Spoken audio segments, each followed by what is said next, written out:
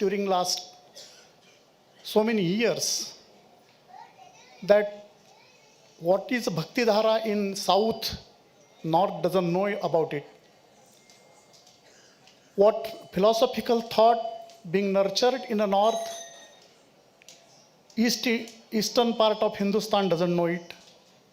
What is going on in East on this front, West doesn't know.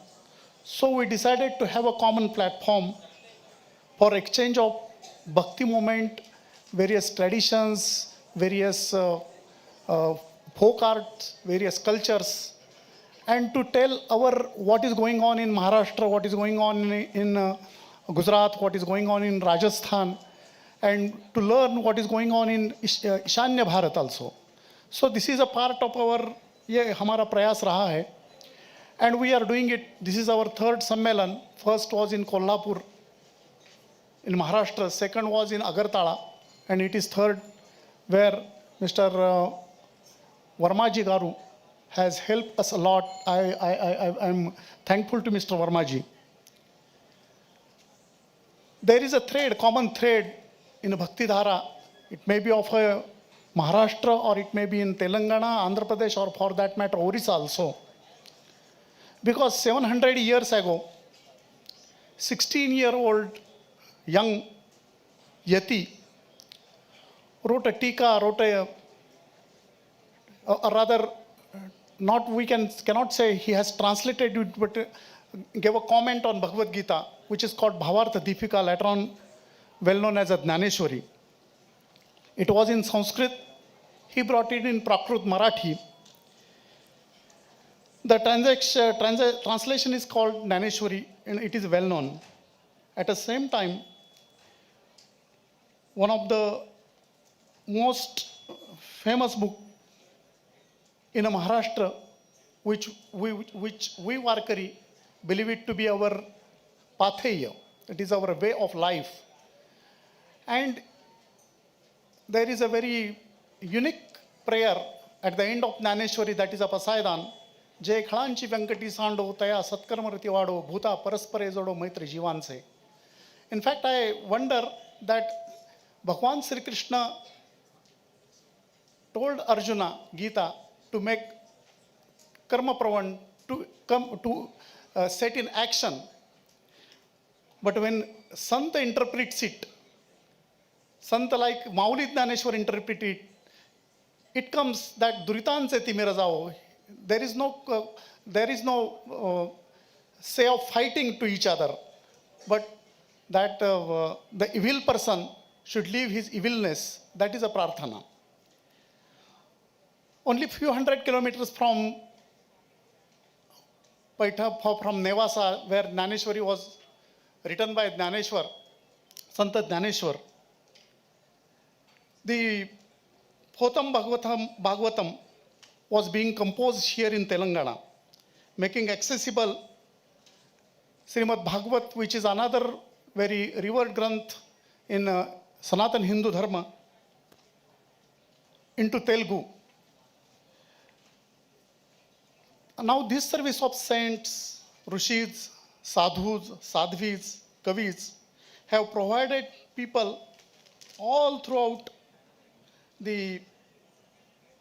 their kirtanas, their pravachan, they have composed so many verses, making accessible all this Sanskrit literature which was in Sanskrit language. They brought it in language of common people. This is those sadhus, rishis, sages, kavis have provided people all through the ages, through their poetries, their pravachans, their poems. They have traveled from mountain to mountain. They have crossed number of rivers, terrains, etc., and tried to bring this entire community together. Amarvani Foundation seeks to celebrate such Santa Sahitya and Santa Vichar, that is key element to unified nature of Bharatiya Sanskriti. To the outsider, it seems the collection of random elements but the Bharatiya, we experience a clear cultural identity that allows us to relate with anybody and everybody from our land, uniting us beyond language, beyond our food habits, beyond our dressing style, and beyond our all daily course of life. After our first event in Kolhapur, seeking to understand the Vishwatmak thought, the global perspective of Sant Kavis, the then Deputy Chief Minister and His Excellency Governor of Telangana, Sri Vishnudev Varmaji, gave us a platform in Agartala to discuss all these things at Tripura, which was also second grand Sammelan successfully done by Amarwani and their Karyakartas. Today's event in Bhagyanagar, Bharatiya Sanskriti Sammelan, is the celebration of a strong culture, relations between Marathi and Telugu speaking people, and that this celebration of grand contribution of this land of a poet of greater culture tapestry of the Bharat. Telangana is a land of poet. It bestowed the priceless literary heritage upon us. Sri Dasaradhi beautifully expressed the greatness of Telangana with the word Na Telangana Koti Ratna Veena. This is the source of immense pride for people of Telangana. You and I seem to be different, but I will tell you, one of the biggest similarity amongst Marathi and Telugu people is that I come from Warkari Sampradaya. Warkari Kirtan Parampara is my tradition. It is in Maharashtra. We worship Panduranga or Vitthal, and one of the greatest Telugu poet, Tenali Ramakrishna, in his most significant literary contribution in Pandurang Mahatmyam, one of the great Panch Kavya, has also shown the similarity between both traditions, both parampara. Amarwani Foundation is currently moving towards becoming a think tank, reaching and expounding the common culture, threads, and narratives to wave across the India.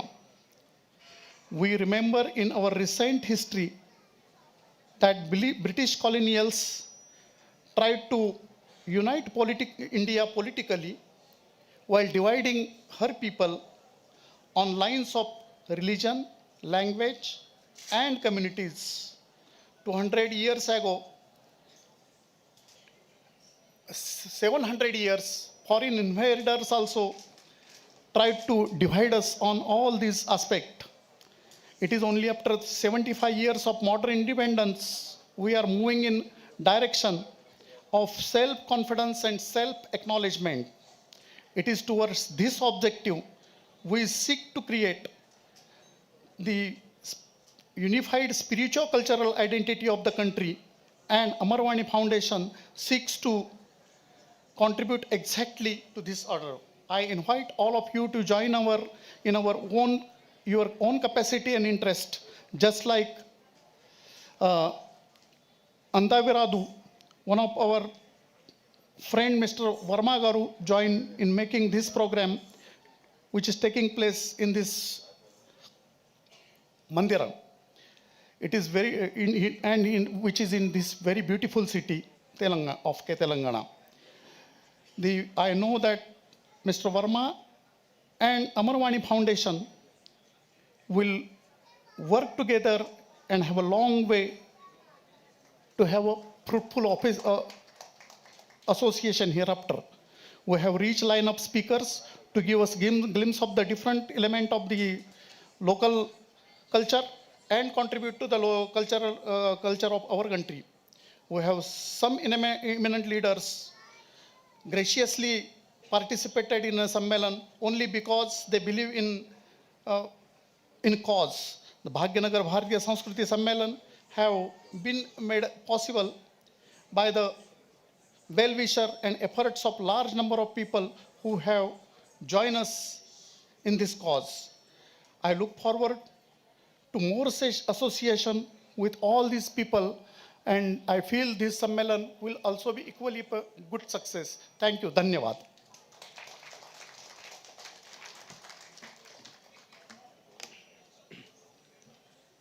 Thank you, Madan Maharaj Gosaviji. Really, he set the context, saying that Amaravani Foundation is contributing to the cultural exchange because indeed it is that initiative even launched by Government of India called Ek Bharat Shrestha Bharat, where Government of India, the Honorable Prime Minister envisions for a grand united India through deep rooted culture exchange. So from Ek Bharat Shrestha Bharat, let's through Amaravani Foundation, we wish for a day where we see Ek Dunya, Shrestha Dunya, where there is grand cultural exchange rooted in the spirit of Sanatan Dharma. So thank you very much for the wonderful insights, even showcasing how the Telangana and Andhra Pradesh culture is very much interlinked with the Vakari Sampradaya. Your note of connecting Tenali Ramakrishna to this is a wonderful thing. Thank you very much, sir. So now I take the opportunity of inviting this wonderful hero.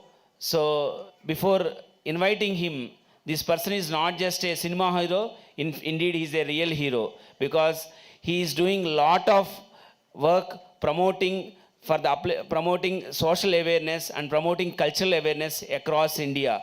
Being part of various philanthropic works, he is doing valuable service to Indian cultural heritage. Through his movie Kartikeya 2, as we all know, he instilled a grand interest and a great thought, especially among the 21st century generation regarding our Indian cultural heritage. So I request to present the AV of Sri Nikhil Siddharth, a wonderful actor who is indeed promoting Indian cultural heritage through his filmography. AV, please.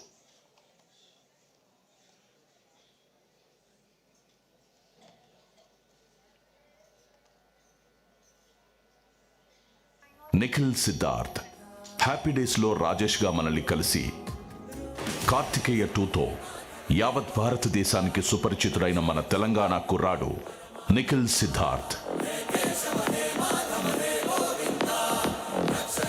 యువతకు నచ్చే సినిమాలంటే కేవలం love stories మాత్రమే కాదు, అద్భుతమైన screen play based సినిమాలు తీసి కూడా అందరినీ అలరించవచ్చు అని నిరూపించిన మేటి star hero Nikhil.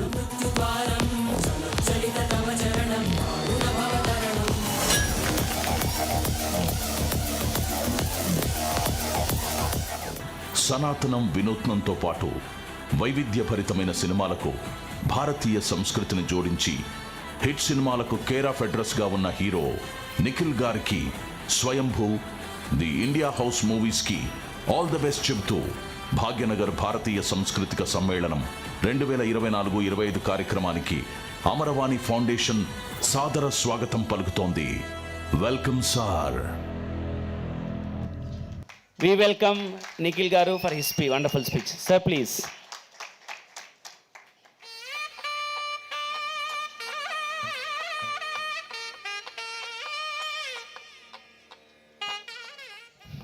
Well, good evening, ladies and gentlemen. That was a fantastic AV. Thank you so much. I didn't expect that to come along, especially in front of eminent dignitaries who are on stage. Very good morning to all the guests and to everybody who's here, Chitamaraj sir, Kosavi sir. We're also, I'm privileged to be on the same stage as you all are. And it's a very, very happy moment to meet so many people who are here for one purpose. And that is to have a united Bharat, to have a united India. And I do not want to take too much time because I think there are a lot of people who are much more learned than me who are going to speak after me. But in my short and concise speech, I just want to bring up a few very, very important points that I am trying to convey through my films. Many people are trying to convey through their businesses, through their foundations. I want to really, really thank Amarvani Foundation for taking up such a beautiful cause of uniting all our cultures, all our states, across languages. and making sure that we're all one united India. I want to thank Varma garu, ఆయన pun Varma గారు అంటారు కానీ ఆయన మాకు ఎప్పటి నుంచో తెలుసు, ఒక ప్రొడ్యూసర్గా తెలుసు, ఒక చాలా మంచి వ్యక్తిగా తెలుసు. అలాగే ఆయన చేసే మంచి పనులు కూడా ఎంత అంత కాదు. అలాగే అమర్వాణి ఫౌండేషన్ని ఎస్టాబ్లిష్ చేసి అంటే ఎంత అద్భుతంగా ముందుకు తీసుకెళ్తున్న గోసావి గారు కూడా, sir thank you so much sir, you have taken the time to come here today to Telangana and you are helping us promote our culture. One thing, Andy, I just want to say again, I want to very, very specifically say that, Indian culture is something which is the longest lasting, Andy. When we actually go and research a little bit, మీరు ఎప్పుడైనా మీ books ద్వారా కానివ్వండి, లేకపోతే ఈ మధ్య YouTube ద్వారా కానివ్వండి, ఏ మాధ్యంలో అయినా మీరు వెళ్ళి రీసెర్చ్ చేస్తే మీరు షాక్ అవుతారండి. There are so many shocking facts that have not come out yet, they're not taught in our history books. I think, our textbooks also need to be modified a little bit to reflect our true Indian culture and, the greatness of what we have, what our history has held. I can go on and on about this topic, but I just want to say that it's been thousands and thousands of years that Indian culture has existed, and that is what we call Sanatan Dharma. Is Sanatan Dharma not just for the last thousands of years, but for the next thousands and thousands of years also it's going to exist. That is because it is pure, it is strong, and it has all of us working towards it. So I just want to salute everybody who's working towards forming this, especially Amarvani foundation. And ఈరోజు నేను ఇక్కడ వచ్చింది ఒక తెలంగాణ బిడ్డల. So అది చెప్పాలంటే happy days నుంచి మీరు చూస్తున్నారు దట్ నేను ఇక్కడ బేగంపేటలోనే పుట్టాను. ఈ రాజ్భవన్ రోడ్ మీద చాలాసార్లు తిరిగాను. అండ్ నా స్కూలింగ్ కూడా ఇక్కడ హెచ్పిఎస్ బేగంపేటలోనే జరిగింది. మా తాతలు అందరూ ఇక్కడే తెలంగాణ. సో నేను ఒక ప్రౌడ్ తెలంగాణ అబ్బాయిలాగా, అలాగే ఒక తెలుగువాడిలాగా, అండ్ అంతకన్నా ముఖ్యమైన ఒక భారతీయుడిలాగా నేను చాలా చాలా గర్వపడుతున్నాను.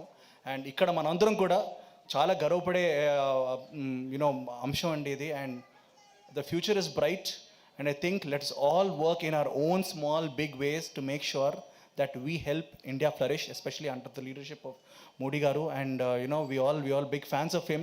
And even Governor garu ee roju vacharu, and alage Kishan Reddy garu, so ayana ee roju ralekpoyaru. But Jai Hind, Jai Bharat. Thank you so much.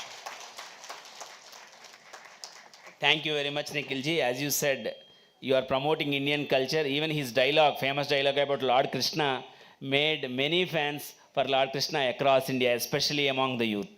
Thank you very much for the wonderful work you are keeping in. And now I take the privilege of inviting today's esteemed guest, Sri Vinay Sahasrabuddheji, Vice President Rambo Malgi Prabodhini. So a great ambassador, and he's doing a profound work to promote the roots and etiquettes of Indian cultural heritage. Sri Vinay Sahasrabuddheji, please, we await your enlightening address.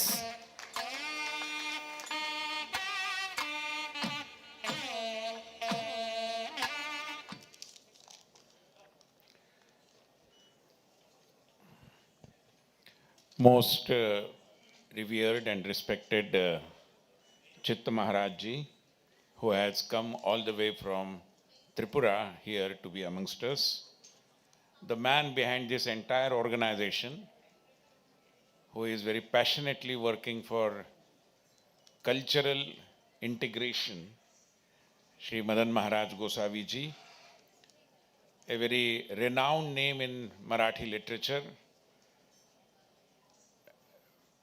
Dr. Aruna Dhereji, also somebody who can be described as an icon of folk culture, not just in Maharashtra, but perhaps all India, Prakash Khandgeji, the person who welcomed all of us initially with his words, P.U.N. Varma Garuji,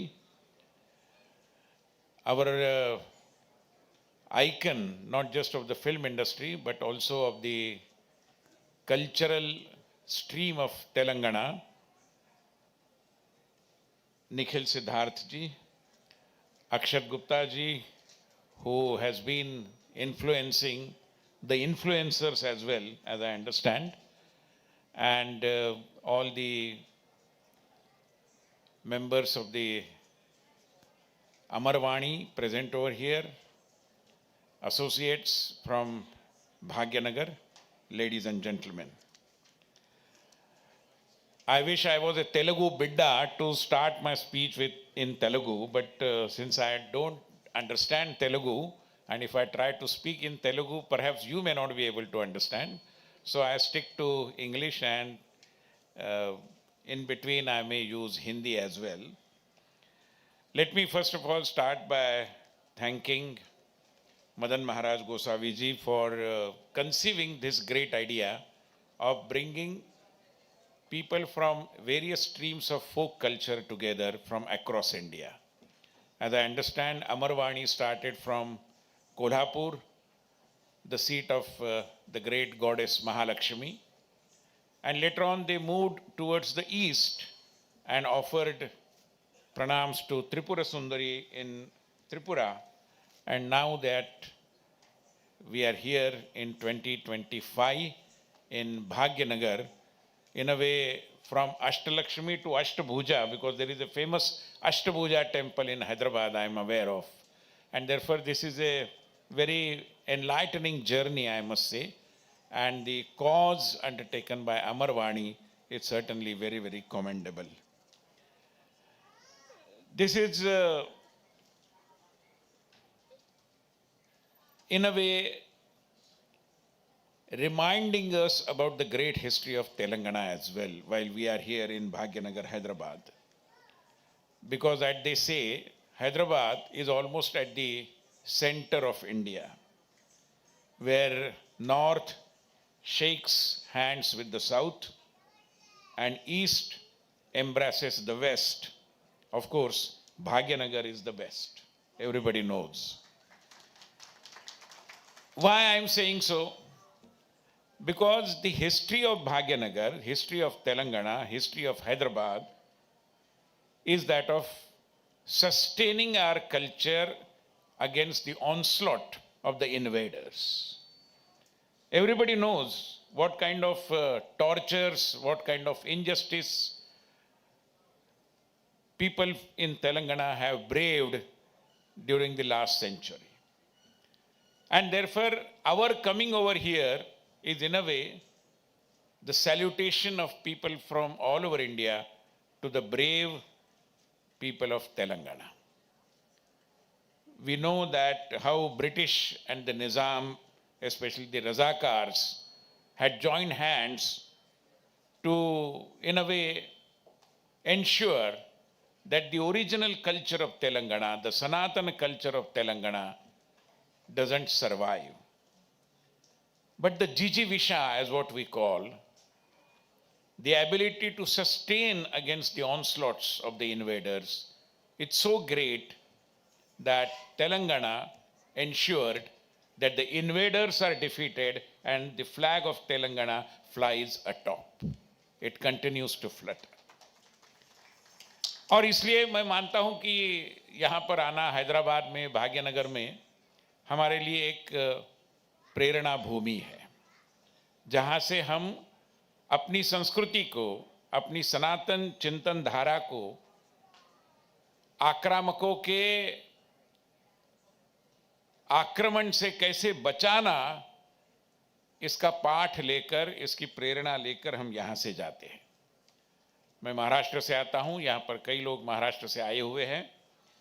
हमारे लिए तो ये पूरा प्रदेश, not just Telangana but Andhra Pradesh as well, is also important for the important historical reason, because the great Chhatrapati Shivaji Maharaj was here at Sri Shailam to offer his tapashcharya in a way, and it was here in this land that in a way he gathered inspiration, motivation to fight against invaders. एक अन्य कारण से भी मैं हैदराबाद को बड़ा महत्वपूर्ण मानता हूं, क्योंकि हमारे देश में जो भाषाई संस्कृति है उसमें से लगभग 5 भाषाओं का मिलन भाग्यनगर में होता है. यहाँ तेलुगु तो स्वाभाविक रूप में इस मिट्टी की सुगंध वाली भाषा है, मगर यहाँ हिंदी भी बोली जाती है, उर्दू बोलने वाले कई लोग हैं, कन्नड़ा बोलने वाले भी लोग हैं और मराठी बोलने वाले भी हैं. तो एक पंचधारा संगम मैं मानता हूँ हैदराबाद में हमें देखने को मिलता है. गुरुदेव रविंद्रनाथ टैगोर, सुब्रमण्य भारती, ऐसे कई मनीषियों ने तेलुगु भाषा की सुंदरता के बारे में कहा है और बताया जाता है कि भारत में सबसे अधिक बोलने वाली भाषाओं की अगर हम सूची बनाते हैं तो Telugu is the third most spoken language all over India and perhaps one of the few languages which are spoken in two states. Bengali is one because Bengali is spoken in West Bengal and in Tripura as well. But Telugu is perhaps the second one which is spoken in Telangana and in Andhra Pradesh as well. तो ऐसी कई खूबियां हैं और इन सारी खूबियों को जानना समझना इस दृष्टि से मैं मानता हूं कि अमरवाणी ने आज हम सबको यहां पर बुलाया बड़ा उचित और योग्य दिशा में सोचते हुए ये कदम उठाया है। फिर एक बार मैं अमरवाणी के सभी कर्ता धर्ताओं को साधुवाद देता हूं। I may also describe that this is the beginning of the Dakshina Digvijay of Amarvani, because you have for the first time come in the southern part of our country. But let me also tell you, because we are at the epicenter, a Sangama of North, South, East and West. It would be better for all of us if we liberate ourselves from stereotyping the northern people, the southern people, the eastern people and the western people of our country.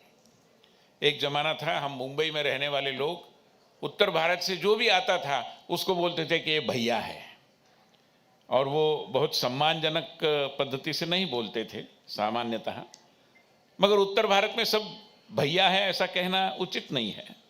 मतलब बंधु तो हम सारे हैं, मगर जिस पद्धति से उसको कहा जाता था गलत था। एक जमाना था कि मुंबई में जितने सारे दक्षिण से लोग आते थे उनको हम मद्रासी बोलते थे, जो भी बहुत गलत था क्योंकि हमें पता ही नहीं था कि कितनी विविधता हमारे दक्षिण भारत में है। और जो पूर्व भारत से और विशेष रूप में, and Chitt Maharaj ji is conscious of this fact, कि जितने भी सारे हमारे पूर्वोत्तर भारत के बंधु बहनें आते थे उनका तो हमें परिचय ही नहीं था। हमें कई बार लगता था कि ये शायद चाइना से आए हैं, इंडोनेशिया से आए हैं या मलेशिया से आए हैं। ये हमारा आकलन था। अच्छी बात है कि बीते दशकों में हमारे देश की विविधता का जो आकलन है वो काफ़ी सघन हो रहा है। We generally say unity in diversity. But if we go deep into the diverse culture, then we realize that in fact it is the unity of the diversity. Because the diversity is just apparent. हमारे त्योहार है, हमारी भाषाओं में जो कहावतें हैं, they are different, but they carry the same meaning. In Hindi, we have a saying, नाच ना आए आंगन टेढ़ा. A similar saying is there in Marathi.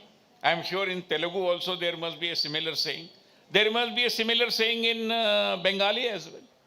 अभी ये कोई भारत सरकार के डिपार्टमेंट ऑफ लैंग्वेजेस ने एक जीआर निकाला और समान तरीके के सेइंग्स बनाओ ऐसा कहा, इसलिए नहीं हुआ ना.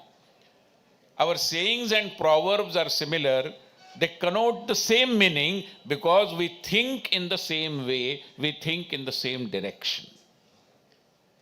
And therefore, as we realize, here in Telangana, in the month of April generally, we celebrate Ugadi. But when we celebrate Ugadi, in Maharashtra we celebrate Gudi Padwa, in Punjab we celebrate Baisakhi, in Assam we celebrate Bihu. So all these things tell us that we are united first. Our diversity is just the diverse manifestation of our unity. ऐसा नहीं है कि हम diverse है इसलिए United है.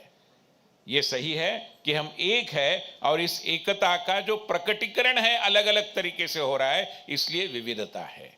Let us understand this because there are forces who want to exploit this diversity and create fragmentation in our great society of Bharat Mata. And we have to be conscious about that. कई लोग बोलते हैं यहाँ पर पास में आंध्र प्रदेश है, आंध्र में आंध्र माता ऐसा शब्द का प्रयोग भी किया जाता है. असम में, आसाम में जब आसाम का आंदोलन चला तब बहुत लोकप्रिय नारा था जय औई आसाम। अभी आई शब्द तो मराठी में भी है जो माता के लिए हम उपयोग में लाते हैं। तो असम माता, आंध्र माता, कर्नाटक माता, तमिल माता, कोई बात नहीं, ये सारी माताएं आखिर किसकी पुत्रियां है तो उसका नाम है भारत माता। इसका हमें विस्मरण नहीं होना चाहिए। And that is the purpose why Amarvani is taking so much pains. I mean, Madan Maharaj Gosavi is a retired senior government functionary. He could have easily decided to sit pretty and enjoy his retired life.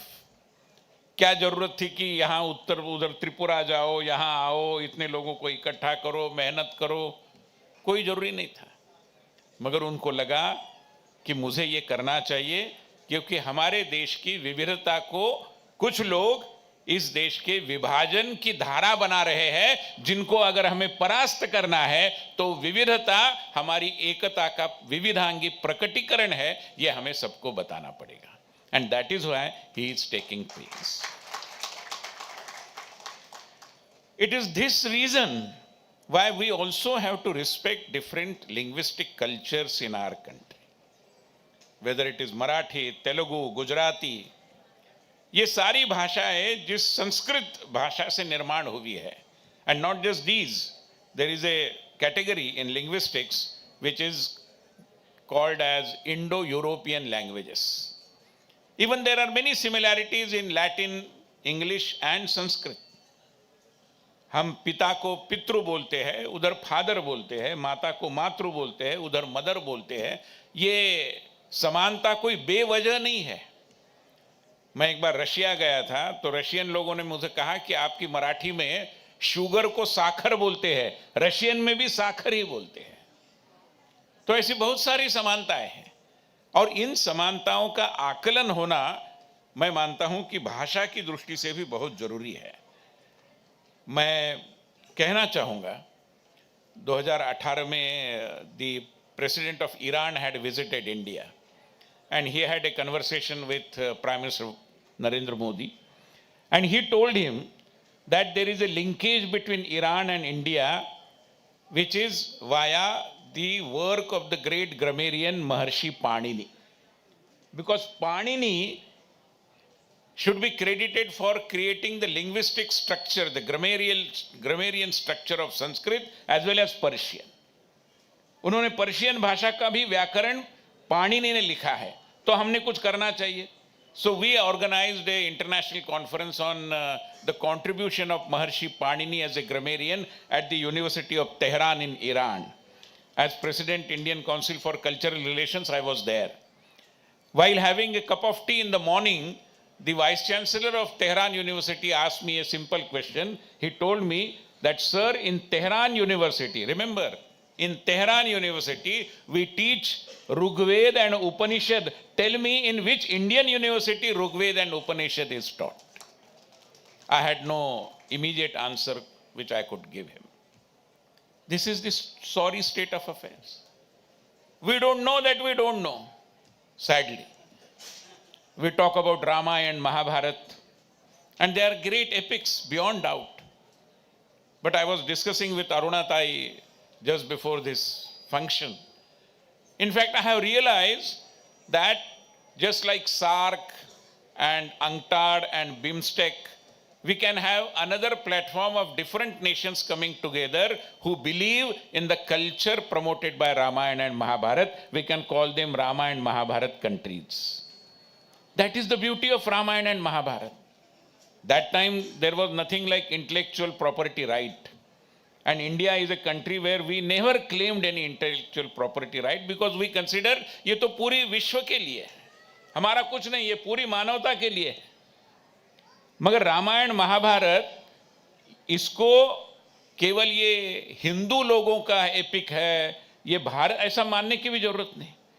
जब हम रामायण महोत्सव करते हैं, since 2015 ICC has started organizing Ramayan Mahotsav.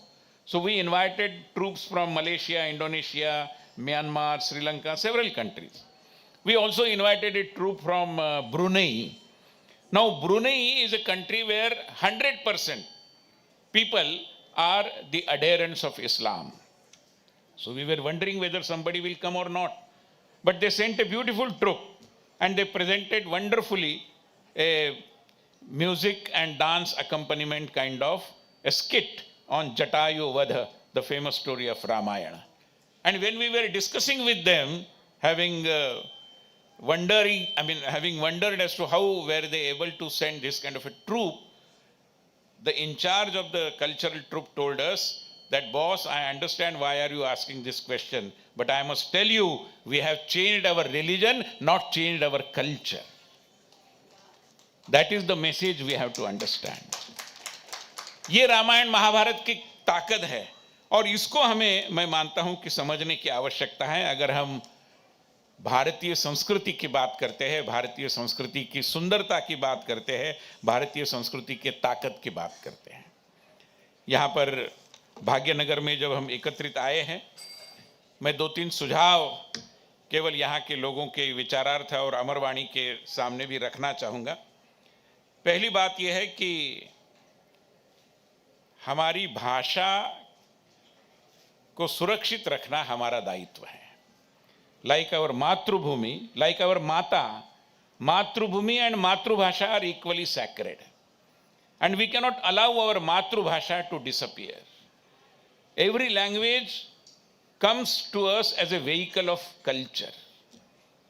Language के माध्यम से हम संस्कृति को समझ सकते हैं। शेक्सपियर ने नाटक लिखा हैमलेट, उसमें एक डायलॉग है, वो जो रानी है वो जो हत्या करती है, वो हत्या के बारे में अपराध बोध है, she is suffering from A guilt conscious and therefore she loudly protests against the murder in which she was a part, and therefore there came a kind of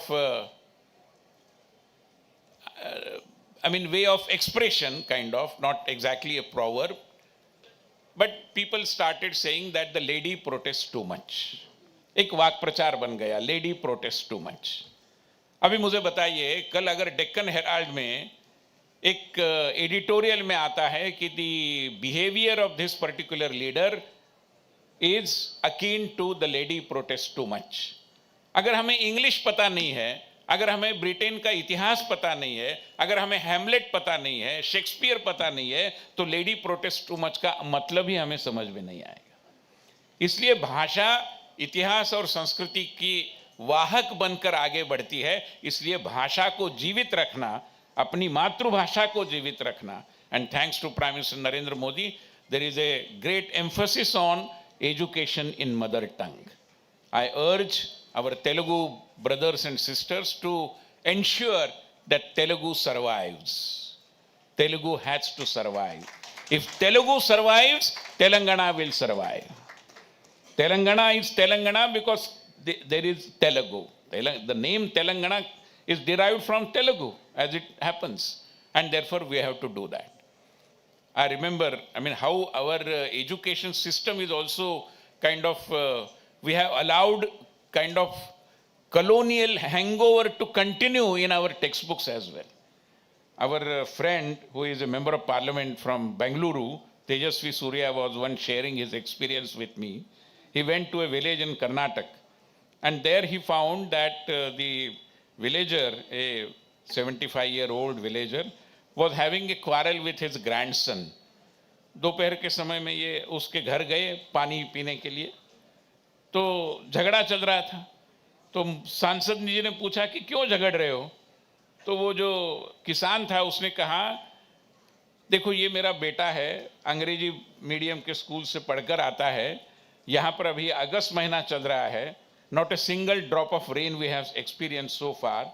There is the specter of famine right before us, and this person, my grandson, every day comes from the school and recites the poem rain rain go away, rain rain go away. Rain आ कहाँ रहा है, ये तो go away बोल रहा है। जरूरी नहीं कि हम सारा विदेश का वैसा ले, अंग्रेजी से हमारा कोई दुश्मनी नहीं है हमारी, but we can have our own English literature as well. Why should we recite the poems like rain rain go away? We should be relating our languages with our languages, because our languages have the fragrance of the soil of this particular land. That we must appreciate, and therefore our languages will have to sustain. Dusra, as I said, this land has witnessed a huge struggle for survival.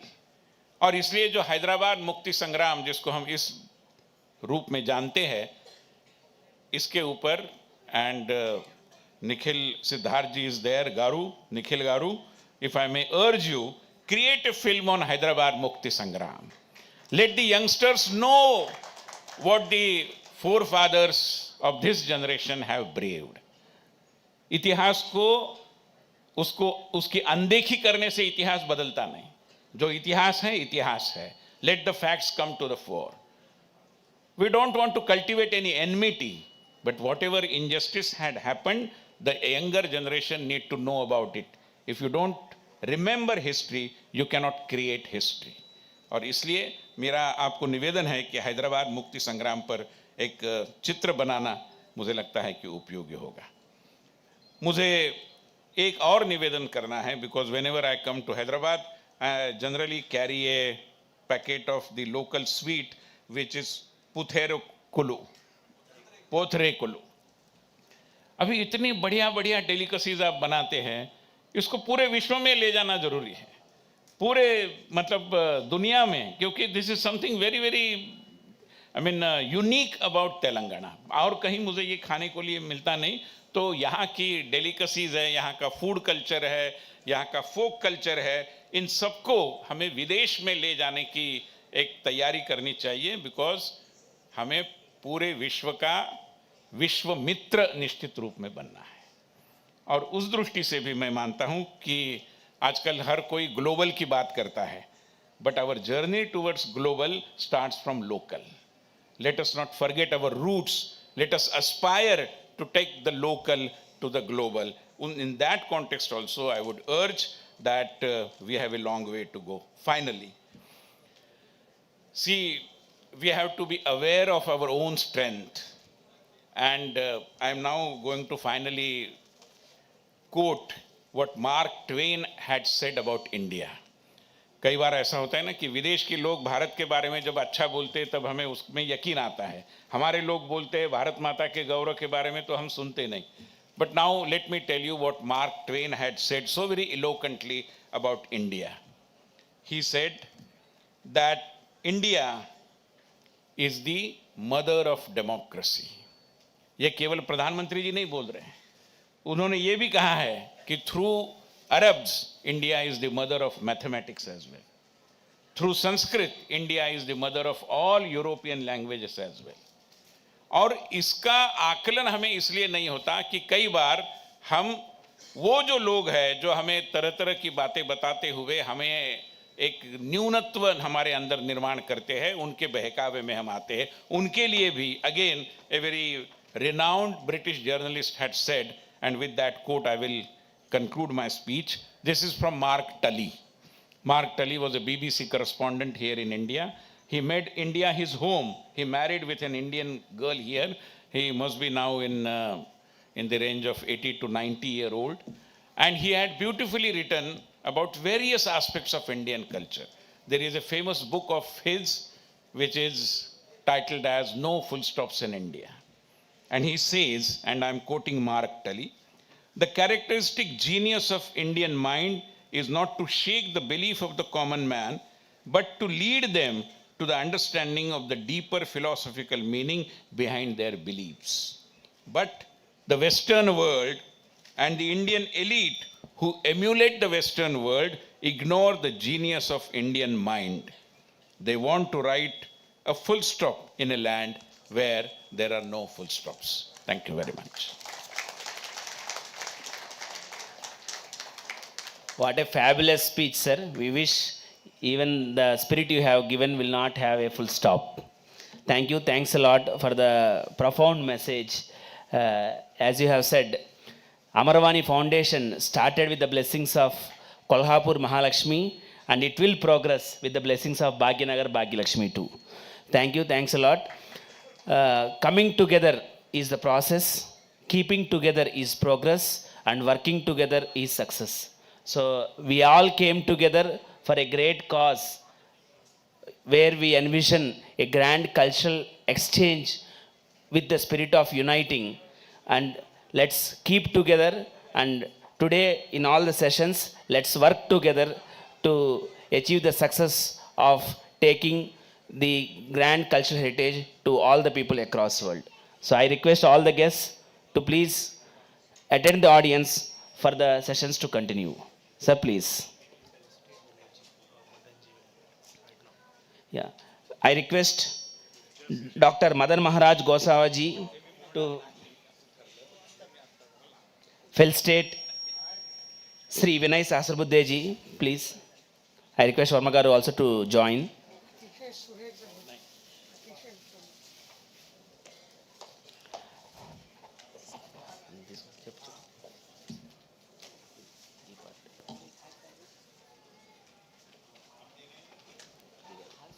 One second. First of all, pranams to Chitta Maharaji, esteemed dignitaries and distinguished guests, artists, scholars, speakers, and my dear friends. We welcome everyone onto this prestigious occasion. It's an honor and privilege to stand before this gathering at Bharatiya Samskritika Sammelanam. It's actually a platform that celebrates the soul of our nation and its culture. The Bharatiya Samskritika Sammelanam is it's a grand cultural convention that celebrates the rich and diverse heritage of India. It serves as a platform to showcase the country's profound traditions, classical art forms, literature, music, dance, and spirituality as well. The event brings together cultural enthusiasts, scholars, and artists from across the nation to promote unity through diversity, rooted in the philosophy of Vasudhaiva Kutumbakam. The world is one family. The Sammelanam aims to inspire pride in India's cultural legacy while fostering intergenerational learning and collaboration. It's a celebration of India's timeless ethos, blending ancient wisdom and contemporary relevance. Thank you everyone for gathering here. Thank you, and Madhu, continue with the...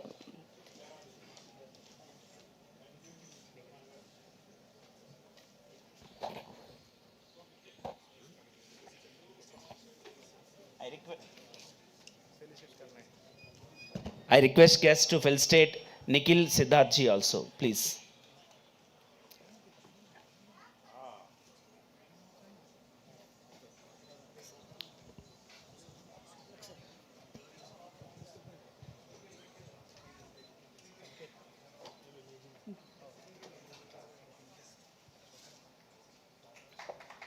By the way, Nikhil Garu, we all love you and we all love seeing your films. Thank you for coming here.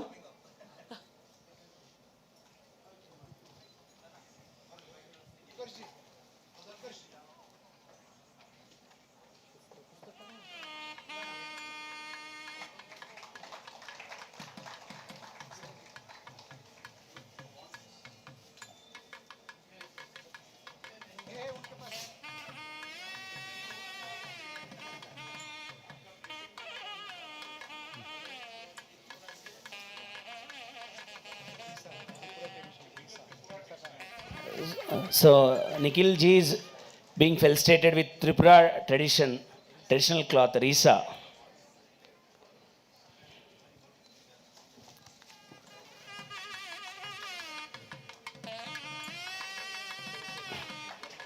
To Varma ji is being felicitated with Risa. So may the blessings of Tripura Sundari ji be upon Varma Garu to serve Indian arts culture heritage in a grand way. Risa is being felicitated to Akshat Gupta ji, who is promoting Indian culture heritage widely on the social media.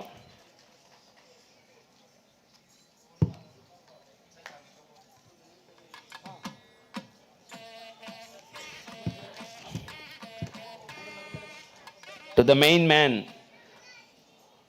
because of whom we are today, Dr. Madan Maharaj Gosavi ji is being felicitated. To Aruna Dere madam, please receive the blessings from Maharaj.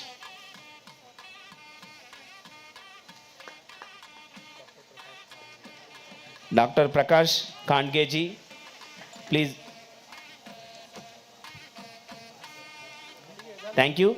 I request guests to join the audience to witness the grand sessions that are awaiting us for today for discussion. Please.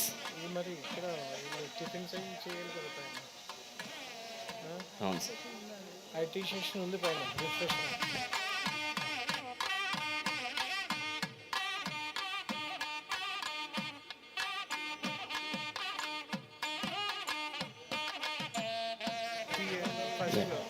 Yeah. Those who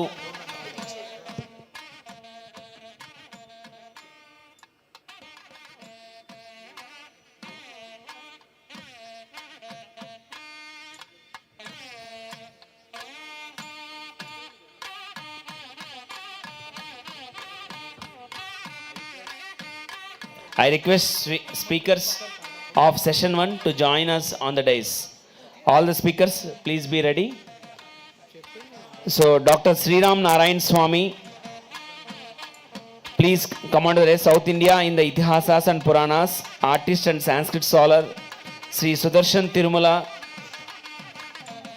Temples of Telangana, professor and independent researcher in Puranas, Soumya Ji, Sri Suhota Apte, Agnihotra, an anthropological perspective, Sri Akshat Gupta Ji, historical context of Bhagyanagar,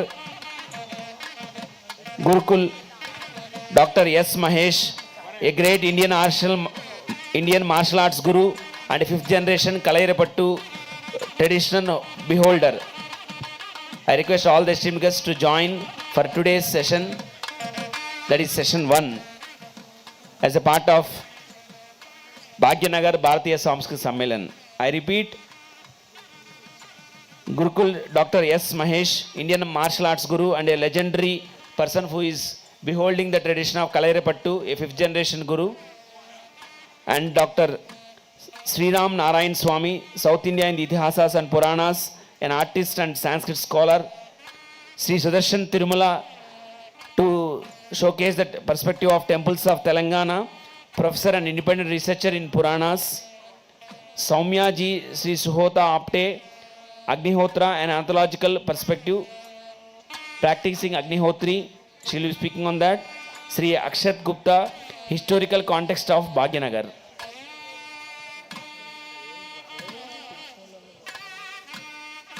I request the speakers to please join for today's session because let's not delay. Already we are running short of time. Please, I request all the speakers to join the stage.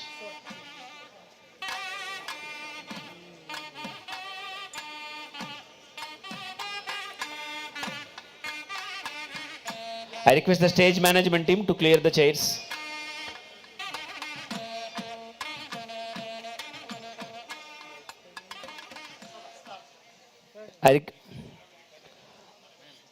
Dr. Sriram Narayan Swami Ji, Sri Sudarshan Tirumala Ji, Soumya Ji, Sri Suhota Apte, Sri Akshat Gupta Ji, Dr. S. Mahesh Ji.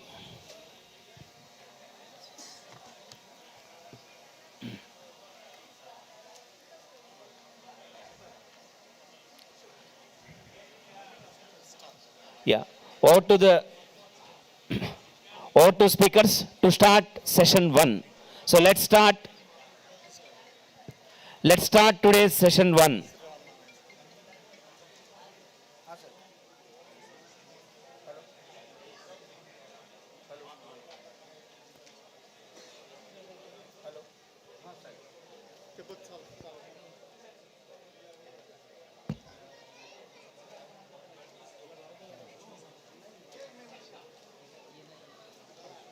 Come here. You all prefer talking from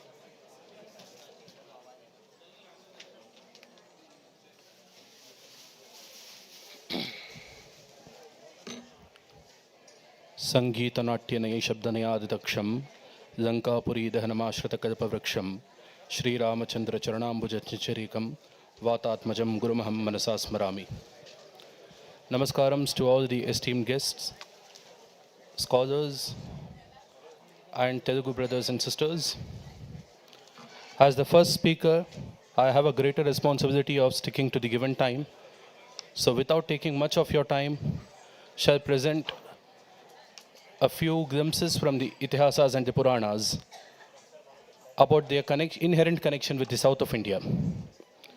Experts in constitution often describe India as an indestructible union of destructible states.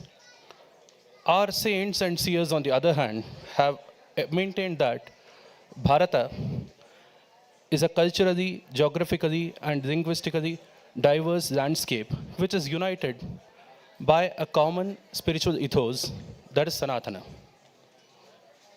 This conviction of theirs is based on the texts such as the Itihasas and the Puranas, which serve as the ultimate testaments to the continuous and everlasting Sanatana ethos of this country. Nevertheless, occasionally we continue to hear comments such as the concept of India never existed before 1947.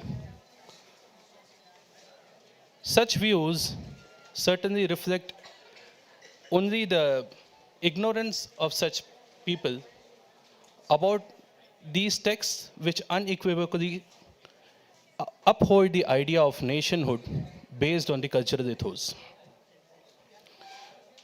And such views are more common with regard to the so-called divide between the north and the south of India.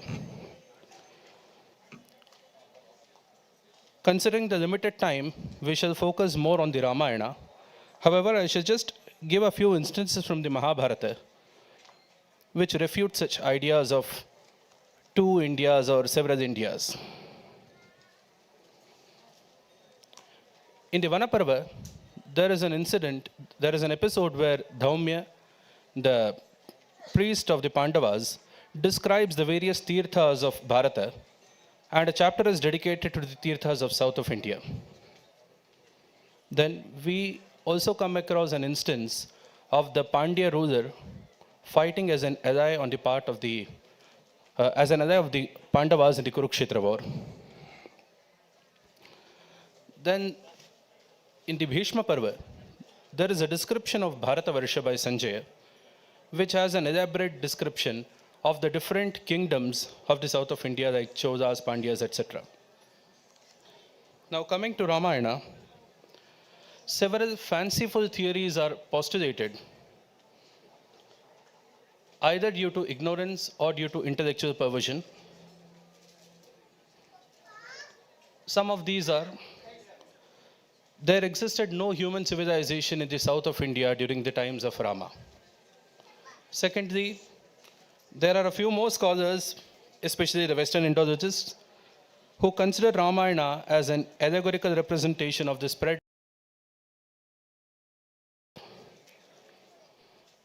Even a casual examination of the epic is sufficient to understand the baselessness of such arguments.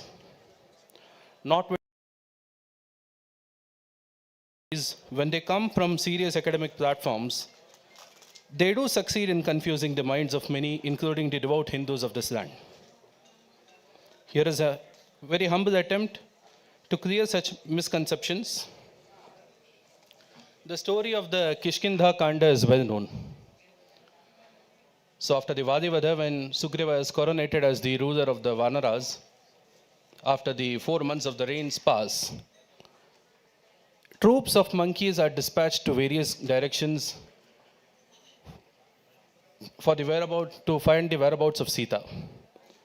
So to the troop of monkeys, which is sent southwards, consisting of Angada, Hanuman, Jambavan, etc., Sugriva says, Sahasra Shirasam Vindhyam, Nana Drumadata Narmadam Chanidim Ramyam, Mahoraganishevitam, Tato Godavarim Ramyam, Krishnavenim Mahanadim, Varadam Cha Mahabhagam, Mahoraganishevitam, Mekhadam Utkadam Chaiva, Dasharana Nagaranyapi, Ashwavantim Avantim Cha, Sarvam Evanupashyata, Vidarbhan Rishikanschaiva, Ramyan Mahishakanapi, Tatha, Vangan Kalinganscha, Kaushikanscha Samantata.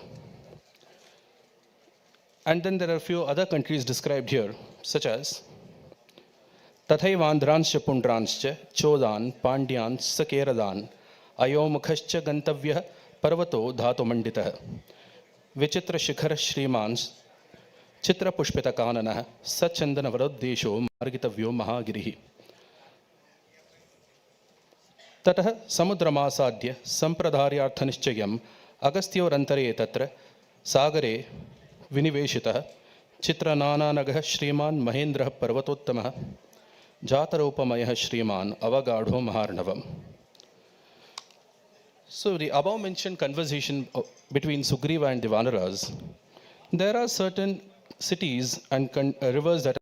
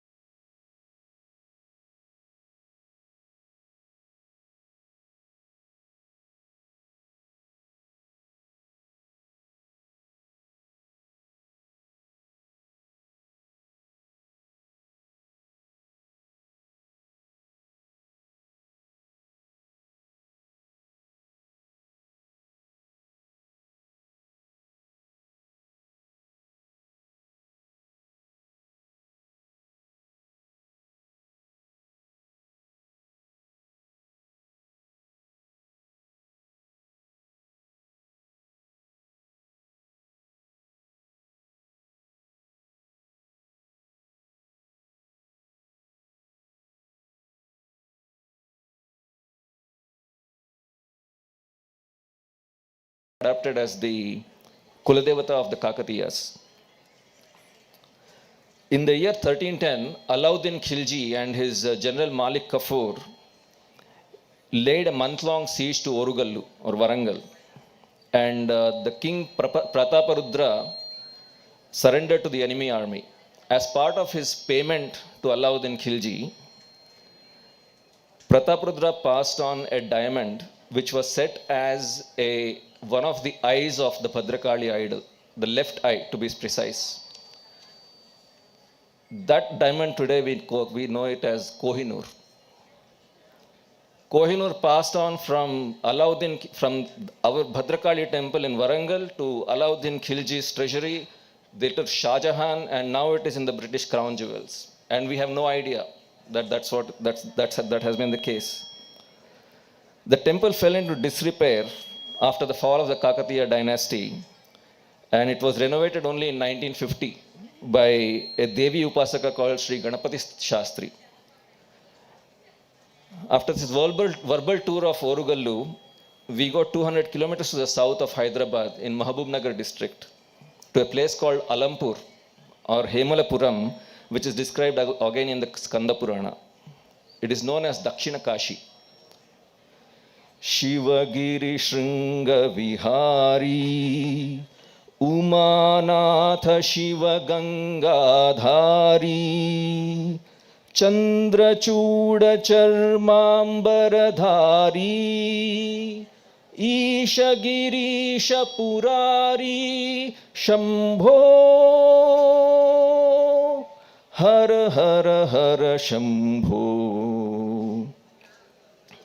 When Daksha Prajapati did his yajna, his daughter Sati, the wife of Lord Shiva, went to attend it uninvited. Daksha insulted Sati and proceeded to conduct the Nirishwara Yagam, the sacrifice in which there is no place for Ishvara or Shiva. Sati could not bear this insult and self-immolated herself. Lord Vishnu then used his Sudarshana Chakra to dismember her body, and her different parts of the body fell in different places on earth. These places today are known as Shakti Peethams. Daksha's Yajna is itself said to be performed in a place that is today known as Daksharamam, which is in the coastal Andhra Pradesh. Sati's upper jaw and teeth fell in Alampur at the confluence of the Krishna and Tungabhadra river. This place is today revered as the Yogini Peetham, and the goddess there is called Jogulamba or Yogamba. Here, Jogulamba is seen with Lord Balabrahmeshwara Swami or Shiva in the child form. Sri Jogulamba is seen today in Ugra Rupa. Therefore, the water nearby makes it a cool atmosphere. The Devi's sitting position has a vast quantity of hair with lizards, scorpions, skulls, and bats in them. The Skanda Purana mentions that Brahma performed penance, meditation here, and built 9 temples for Shiva, and it's now part of a temple complex called Navabrahmeshwara Tirtha. These 9 temples are Bala Brahma, Kaumara Brahma, Arka Brahma, Veera Brahma, Vishwa Brahma, Garuda Brahma, Swarga Brahma, Padma Brahma, and Taraka Brahma.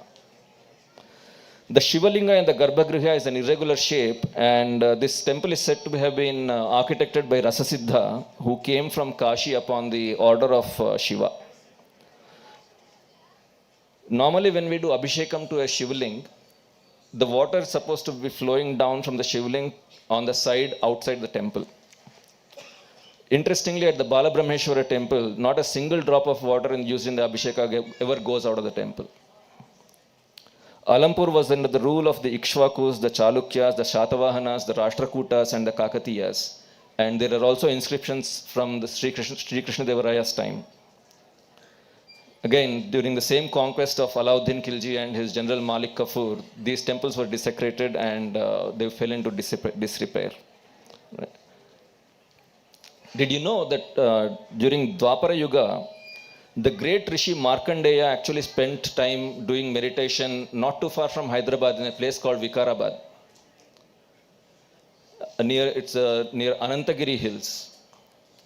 Markandeya Rishi used to use his yogic Shakti to transform himself from Vikarabad to Kashi every single day to take bath in Ganga, and then he would teleport himself back into this cave to do his continue his tapascharya. One day the tithi changed from Ekadashi to Dwadashi in the morning, and Rishi Markandeya became a little upset that he couldn't take bath in Ganga that day. And so Lord Vishnu appeared in front of him and made Ganga come in front of him in Vikarabad. And Markandeya then requested the Lord to stay here for the sake of the bhaktas. And today we know it as Ananta Padmanabha Swami temple in Anantagiri Hills in Vikarabad. The temple itself was built by the Kakatiyas. Manikya Veena Madalasam Manjulavagvilasam Mahendra Neelachyuti Komalangim Matanga Kanyam Manasa Smarami.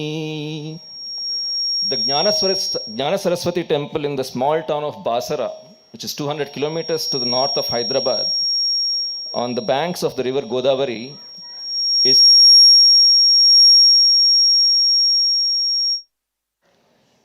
connected to both the Mahabharata and the Ramayana. After the Kurukshetra war, Vedavyasa came to the banks of the river Godavari to meditate. Saraswati Devi appeared in front of Vedavyasa and asked him to build a temple. Asked him to build a temple for her.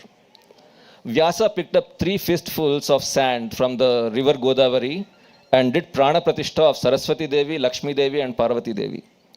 That place was named Vyasapuri. Over the years, the name has changed to Basara. The Brahmanda Purana actually mentions that Valmiki wrote Ramayana at this place. Children are brought here by parents even today for their Aksharabhyasam before they start their formal education. The etymology of the word Telugu and Telangana can be traced back to the phrase Trilinga Desham, the land of the 3 lingas. So where are these 3 lingas?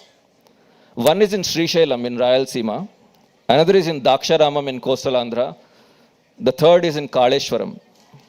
Perhaps it's very appropriate to conclude today's overview of Telangana's temples and their Sthala at a place where life and death are celebrated equally as 2 sides of the same coin. At the confluence of river Godavari and her tributary Pranahita, the invisible river Antarvahini, about 275 kilometers to the northeast of Hyderabad, near the border with Maharashtra, there is a place called Kaleshwaram. And the residing deity there is the Kaleshwara Mukteshwara Swami. The unique fact about this temple is that the pedestal inside the Garbhagriha has 2 lingams. The Skanda Purana says that Yama, the god of death, did tapascharya for Lord Shiva at this place. Shiva, in the form of Mukteshwara, appeared in front of Yama and told him to be inside the temple along with him. And so Yama took on the form of another linga and became Kaleshwara. There's actually a small structure in this temple, which is the place where Yama is supposed to have done the tapascharya is called the Yama Konam or Yama's corner. It is believed that whoever takes a dip in the Sangamam of Godavari and Pranahita and Antarvahini offers prayers at this temple and goes through the Yama Konam will not be troubled by Yama and his kinkaras and will escape the cycle of birth and death forever.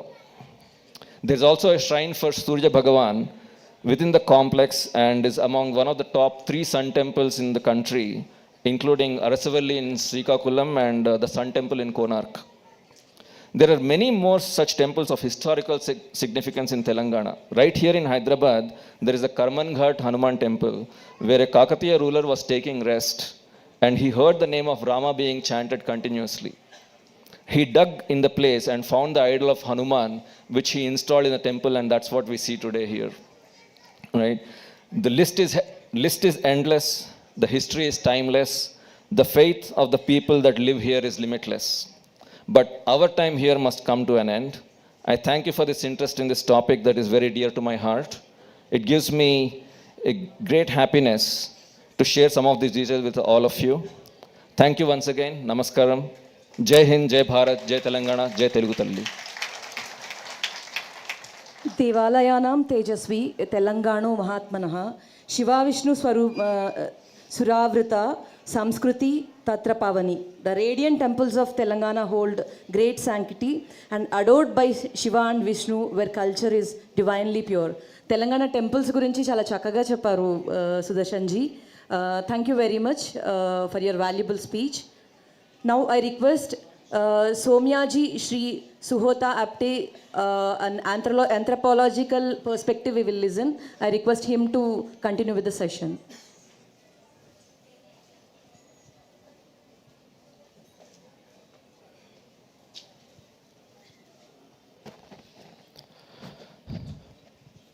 Namaskar to all of you, the guests, the audience. Vakaratunda Mahakaya Suryakoti Samaprabha Nirvighnan Kuru Me Deva Sarvakaryeshu Sarvada. I haven't done a speech in English, so if something is missing in the grammar, just kindly forgive me. I'm Agnihotri from Goa. I'm Agnihotri from Goa. My third generation, we are performing the Agnihotra. This is the Shrauta Agnihotra. We have listened the first Ganesh Stuti, and there is a shloka which mentioned Shruti Yajna Vibhushitaya. So this is Shruti Yajna. Shruti means Veda, Yajna means Yajna. This Shruti Yajna is from Vedic culture.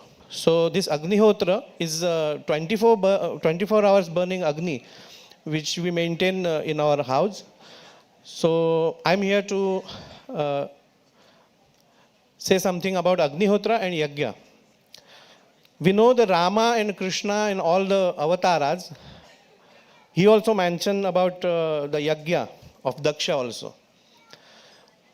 The Dashavataras, we know, there are two devatas who are born because of Yajna. First is Rama, because of Putra Kameshti Yajna. And second one is Parashurama. He is also born because of the Putra Kameshti Yajna. So this Yajna, we know Yoga, and there is another Marga, that is called Yaga. So why Yajna or Yaga or Agni is more important in our Vedic culture or Hindu Sanskriti? We know the Srishti is made of 5 elements: the Akash, Vayu, Agni, Jala and Prithvi. The 5 elements which are organized, Akasha is in the upper religion. So the human body is also made out of the 5 elements also. And the Srishti's first element is Akash, and our body's first element is also Akash. Akasha means nothing, nothingness. So here we have only brain and nothing else. Second one, we have the Vayu. The lungs are here. Third one is Agni, Jaఠaragni, which mentioned in Bhagavad Gita, Aham Vaishwanaro Bhutva Praninan Deham Ashritaha. So this one, third one is Agni. Then the Jala, and then our feet touches to the ground, it is Prithvi. So all in the rituals, from the Shodasha Samskara, Vivaha, Upanayana, to all the things, we put Ahuti in Agni. There is a performed Homa in our rituals. So this is the Jaఠaragni. In Marathi, there is a saying that Udara Bharana Nohe Zanize Yajna Karma. Eating is nothing but it is a Yajna Karma also. So we put Ahuti in our Jaఠaragni daily to get strength, Shakti for these 5 elements. There is the outer side 5 elements, and we have to put Ahuti in that also, because this Ahuti gives Shakti to our body. The other Ahuti gives Shakti to the 5 elements, which are known as Akasha, Vayu, Agni, Jala and Prithvi. So why Agni? Agni is the the bridge between all the five elements. It is the third. From the smoke, it goes to Akasha and Vayu. And with Bhasma, you can put it in ground and water also. So there are 4 ahutis which are there in our Shastra. The first ahuti is mentioned in Bhagavad Gita, where Bhagavan Shri Krishna is saying that Yajna Dana Tapah Karma, Yajno Danan Tapaschaiva, Pavanani Manishinam. Yajna Dana Tapah Karma, Natyajyam Karyam Eva Tato. It has to be done. And there is a reason about it. I have mentioned 4 ahutis, which are that the first ahuti is which we perform the yagya and we are putting the ahuti. Anything like milk, cow's milk, ghee, rice is put in the agni. So this is the first ahuti. The second ahuti, yajna फलीभूत होता है और उससे बारिश होती है. यज्ञात भवति पर्जन्यः. The rain is the second ahuti. Rain drop is the second ahuti on the earth. So after the rain drop, वो फलित होती है और उससे धान्य हमें मिलता है. So the second ahuti is rain drop on the ground. After that, the third ahuti, which is we eat in the Jataragni, this is the third ahuti. So ये तीनों पहली आहुति जब हम लोग डालेंगे तभी यज्ञात भवति पर्जन्य, पर्जन्य बारिश की संभावना होगी. दूसरी आहुति जो बारिश भूमि पर गिरेगी उससे जो धान्य मिलेगा वो बारिश की आहुति दूसरी आहुति है. तीसरी आहुति जो धान्य की है हम लोग जठर में डालेंगे, ये तीसरी आहुति है. ये फलित होगी और इससे हमें वीर्य प्राप्ति होगी. और वीर्य की आहुति योनि में, तो इससे ये 4 आहुतियां कनेक्टेड हैं. सो आफ्टर द वीर्यास आहुति इन द योनि वी गेट प्रजा. सो all the praja have to perform the yajna because it is like a circle and one part of a puzzle is missing right now. We all are watching raindrops being ahuti. We all eat, so second ahuti is also done. And we all get married and we all have praja. Praja nirmiti is also have been done. So after this praja is not doing the yajna, which is our yajna sanskriti. So in this yajna, it is called Shrauta yajna. There are 2 parts. One is smarta and one is Shrauta. Smarta means आपको जो चाहिए उसकी प्राप्ति के लिए जो करते हैं, मनेपसित प्राप्ति के लिए जो करते हैं उसको स्मार्त यज्ञ बोलते हैं. लेकिन सभी पृथ्वीवासियों के कल्याण के लिए जो किया जाता है उसको श्रौत यज्ञ बोलते हैं. जो वैदिक यज्ञ है उसको बोलते हैं. तो ये अग्निहोत्र जो है ये 24 घंटे अग्नि प्रज्वलित रहता है. गाय के दूध की आहुति जाती है. सो ये अभी भारत में मुझे लगता है 200 के आसपास ही अग्निहोत्री बचे हैं. इन 130 crores of the people, there are only 200 families. We are conducting this Agnihotra ritual at home. So I want to dedicate my life to the Soma Yajna.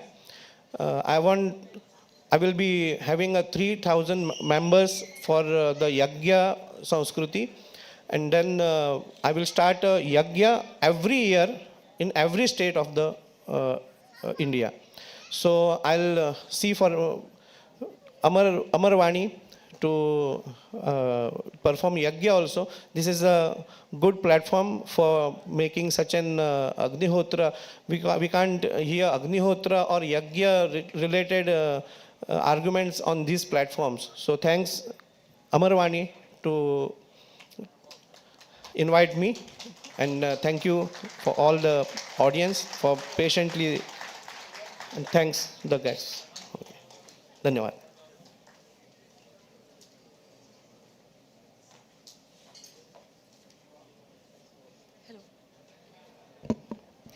That was a wonderful session, Ji.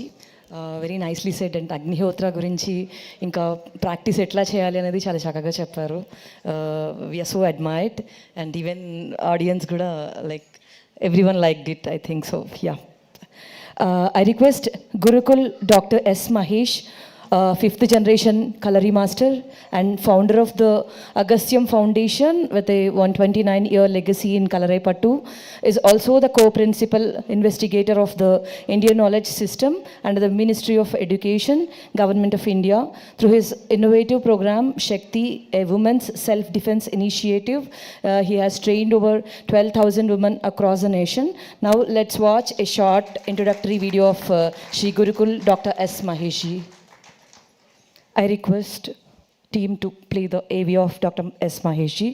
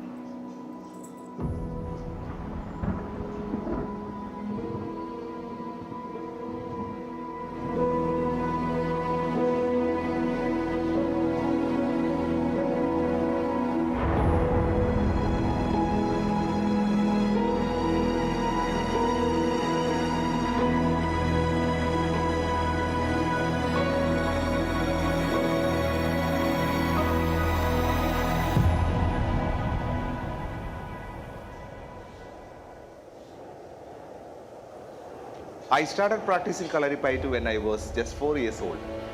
Since then, I have dedicated years to learning and teaching this ancient martial art. It is recognized as the world's oldest martial art.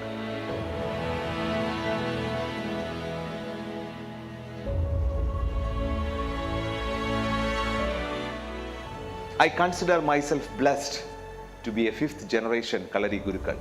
Agasthyam Kalari is a proud center of Kalaripayattu, carrying a legacy of 128 years. Born into a family deeply rooted in the practice and teachings of Kalaripayattu and Siddha traditions, has been a transformative force in my life. My father was my first guru and training partner. With 4 decades of learning from various gurus and years of teaching experience, I am committed to propagate this immense knowledge and power of Kalaripayattu holds, aiming to transform the society.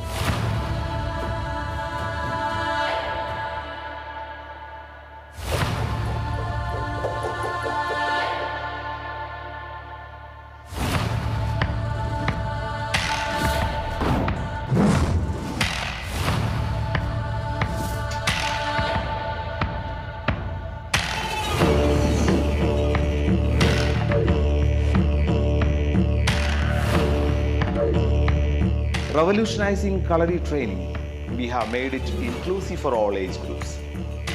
Now we are the Indian Knowledge System Center for Kalaripayattu and the Siddha tradition, recognized by the Ministry of Education, Government of India with the Trinity College of Engineering. We are privileged to train more than 1,000 students through multiple centers and online platforms.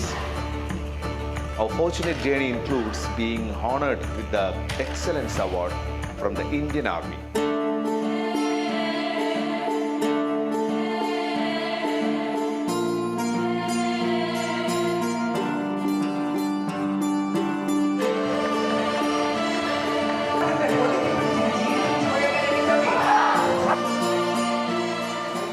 We extend our training to various prestigious institutions including IIT Roorkee, IIT Kharagpur and IIT Indore. The reach and impact of Kalaripayattu continue to grow.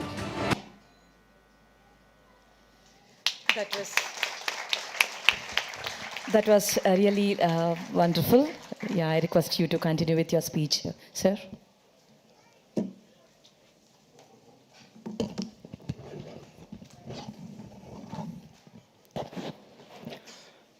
So, Namaskaram.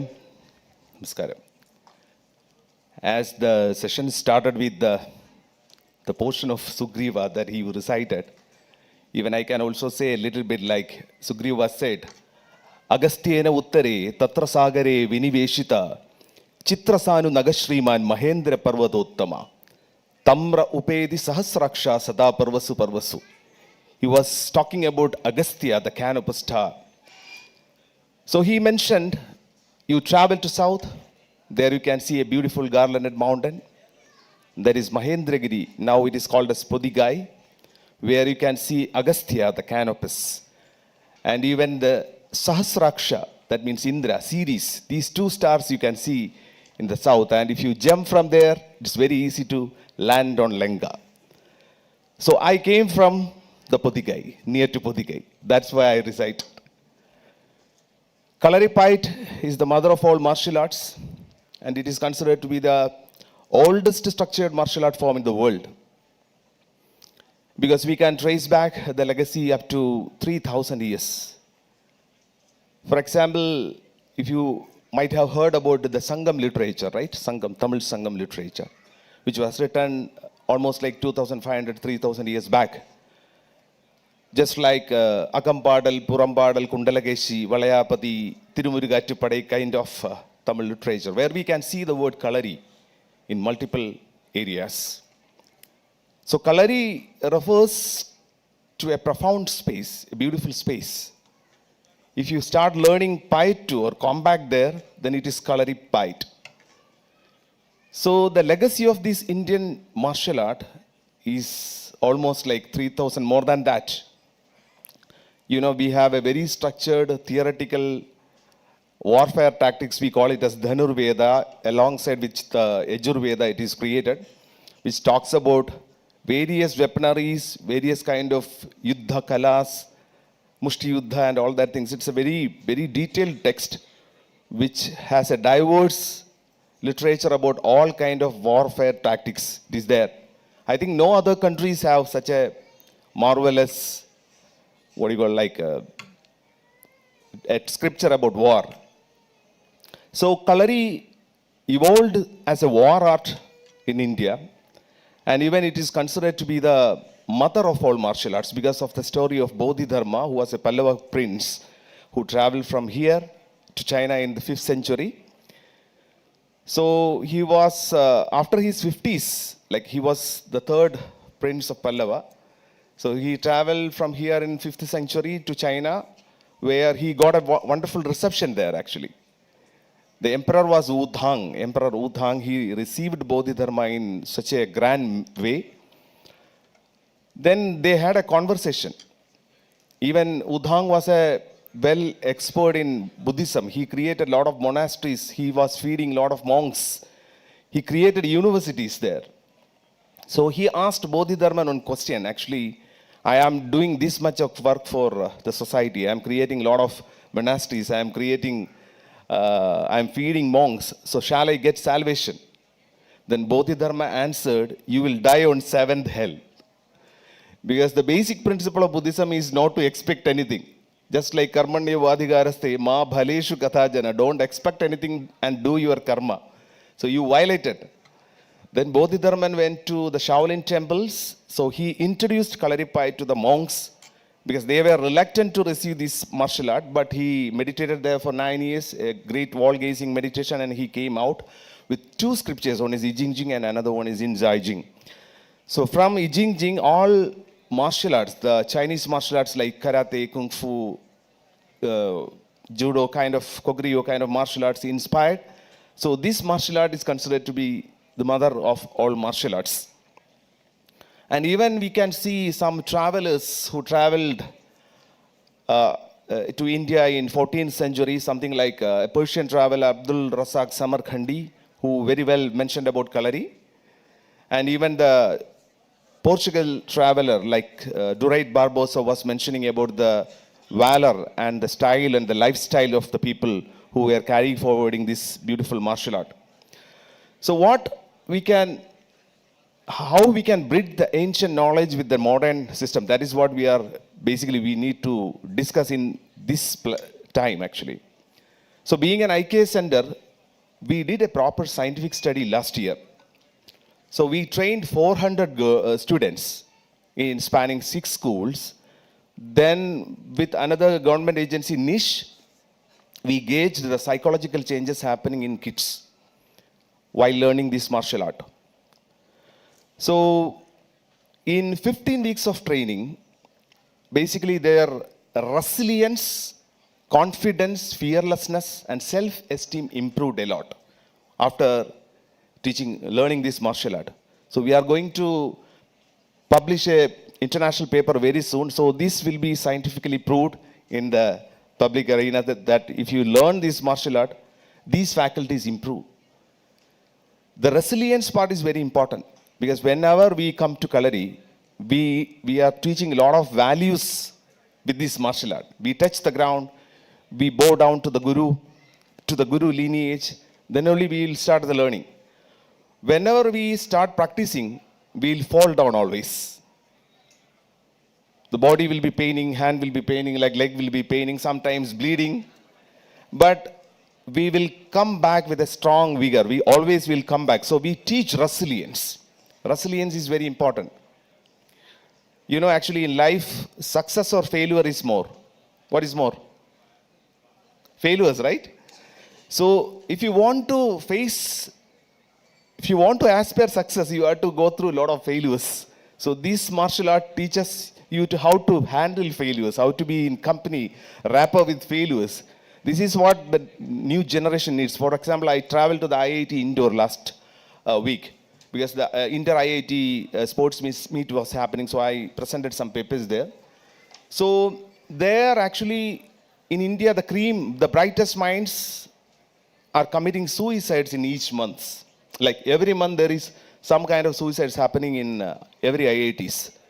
This is what they don't know how to handle them. They don't know about themselves. The self-exploration part is missing in our kids. Even whenever we talk with the people, we generally ask a question. Even I can ask the question here also. What is the fundamental necessity of life, for example? Anybody can answer? Fundamental necessity of life? No answers? Self-defense? Yeah, yes. No, whenever we ask the people what is the fundamental necessity of life, they will come with weird answers like food, shelter, then peace of mind kind of answers are coming. But the fundamental necessity of life is breathe. Nobody is saying. This is how our education system taken us and spoiled us. Then I can ask you another question. How many of you breathe? Everybody breathe, right? How many of you can confidently say that I am breathing properly? Can you raise the hand? No. So, yeah, only one. So, our education system should teach basically how to breathe and how to evolve with that yourself. That is the basic thing that we need. If you breathe properly, what will you get? For example, there is a concept called breath per minute. In 1 minute, how many inhalation, exhalation you take decides your lifespan. If you check a rat which is having 180 breath per minute is living 2 years, and a turtle with 2 lives 250 years. And even Hatyoga Pradipika says, Chale vade chalam chittam, nischalam bhaved. When your breath is disturbed, mind is disturbed, and vice versa. So the basic teaching that we have to take from the ancient time and bridge to the modern kids, maybe in the schools, should be about the life, how to create a better life, how to create a strong mind, how to be more profound in life, and how to be fearless. So our Gurukulam is trying to teach this profound way of living, basically. A healthy way of living. How to create a strong mind. As Shankaracharya once asked, Jagam Jitam Kena, who will conquer the world? He asked a question. Who will conquer the world? Then he answered, Manohiyena, those who conquer the mind will conquer the world. Nobody else can conquer the world. So this is a profound teaching that we teach to the students and the coming generation, and we are trying our level best. Till now we trained through our Shakti self-defense program, we trained more than 12,000 girls through our Shakti initiative. So we are continuing with that journey. Even you can support and you should promote.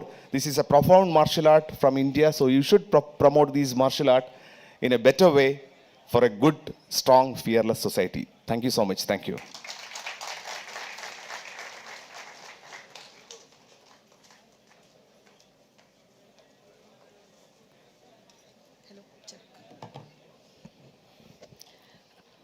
శౌర్యయోగం సమతుల్యం కళాయాం సంరక్షితం మహత్ మార్గం ధర్మస్య యో శిషేత్ కలరీస జయప్రద.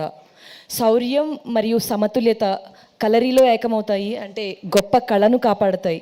దాని నీతి మార్గాన్ని నేర్చుకునేవాడే విజయాన్ని మోసేవాడు అవుతాడు. And ఇంగ్లీష్లో చెప్పాలి అంటే valour and balance unite in kalari preserving a great art. One who learns it righteous path becomes the bearer of victory. And thank you very much, Ji. And so you explained it a lot, and thank you for coming in the last minute invite also. Thank you, sir. I think everyone liked it. I request your appreciation. Huge round of thank you so much. And next session we'll continue with Shri Akshat Gupta, the historical context of Bhagyanagar, and he's a popular writer, speaker and YT influencer. He's a best known for his national best-selling mythological, science fiction and adventurous The Hidden Hindu trilogy series. And I request Sri Mahesh Ji to come on to the dais and continue with his session, please. Akshat Gupta Ji.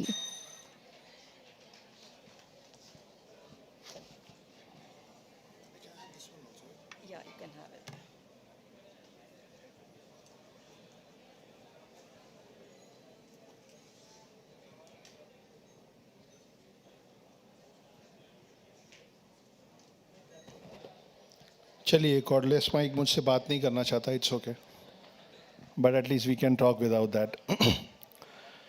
It doesn't matter मैं कौन हूँ. आप में से कोई है जिसको हिंदी समझ में नहीं आती है? 2 3 4 5 लोग, ठीक है. I will try to translate all of it for you after this session.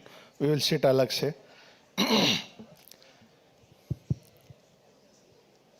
Before that I start telling you who I am, I would like to tell you what all I am not. मैं अग्निहोत्री नहीं हूँ, मैं गोवा से नहीं हूँ, मुझे कलरी पट नहीं आती है. डॉक्टर एस महेश के साथ डॉक्टर लगा है, मैं डॉक्टर भी नहीं हूँ. छत्तीसगढ़ में मेरा जन्म हुआ है लेकिन मैं छत्तीसगढ़िया नहीं हूँ. इंदौर और मध्य प्रदेश में मेरी पढ़ाई हुई है लेकिन मैं इंदौरी नहीं हूँ. अब मैं मुंबई में रहता हूँ लेकिन मैं महाराष्ट्रियन भी नहीं हूँ. जितना सुदर्शन सर को तेलंगाना और भाग्यनगर और आंध्र प्रदेश और उसके आसपास की जगहों के बारे में जितनी हिस्ट्री पता है, मुझे नहीं पता. सरनेम भी अग्निहोत्री नहीं है, गुप्ता है. जात से हलवाई हूँ, जो कि गुप्ता के साथ यूजुअली आप पता नहीं क्यों ऐसा लगता है कि गुप्ता के साथ परचून की दुकान ही सही जाती है. गुप्ता जनरल किराना स्टोर, गुप्ता STD PCO. हम अभी तक ज़्यादातर इतना ही कर पाए, and it is okay with me. मैं I been continuously, so these are all that I am not. I was asked to talk about the history of Telangana and Bhagyanagar, but I am sure that I cannot do it better than what Sudarshan ji did. So Sudarshan ji, Bhet Swaroop, I want all these papers taken with me. बहुत सारी बातें हो गई हैं, all of them were too heavy. I am also gonna keep it heavy, but short in time. I am happy that all of us are in the same favor. Because अगर debate होता तो मैं 4-5 बार हार चुका होता अभी तक. So I am not trying to do any of these debates with anybody. अभी वाइल हम लोग महेश जी का वो वीडियो देख रहे थे, आई एम श्योर आप सबने नोटिस किया होगा कि महेश जी अकेले खड़े थे. There was no enemy in front. Trust me, there was one. It was just that we couldn't see it. That is what is happening with Bharat right now. We can't just see the enemy, but that doesn't mean that there's no enemy.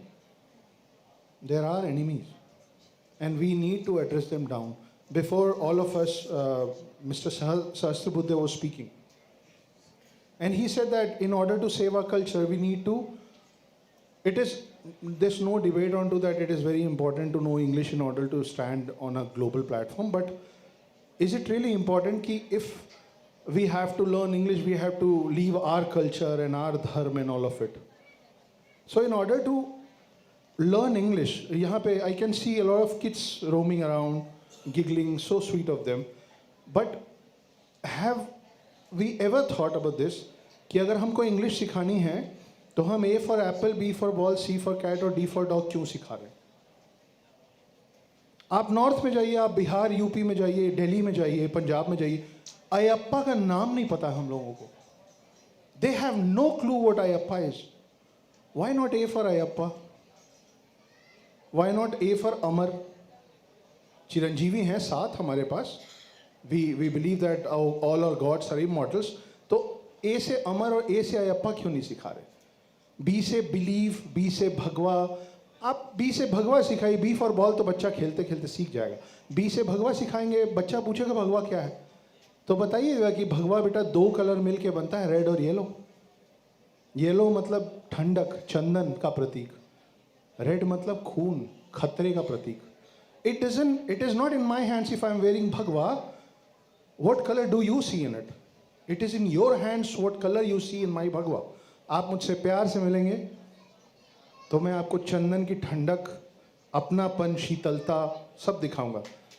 अगर आप मुझसे तैश से मिलेंगे, अगर आप मुझसे नाराज़गी से, गुस्से से, नफ़रत से, एनिमिनिटी से मिलेंगे तो आपको खून का, खतरे का लाल दिखना चाहिए और दिखना भी चाहिए. क्यों नहीं दिखे? आप मुझसे जैसे मिलेंगे मैं वैसे मिलूंगा. सी फॉर चंडिका क्यों नहीं सिखा रहे हैं? सी फॉर अभी we all of us have been continuously talking about culture. Why are we teaching C for cat? English सिखाना है ना, ABCD सिखाना है. कहाँ लिखा है that C for cat ही होना चाहिए? Why not C for culture? Why not D for dharma?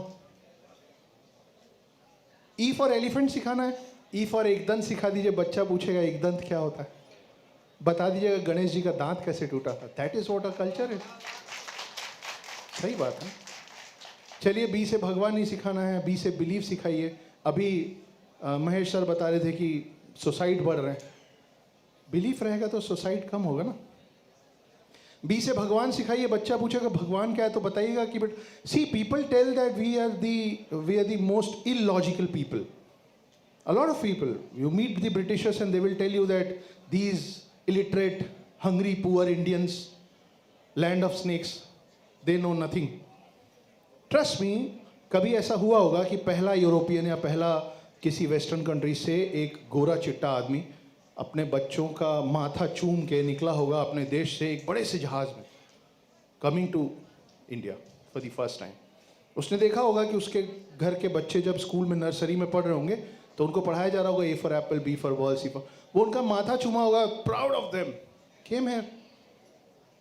यहाँ पे ही 100 उसी के बच्चों के एज के हमारे बच्चे जो पूरा पूरा श्लोक बोल रहे थे अर्थात के साथ. And he must have been, what is wrong with them? No, nothing is wrong with them. Things are wrong with us. Now there was only 2 ways to sort it out. Either 4, 5, 6 generations, as we are still doing, they would have worked hard to become us, or they would have erased our line and deteriorated us as them. And that is when they started. They, trust me, they still don't know कि वो tie क्यों पहनते. इतनी irritation होती है tie पहन के, पर वो पहने. They have no clue क्यों पहने. These people tell us that we are illogical people. We are the most logical people. जो अगर आप अपने बच्चों को बी से भगवान सिखाएंगे ना, और बच्चा पूछ लेगा कि भगवान क्या होता है, तो हमारे पास उसका भी फुल फॉर्म कि भ से भूमि, ग से गगन, व से वायु, व में आ की मात्रा से अग्नि और न से नीर, पानी. जो शक्ति इन 5 तत्वों को साध ले वो है मेरा भगवान. So I have got logics to everything. Now this same European man who came and saw the Gurukuls in our country, while roaming around here and there, he must have seen a crowd sitting or standing listening to somebody. And he must have asked, who is this gentleman who's speaking? And these people would have told, ये एक प्रगाढ़ पंडित है, विद्वान है. बोले okay, let me also try and understand what is he speaking.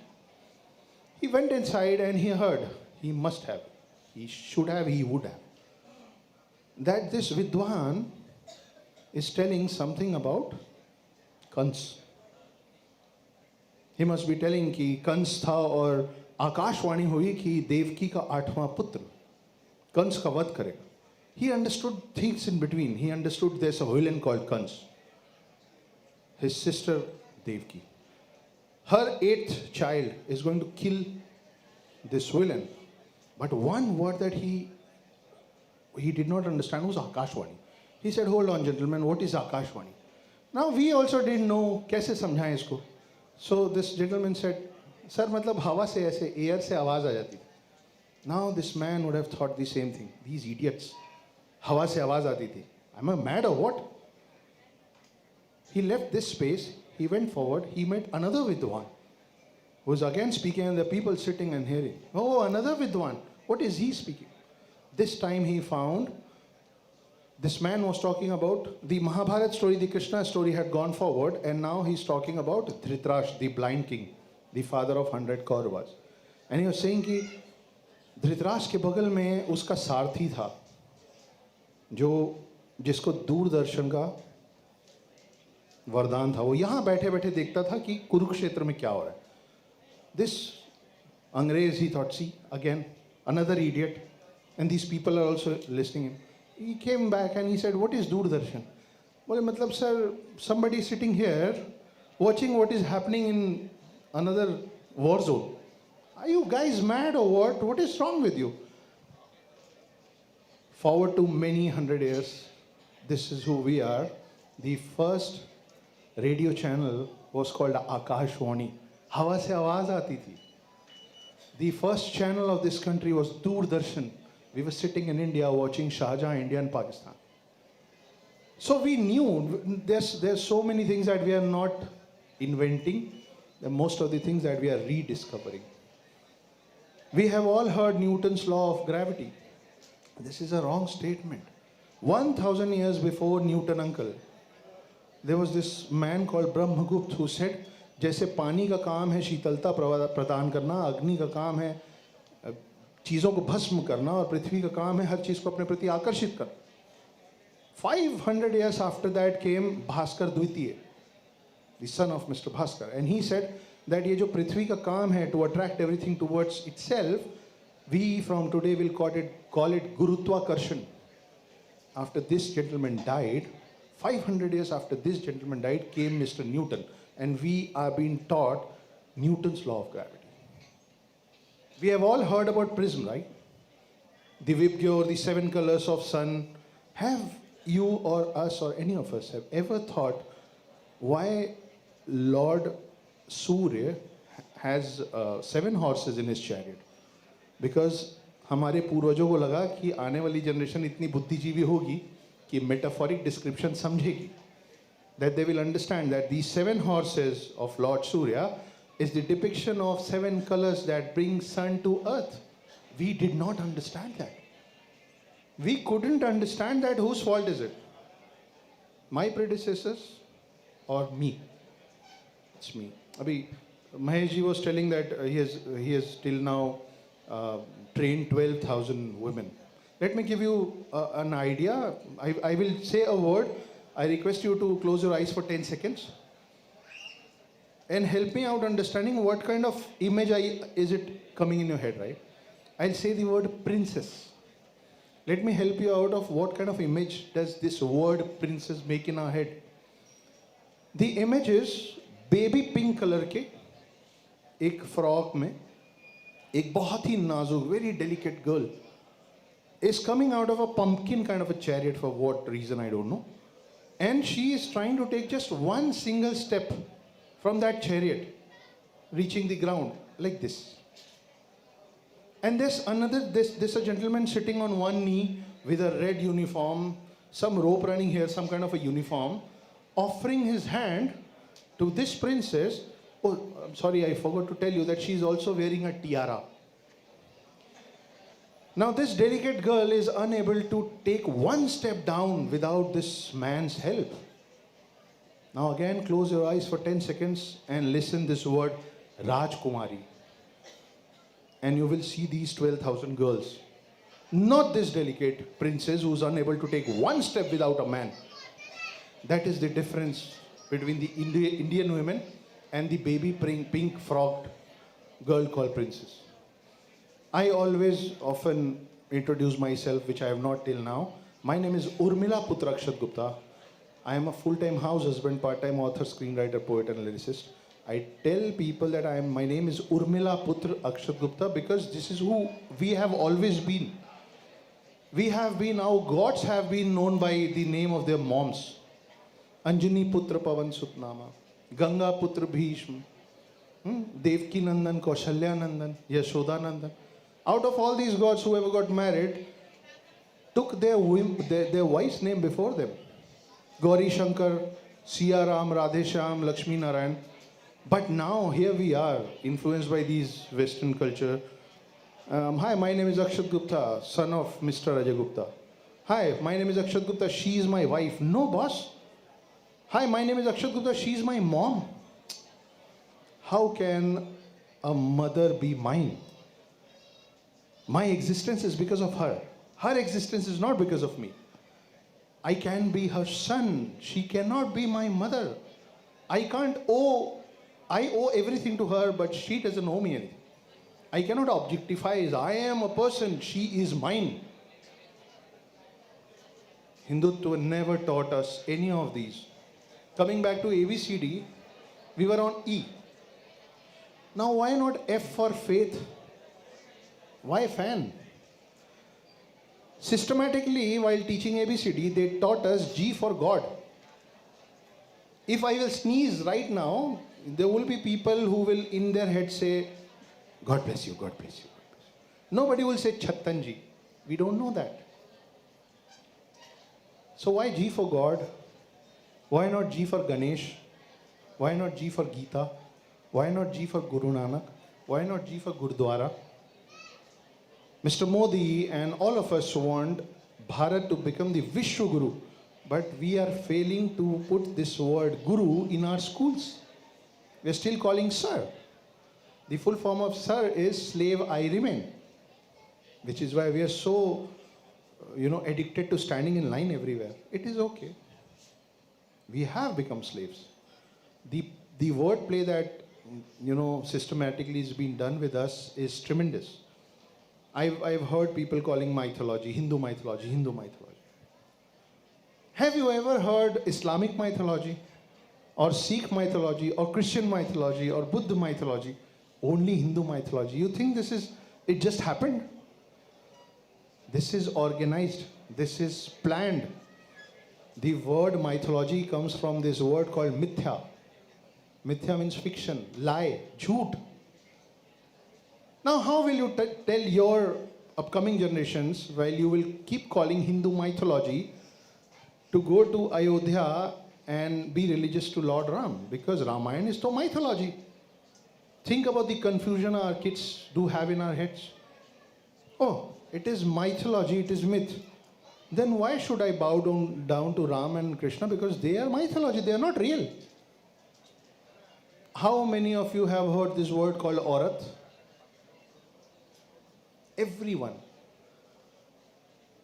These Arabic countries, Abrahamic languages and religions brought us this word called aurat.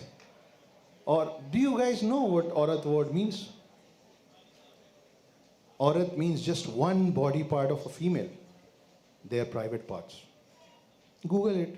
I'm not making it up. This is the truth.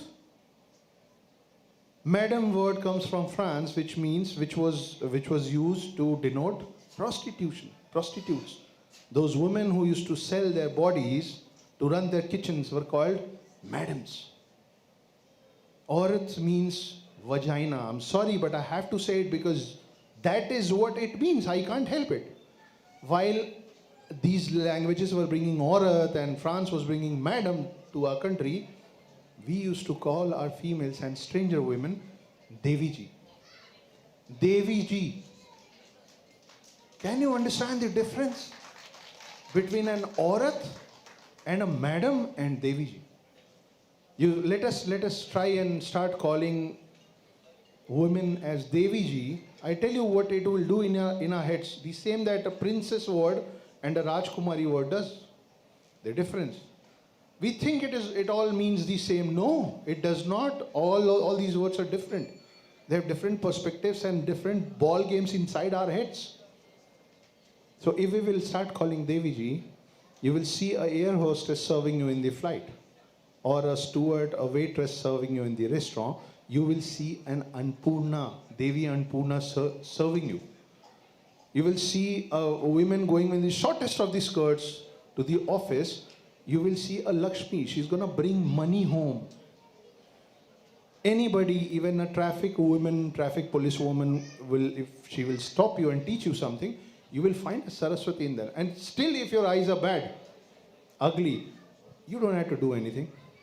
Just put a wrong eye to the Rajkumaris of my country, and they will show you Kali and Durga themselves. That is what the word game can do to us. So not taking it very long because we are already running behind the schedule.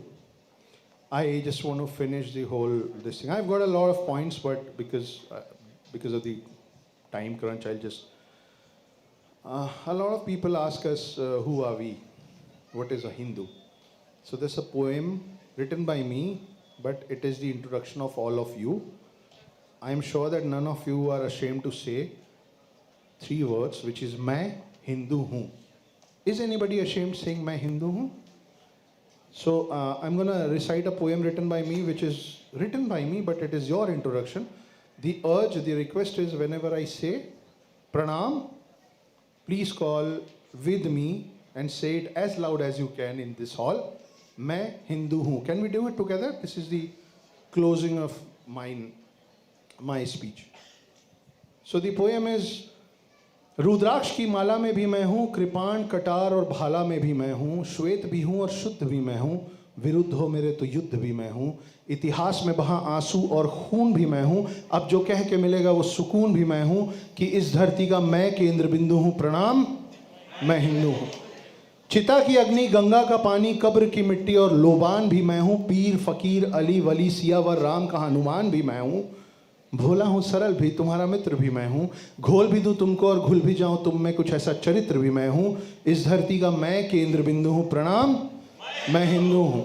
प्रणाम का भाव भी मैं हूँ, आक्रमण का घाव भी मैं हूँ, सहनशील स्थिर और शांत भी मैं हूँ, देवभूमि भारत का हर प्रांत भी मैं हूँ, शक्ति भक्ति और ना थकती क्रांति भी मैं हूँ, तूफान हूँ और तूफान से पहले की शांति भी मैं हूँ, इस धरती का मैं केंद्र बिंदु हूँ, प्रणाम मैं हिंदू हूँ।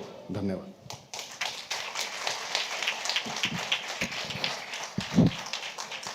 That was so admired, Akshat Gupta ji. It was so, like out of the box speech, and the way you took up the mother and son example, it was awesome. That is why we could imagine, that is why you became youth influencer, and now you became the influencer to all of them sitting here in the audience.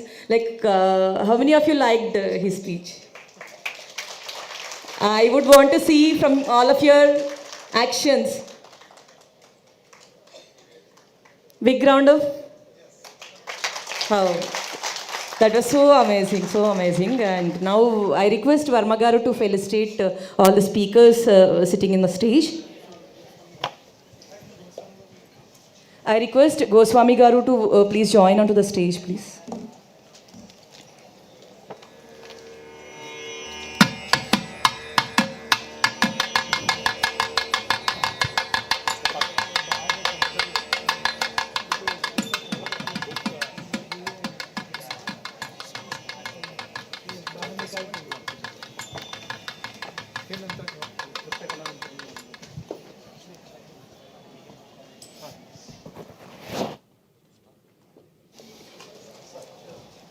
All the sessions are amazing. Dr. Sriram Narsin Swami had given a great speech, and Sudarshan Tirumalaji had given a great speech, and Suhota Apteji and Akshat Gupta ji. We all had a nice sessions, and we enjoyed a lot by listening their sessions.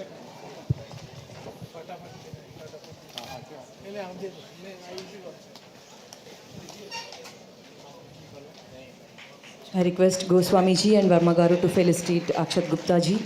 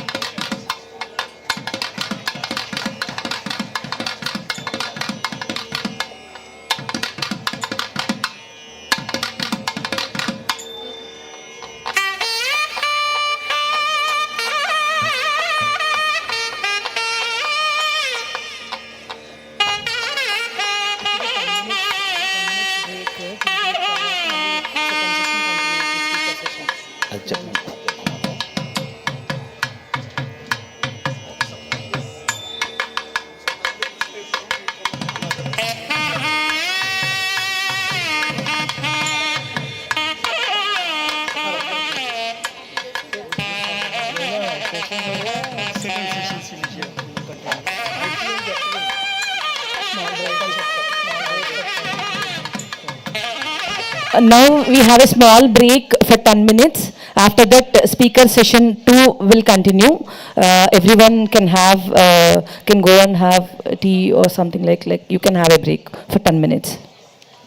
Thank you.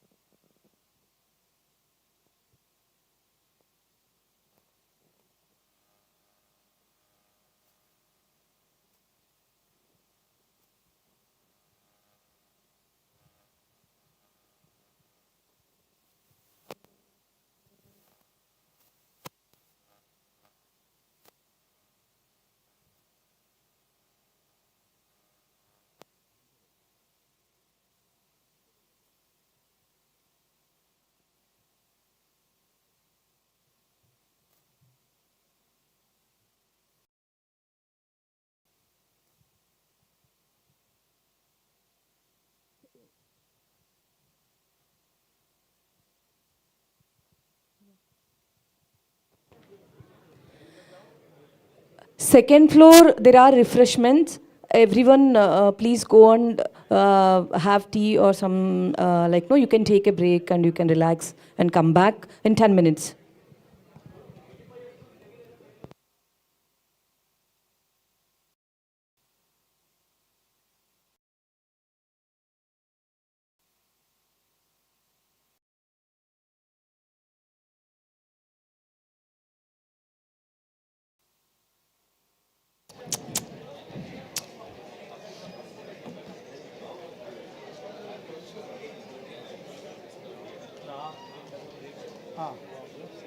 Second session थोडा हे होतं पण ठीक आहे कारण बराच वेळ होता हां त्यामुळे हां पण ठीक आहे हो ठीक आहे हां हो आहे ना कुठं बऱ्याच लोकांनी इकडे पण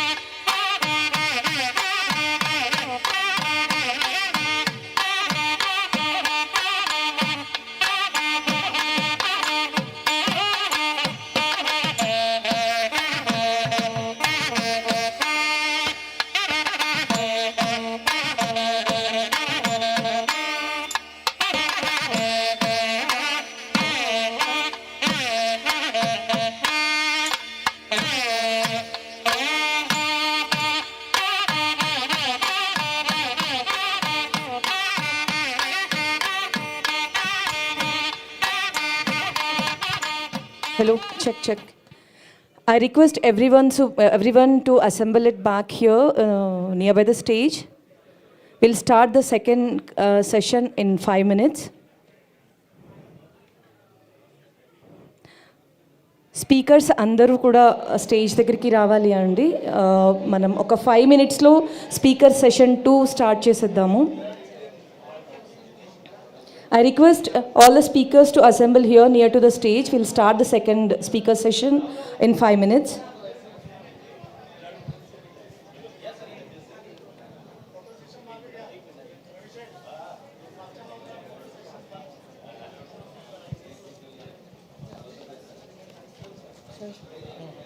అందరూ వచ్చేసారు. వాళ్ళు అడిగి స్టార్ట్ చేయండి మరి ఇక్కడ green check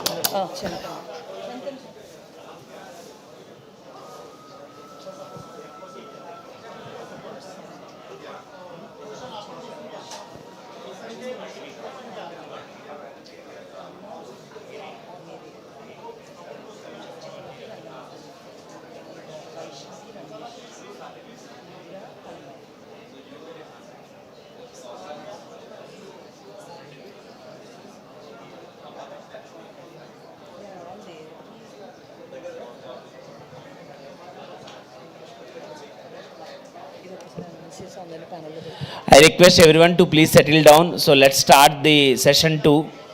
I request everyone to please settle down because we are running short with the time. We need to start session 2. I request everyone to settle down. Now I take the privilege of inviting today's session chair, Professor Dr. Prakash Kangde ji, to please come on to the dais. Professor Dr. Prakash Kangde ji to please come on to the dais. So he is going to chair the today's session and he is going to speak on Mirabai and Muktabai. He is ex-HOD Local Academy, University of Mumbai. Welcome Prakash Kangde ji. Cheers please.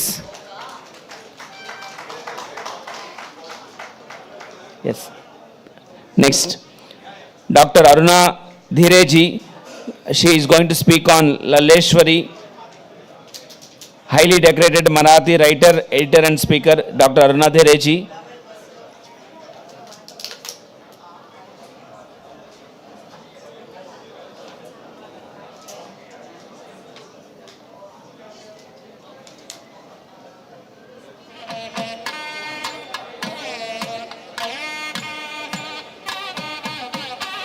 Dr. Chakrabarti Ranganathan Andal, Director CDOE, National Sanskrit University, Tirupati. Welcome, sir. Srimati Vaishnavi Ramesh, she is going to speak on Molla, ardent scholar in Indian epics and mysticism.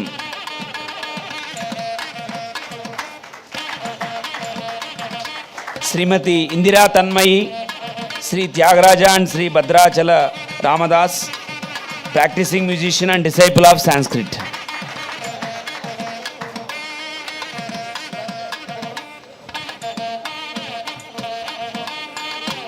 Now, I request Dr. Prakash Kangde ji to start the session. Sir, please.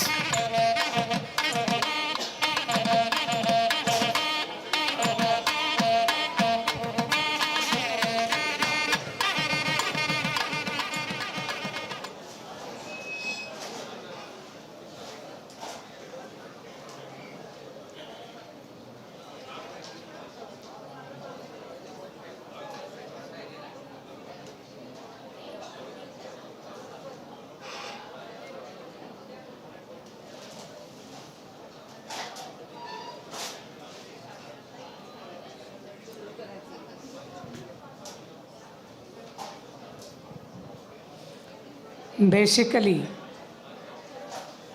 we have conceived the concept of saint poetess on all India level, and there are the limitations we know. So we have confined to specific saint poetess. That too, this year is a year of 525 birth, year of Saint Mirabai. So on that special occasion, we have organized this session. We are very thankful to Dr. Madan Gosavi sir to allow us to speak on such an important subject of the saint poetess of India. I will start the session with my lecture. There is a time constraint, I know, because so we will see to it that at least a speaker will take maximum 10 minutes. Maximum 10 minutes, and one can wind up with that.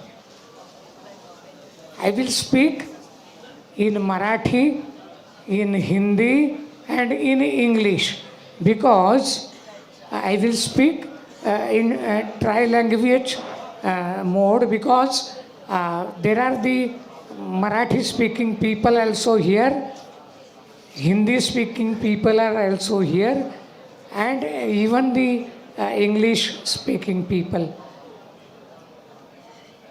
Saint Mirabai and Saint Muktabai, this is my subject. Now, what is the difference between Saint Muktabai and Mirabai?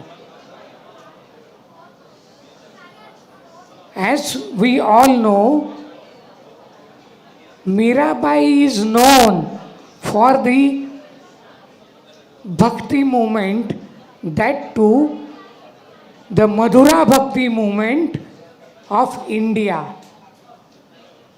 So Madhura Bhakti movement, when we speak about, and what is Muktabai? Muktabai is celestial one, and Mirabai is very earthly one. Mirabai is earthly and Muktabai is celestial. Why she is celestial? Why she is philosophical?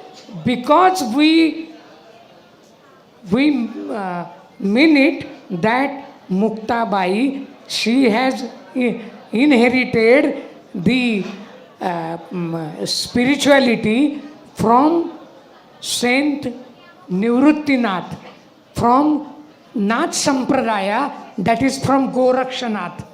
So basically, the temperament of Saint Ganeshwar is different, and temperament of Saint Muktabai is different. Muktabai's temperament is very much linked up with the Nivruttinath. And Nivruttinath, as we know, that he has a great tradition of Nath Sampradaya. Adinatha Guru Sakala Siddhanta, Machindra Tayacha Mukhya Shishya, Machindrane Bodha Gorakshasya Kela, Goraksha Vadala Gahini Prati, Gahini Prasade Nivrutti Datara, Jnana Deve Sara Chojavile. That is what Nath Sampradaya means. And Muktabai, why she is celestial, why she is the ideal example of spiritualism with mysticism. When we talk about the death of Muktabai, it's also again an illusion. People, they still know whether Muktabai is given up herself to river Tapi, or whether she has been assimilated with the sky spark. We never know about it. The sky lightning, we never know about it. And when we talk about the Mirabai's Bhakti movement, we can compare it with Radha. But again, there is a difference between Radha and Meera. Why?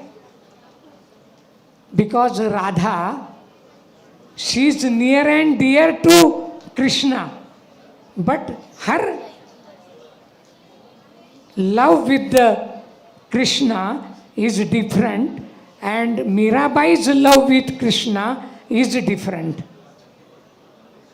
Now, what is the difference between the love of Radha and love of Mirabai? Both are with Krishna. मैं भूली घर जानी बाट, गोरस बेचने आई हाट. When we talk about the Krishna, Radha and all the Gwalas, we talk about how Krishna is being worshipped by the Gwalas and Radha. या जणू जाण वेदगर्भीच्या श्रुती, या जणू जाण वेदगर्भीच्या स्मृती श्रुती, या गवळणी आणि राधा. राधेचं कृष्णावरचं प्रेम हे इतकं अतूट. एकदा मला वाटतं अरुणाजींनी अतिशय चांगल्या पद्धतीनं राधा आणि कृष्णाच्या भक्तीबद्दल, प्रेमाबद्दल लिहिलेलं आहे कृष्ण किनारामध्ये. तर राधा आणि कृष्ण एकमेकांना परत ज्यावेळी भेटतात, काही वर्षानंतर, त्यावेळी राधा त्याला म्हणजे कृष्ण म्हणतो, मी इतक्या वर्षानं तुला भेटलोय आणि तुझ्या डोळ्यामध्ये पाणी नाही का बरं बाई? तर ती म्हणते की माझ्या डोळ्यात पाणी यासाठी नाही, तुला मी माझ्या नयनात साठवलेलं आहे. जर मी रडले तर तू ओघळून जाशील माझ्या अश्रूंबरोबर, म्हणून माझ्या डोळ्यात पाणी नाही. अशी ती भक्ती होती. कृष्ण आणि राधेची भक्ती ही अशा पद्धतीची होती की त्या भक्तीचं काही मोजमाप नाही. रुक्मिणीची भक्ती, सत्यभामेची भक्ती आणि राधेची भक्ती, ह्या तिन्ही भक्तींच्या परी वेगवेगळ्या आहेत. सत्यभामेची भक्ती ही नामदेवाच्या भक्तीसारखी आहे, संत नामदेवांच्या भक्तीसारखी. तुकारामाची भक्ती वेगळी, नामदेवांची भक्ती वेगळी. नामदेवांची भक्ती कशी आहे? विठ्ठलाशी जत्रेत आईचं बोट सुटलेल्या, हात सुटलेल्या मुलासारखी आहे. आई कोण आहे ते माहिती आहे, पण जत्रेत आईचं बोट सुटलंय आणि मुलगा धावा करतोय, असे रामदेवांचे अभंग आहेत विठ्ठलाचे. सत्यभामेची भक्ती आणि नामदेवाची भक्ती सारखी आहे. खातो की नाही? नाहीतर डोकं फोडून घेतो. देतोस की नाही मला पारिजातकाची फुलं? चल. सत्यभामेची भक्ती. आणि तुकारामाची भक्ती कशी आहे? आईचाच पत्ता नाही आहे, आईचा शोध आहे, आईचा शोध आहे, अस्मितेचा शोध आहे. अशी तुकारामाची भक्ती आहे. मीरेची भक्ती आणि राधेची भक्ती यातला फरक सांगताना आपल्याला असं सांगता येईल की मीराबाई आणि श्रीकृष्ण यांच्यात एक परात्पर भाव आहे, हे आपण मान्य केलं पाहिजे. म्हणजे भौतिक जीवनामध्ये मीरा कृष्णाची नव्हती हे तर आपल्याला मान्य केलंच पाहिजे, पण कृष्णाची नव्हती म्हणजे ती आम्हाला ज्या व्यावहारिक दृष्टीने ती कृष्णाची नव्हती असं वाटतंय. त्या दृष्टीने ती कृष्णाची नव्हती, परंतु मीरा तिच्या पहिल्या श्वासापासून तर तिच्या शेवटच्या श्वासापर्यंत कृष्णाचीच होती. कृष्णाशिवाय दुसरं ती जगली ते लौकिक जीवन होतं आणि ते लौकिक जीवन तिच्या पारमार्थिक जीवनापेक्षा शेकडो योजन दूर होतं.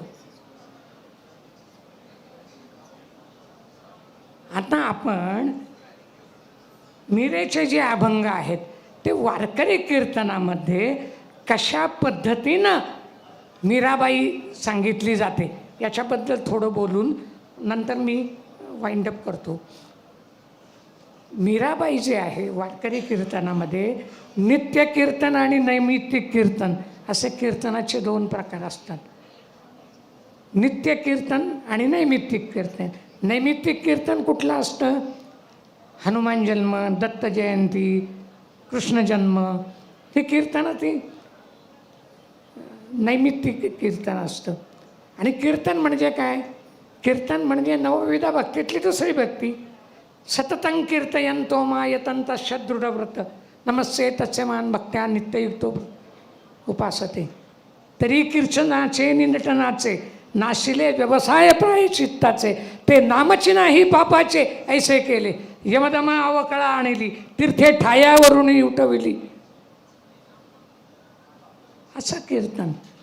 कीर्तन चांग होय अंग हरिरूप असं कीर्तन. आणि हे जे कीर्तन आहे ते नैमित्तिक कीर्तनामध्ये मीरेचं कीर्तन देखील होतं. जसं संतांची कीर्तनंसुद्धा नैमित्तिक कीर्तनामध्ये येतात. मग नित्य कीर्तन म्हणजे काय? उपदेशपर अभंग, मनाचे अभंग, उपदेशपर अभंग, चिंतनपर अभंग हे सगळे नित्य कीर्तनामध्ये येतात, नैमित्तिक कीर्तनामध्ये येत नाहीत. आणि असं हे जे कीर्तन आहे त्या कीर्तनात मीराबाईंची अभंग ज्यावेळी कीर्तनकार सादर करतात त्यावेळी सगळी बहुतांश पदं ही हिंदी असतात. आणि ती हिंदी पदं आहेत ती कीर्तनकार सांगताना ती उत्तर रंगात सांगतात. आता कीर्तनामध्ये सुद्धा पूर्वरंग आणि उत्तर रंग 2 प्रकार आहेत, ज्याला भावार्थ आणि निरूपण म्हणतो आपण. तर निरूपणामध्ये कीर्तनकार मीरेची कथा लावतात, हरदासी कीर्तनकार देखील लावतात पूर्वरंग आणि उत्तर रंग. पण हरदासी कीर्तन आणि वारकरी कीर्तनामध्ये फरक असा आहे, हरदासी कीर्तन जे आहे ते संकीर्तनपर असतं पण प्रामुख्यानं ते कथापर असतं. आणि वारकरी कीर्तन हे फिलॉसॉफिकल असतं, मीमांसापर असतं. आणि या वारकरी कीर्तनामध्ये मीराबाईंचे अभंग म्हणताना ते कथा लावताना ते म्हणतात, विष का प्याला राजाजीने भेजा पिबत मीरा हासी. राजाने विषाचा प्याला पाठवला. आणि आता या मीरा आणि मुक्ताबाई यांच्यात एक साम्य आहे, ते म्हणजे त्यांचं निर्गमन, त्यांचं अंतर्धान होणं हे इल्युजन आहे. मीराबाई त्यांचं अंतर्धान होणं कसं होतं अजून चकवा आहे तो. कोण म्हणतं पेटाऱ्यामधल्या साप होता त्याचं विष चावलं त्याने गेल्या, कोण म्हणतं नाही त्यांना विष दिलं, कुणी काय म्हणतं कुणी काय म्हणतं. मुक्ताबाई तापीत बुडी मारली की वीज कडाडली, कडाडत्या विजेबरोबर मुक्ता अंतर्धान पावली. हे सगळं आपली जी संस्कृती आहे ना ती पार्थिव आणि अपार्थिव दोहोंचा विचार करणारी आहे. आणि त्यातलं स्त्रीचं म्हणजे त्यातलं स्त्रीत्व किंवा त्याचं सृजन हे सृजन याच्याबद्दल तर आपल्याकडे आपल्या संस्कृतीमध्ये आणि विशेषतः भागवत संप्रदायामध्ये अगदी विठ्ठलाला सुद्धा विठाई म्हटलेलं आहे. या विठाईच्या सगळ्या कन्या आहेत, मग त्या मुक्ताबाई असोत अथवा मीराबाई असोत, आणि या जनाबाई असोत. डोईचा पदर खांद्यावरी आला आणि भरल्या बाजारा निघाली आपला जनाबाई. चुना घालून बोंबला तुम्ही निघाले. किती स्त्री शक्तीचा अंतस्वर याच्यापेक्षा जास्त कुठल्या मार्गाने प्रस्फुटित होऊ शकतो? हे केवळ भारतातल्या संत कवयित्रींचं हे योगदान आहे की ज्यांनी स्त्रियांना आत्मस्वर दिला, आत्मसन्मान दिला. विठ्या विरे विठ्या मूळ मायेच्या कारट्या, देवाला म्हणण्याचं धाडस झालं, तुझी बाईला रंडकी झाली. अरे काय भाषा आहे, व्हॉट अ लँग्वेज.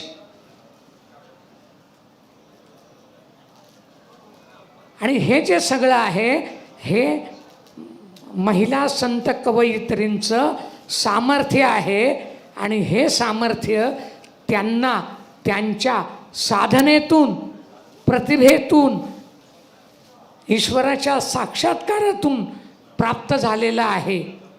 जसं तुकाराम महाराज म्हणतात, तुका म्हणे झरा मूळ चाची आहे खरा. इनबॉर्न आहे, अप्लाइड नाही, उपयोजित नाही, अंगभूत आहे.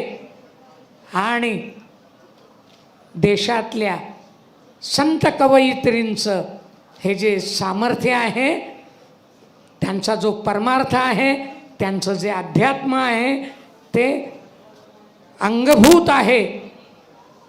आणि त्यांना स्वतःची आलेली शास्त्रप्रचिती, आत्मप्रचिती, तर पहिली आत्मप्रचिती आणि नंतर शास्त्रप्रचिती आणि नंतर मग ईश्वराची प्रचिती. पण तो जातोय कुठे? तो जवळच आहे. साठविला हरी ज्वे हृदय, साठविला हरी ज्वे हृदय मंदिरी, त्याची सरली येरझार झाला सुफळ व्यापार. या संत कवयित्रींचा व्यापार हा सुफळ झाला. आणि हा जो सुफळ संपूर्ण झाला त्याचं सर्वात महत्त्वाचं कारण म्हणजे त्यांची आत्मप्रचिती. एवढं बोलून मी आता माझ्या वाणीला विराम देतो आणि पुढील वक्ते जे आहेत त्यांना निवेदिकेने सांगावं, त्या पद्धतीने आम्ही बोलू. धन्यवाद.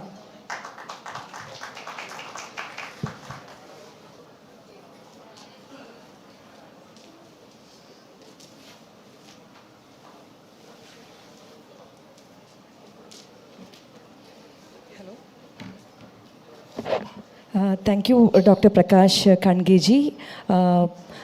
You explained so very nicely about Sri Krishna Tattva. Radhe Krishna, Krishna Krishna, Radhe Radhe. When Krishna is in our heart, nothing else matters. His presence is enough to fill our soul with bliss. Thanks a lot, Ji. I request Aruna Dhere to continue the session. She is highly decorated Marathi writer, editor and speaker. Madam, please continue.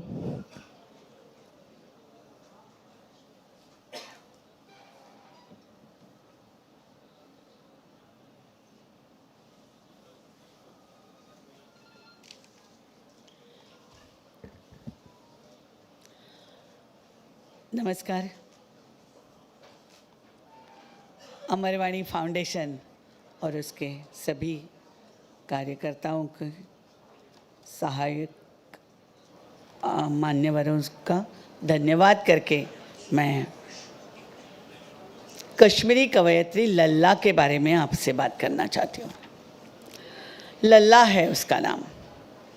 Lalleshwari, लल्ला ईश्वरी, लल्ला अरीफा, ललदद, लल्ला देद, इन नामों से पहचानी जाती है. वो 14वीं सदी में उसका जन्म हुआ और आज 600 साल से भी अधिक समय से कश्मीरी लोगों की याददाश्त में वो अभी भी जीवित है।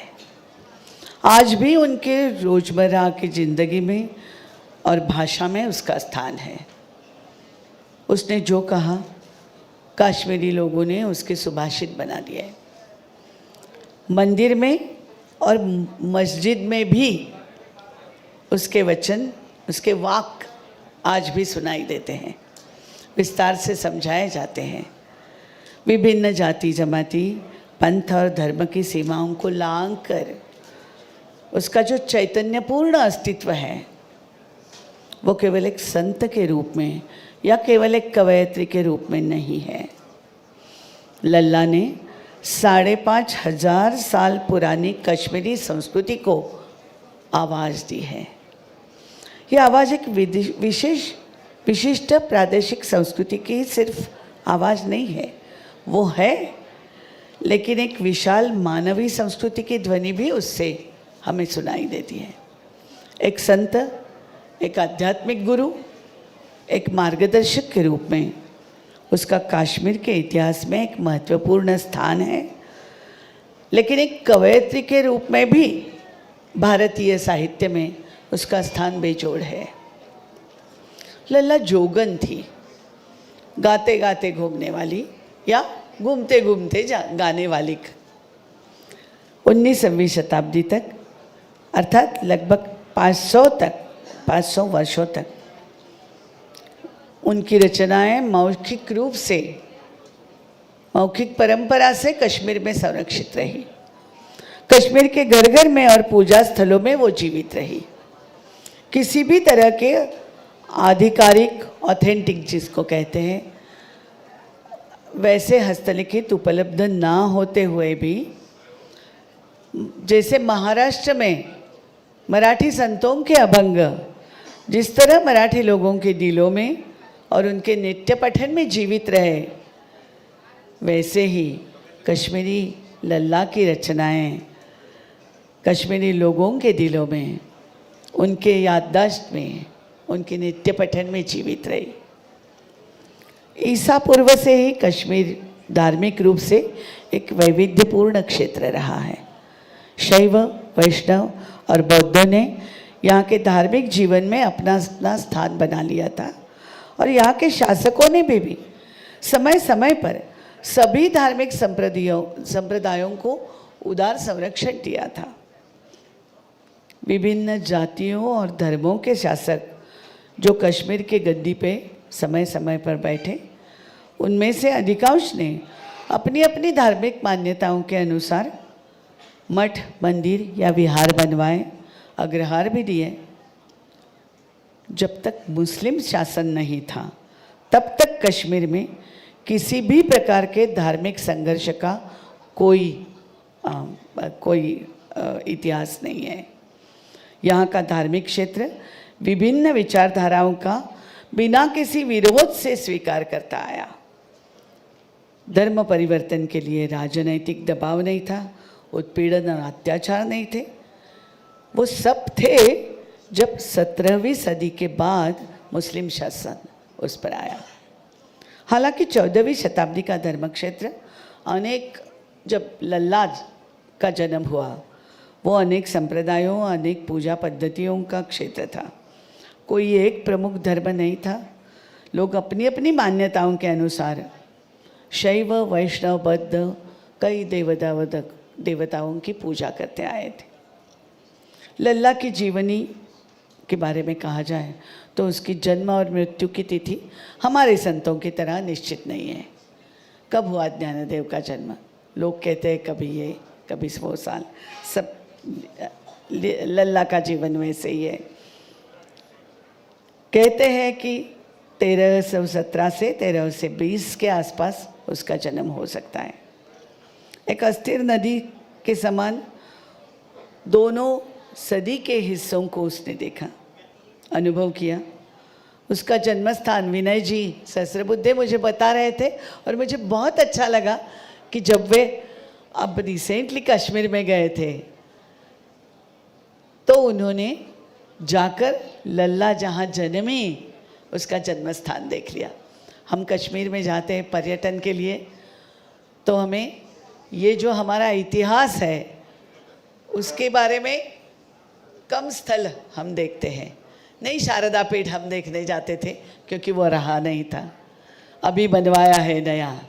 अभी मूर्ति दक्षिण से ही, साउथ से ही, वहाँ शारदा पीठ से, यहाँ के श्रृंगेरी के शारदा पीठ से नई मूर्ति बनवाकर नया शारदा पीठ फिर से स्थापित हुआ है। तो लल्ला का स्थान, जन्म स्थान वो देखने गए, मुझे बहुत अच्छा लगा। लल्ला का ओरिजिनल मूल नाम था पद्मावती। उस समय के अनुसार उसकी शादी कम उम्र में हुई थी। अपने ससुराल वालों के हाथों, मैं चरित्र इसलिए बता रही कि ये नाम भी हमें मालूम नहीं है, उसका चरित्र भी मालूम नहीं है, लेकिन 14वीं सदी का कश्मीर लल्ला के वाक से हमें प्रतिबिंबित हुआ दिखाई देता है।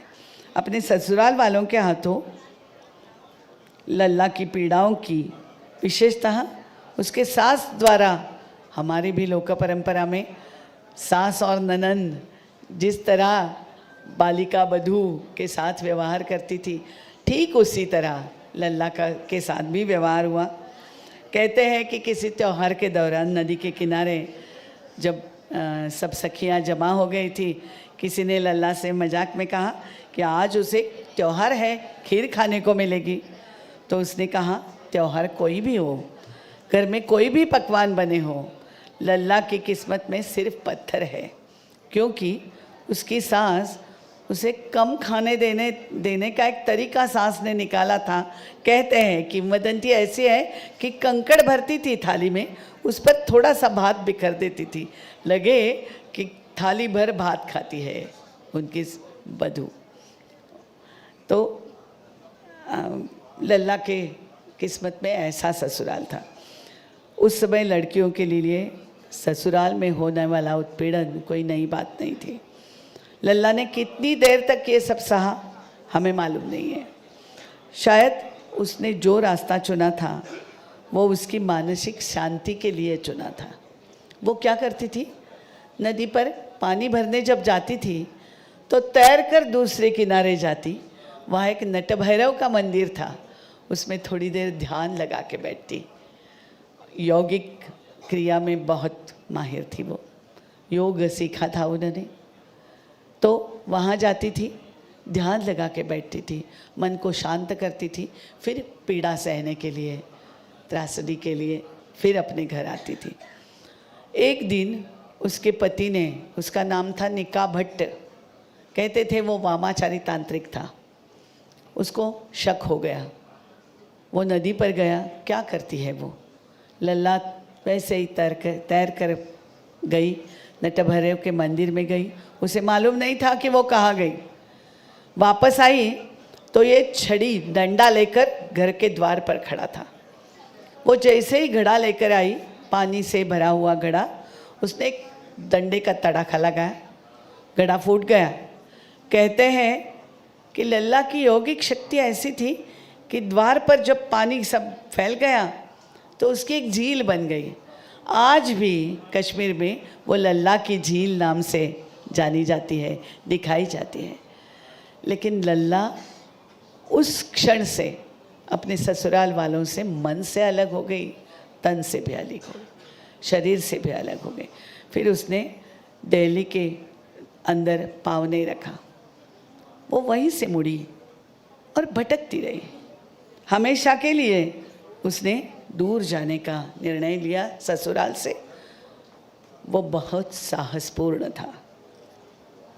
आज भी उसने घर छोड़ने का फैसला किया, यह हमें अद्भुत लगता है, क्योंकि 14वीं की शताब्दी महिलाएं इस प्रकार की स्वतंत्रता का अनुभव नहीं कर सकती थी। जिनके पास आटे दाल के मामले में निर्णय लेने का भी स्वातंत्र्य नहीं था, स्वतंत्रता नहीं थी, और जिसके हंसने रोने पर भी प्रतिबंध लगाए जाते थे, उसके लिए हमेशा के लिए घर छोड़ देना, ये कितनी अद्भुत साहसपूर्ण बात थी। लेकिन लल्ला के व्यक्तित्व को देखते हुए ऐसा लगता है कि वो उसके लिए स्वाभाविक था, अपरिहार्य था। उसके वाक से उभरा हुआ उसका जो व्यक्तित्व है, वो एक उन्मनी साधक महिला का है। उस समय की पारिवारिक व्यवस्था में महिलाओं की कोई गरिमा नहीं थी, देश भर में नहीं थी। लेकिन ये नहीं कहा जा सकता कि कश्मीर में महिलाएं शिक्षा से वंचित थी, ज्ञान से वंचित थी, पारंपरिक ज्ञान से, शास्त्र ज्ञान से वंचित थी, क्योंकि कश्मीर प्राचीन काल से ही प्रसिद्ध शारदा पीठ था, शिक्षा और विज्ञान का बड़ा केंद्र था। दार्शनिक विद्वानों की एक मजबूत परंपरा वहाँ विकसित हो गई थी और महिलाएं प्राकृत के साथ साथ संस्कृत भी बोलती थी।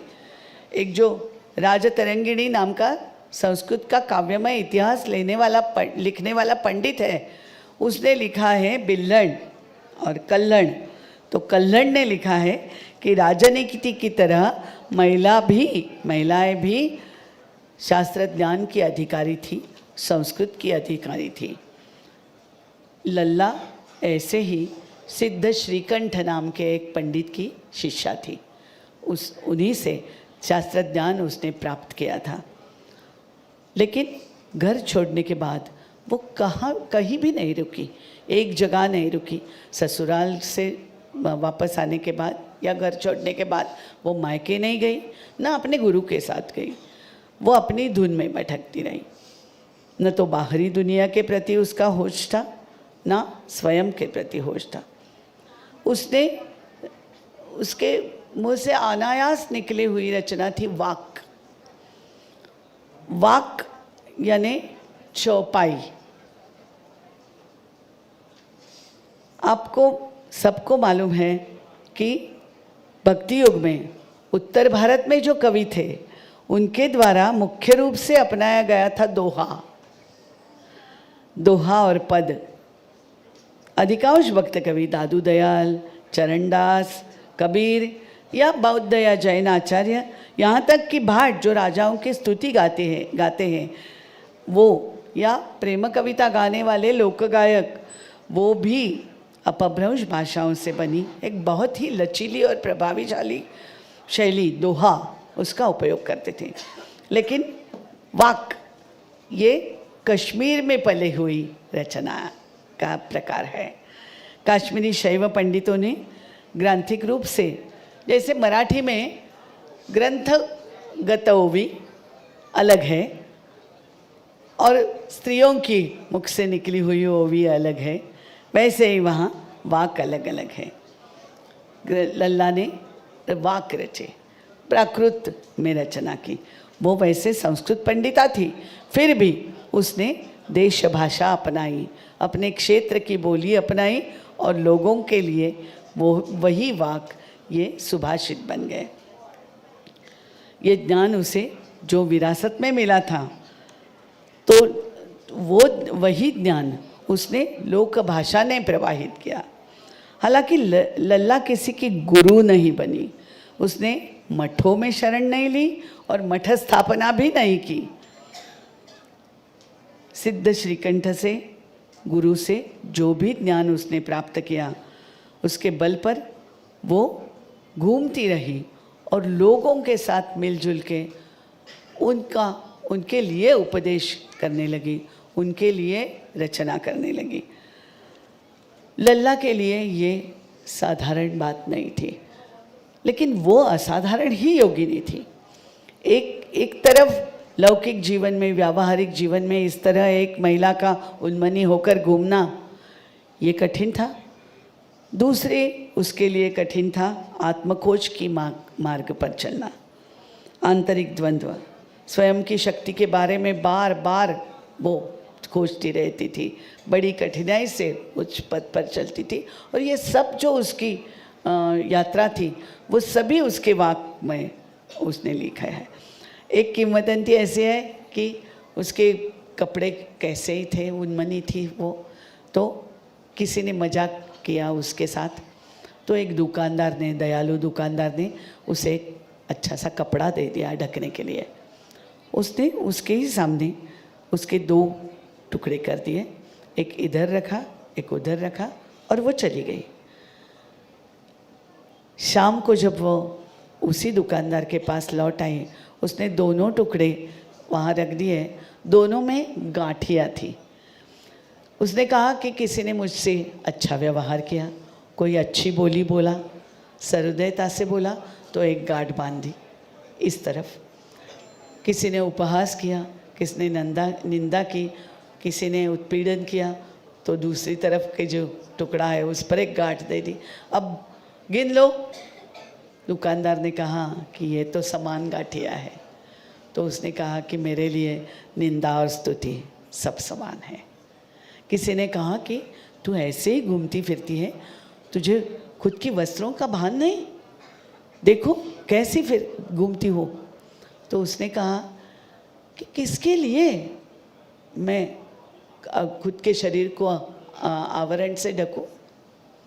जो जानवर है मेरी दृष्टि से, मुझे जो वासना की दृष्टि से देखते हैं वो आदमी नहीं है, वो मेरे लिए जानवर है।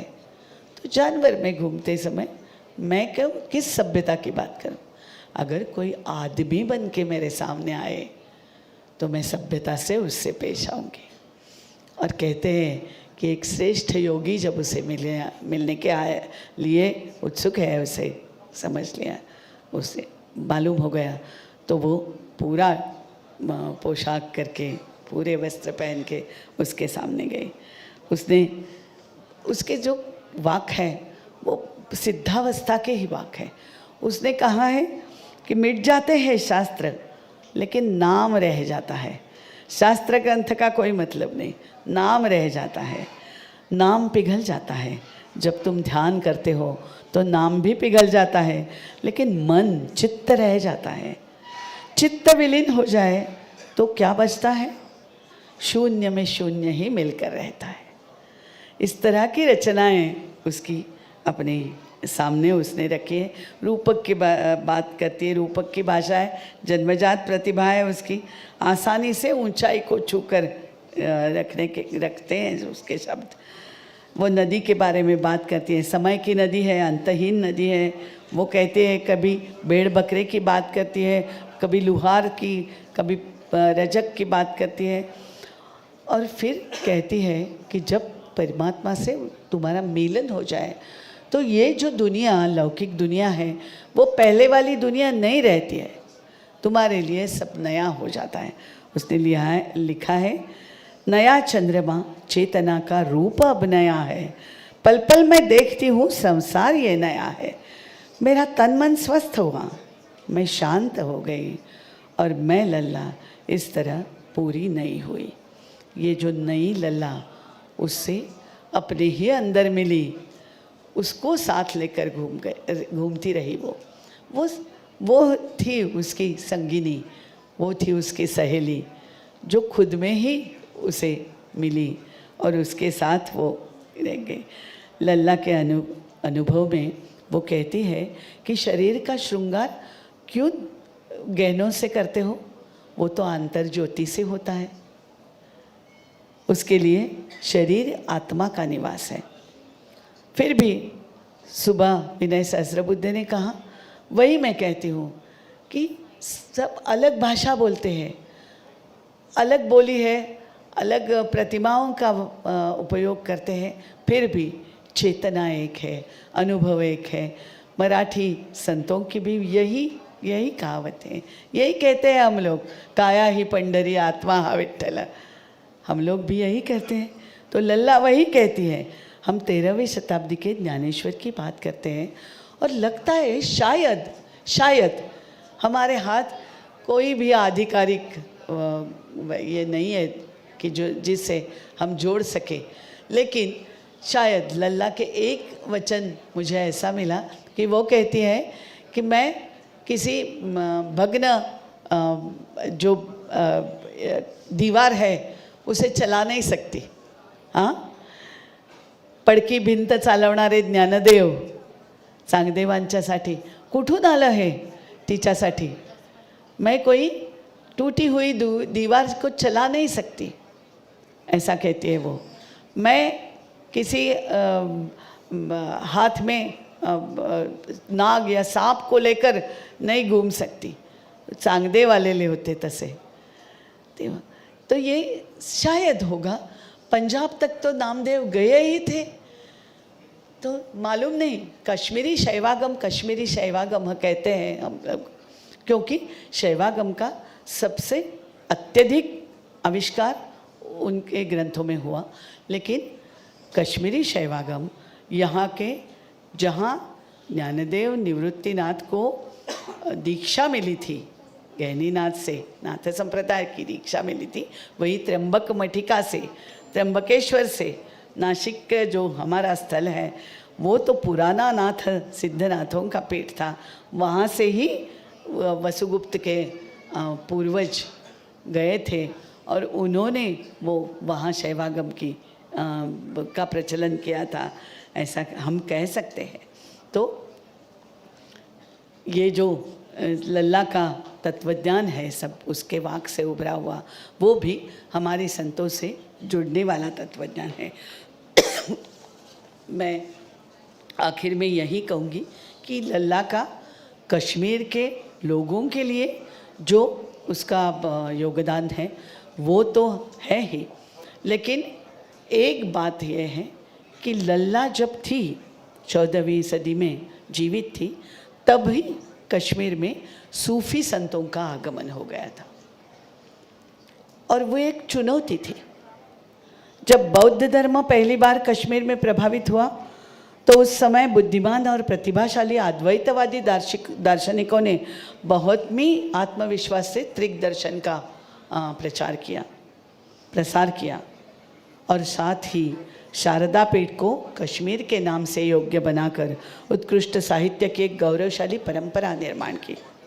लेकिन जब 14वीं सदी में सूफी जैसा एक पूर्णतः अपरिचित नया धर्म लेकर कोई आए तो कश्मीर के धर्म जीवन के सामने एक नई चुनौती दाखिल हुई, नई चुनौती उत्पन्न हुई।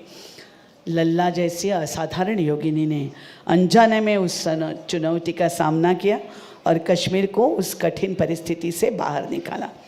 एक ही उसका किंवदंती है कि शेख नूरुद्दीन वली, जिसने सूफी और शैव इकट्ठा करके ऋषि संप्रदाय का निर्माण किया, वो नूरुद्दीन वली जब उसका जन्म हुआ तो माँ का दूध नहीं पीता था।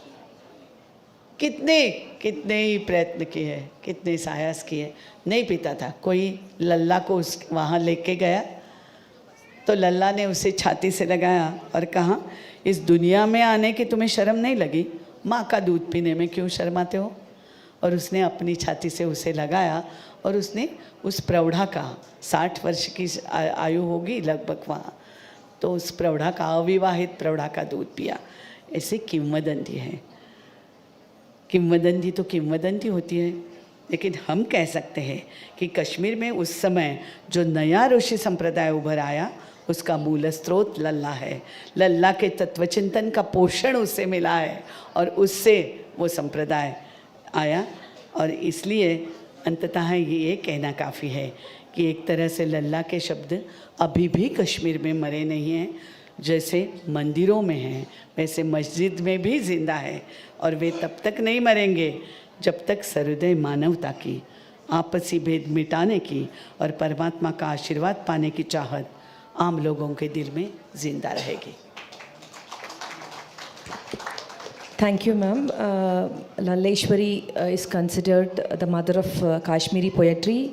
Her teachings promote the universal truth of divine unity, transcending barriers of caste, creed, and religion. Her legacy is a beacon of hope and spiritual enlightenment in the modern world. Thank you, madam, for reminding her once again. Thank you once again.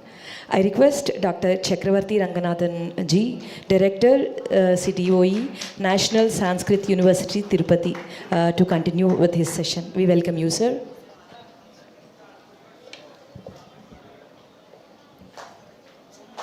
Shri Venkatadirnilayah Kamala Kamuka Puman Abhangura Vibhutirnastharangayetu Mangalam Shri Akkantaya Kalyan Dhayethinam Shri Venkatnivasaya Srinivasaya Mangalam सभाये नमः। भाग्यनगरे भारतीय संस्कृति सम्मेलनमिति एकः महान् कार्यक्रमः प्रचलन् अस्ति। वयं सर्वेपि धन्यधन्याः। किमर्थं नाम एतादृश संस्कृतिकार्यक्रमे अस्माकमपि कश्चन अन्वयः अस्ति इति कृत्वा आदौ सर्वेषां कृते अमरवाणीसंस्थायाः अधिकारिणां कृते आदौ धन्यवादान् व्याहरामि. అందరికీ కూడా నమస్కారములు. ముఖ్యంగా నాకు ఇచ్చినటువంటి శీర్షకం ఆండాళ్, తమిళ్ పోయట్.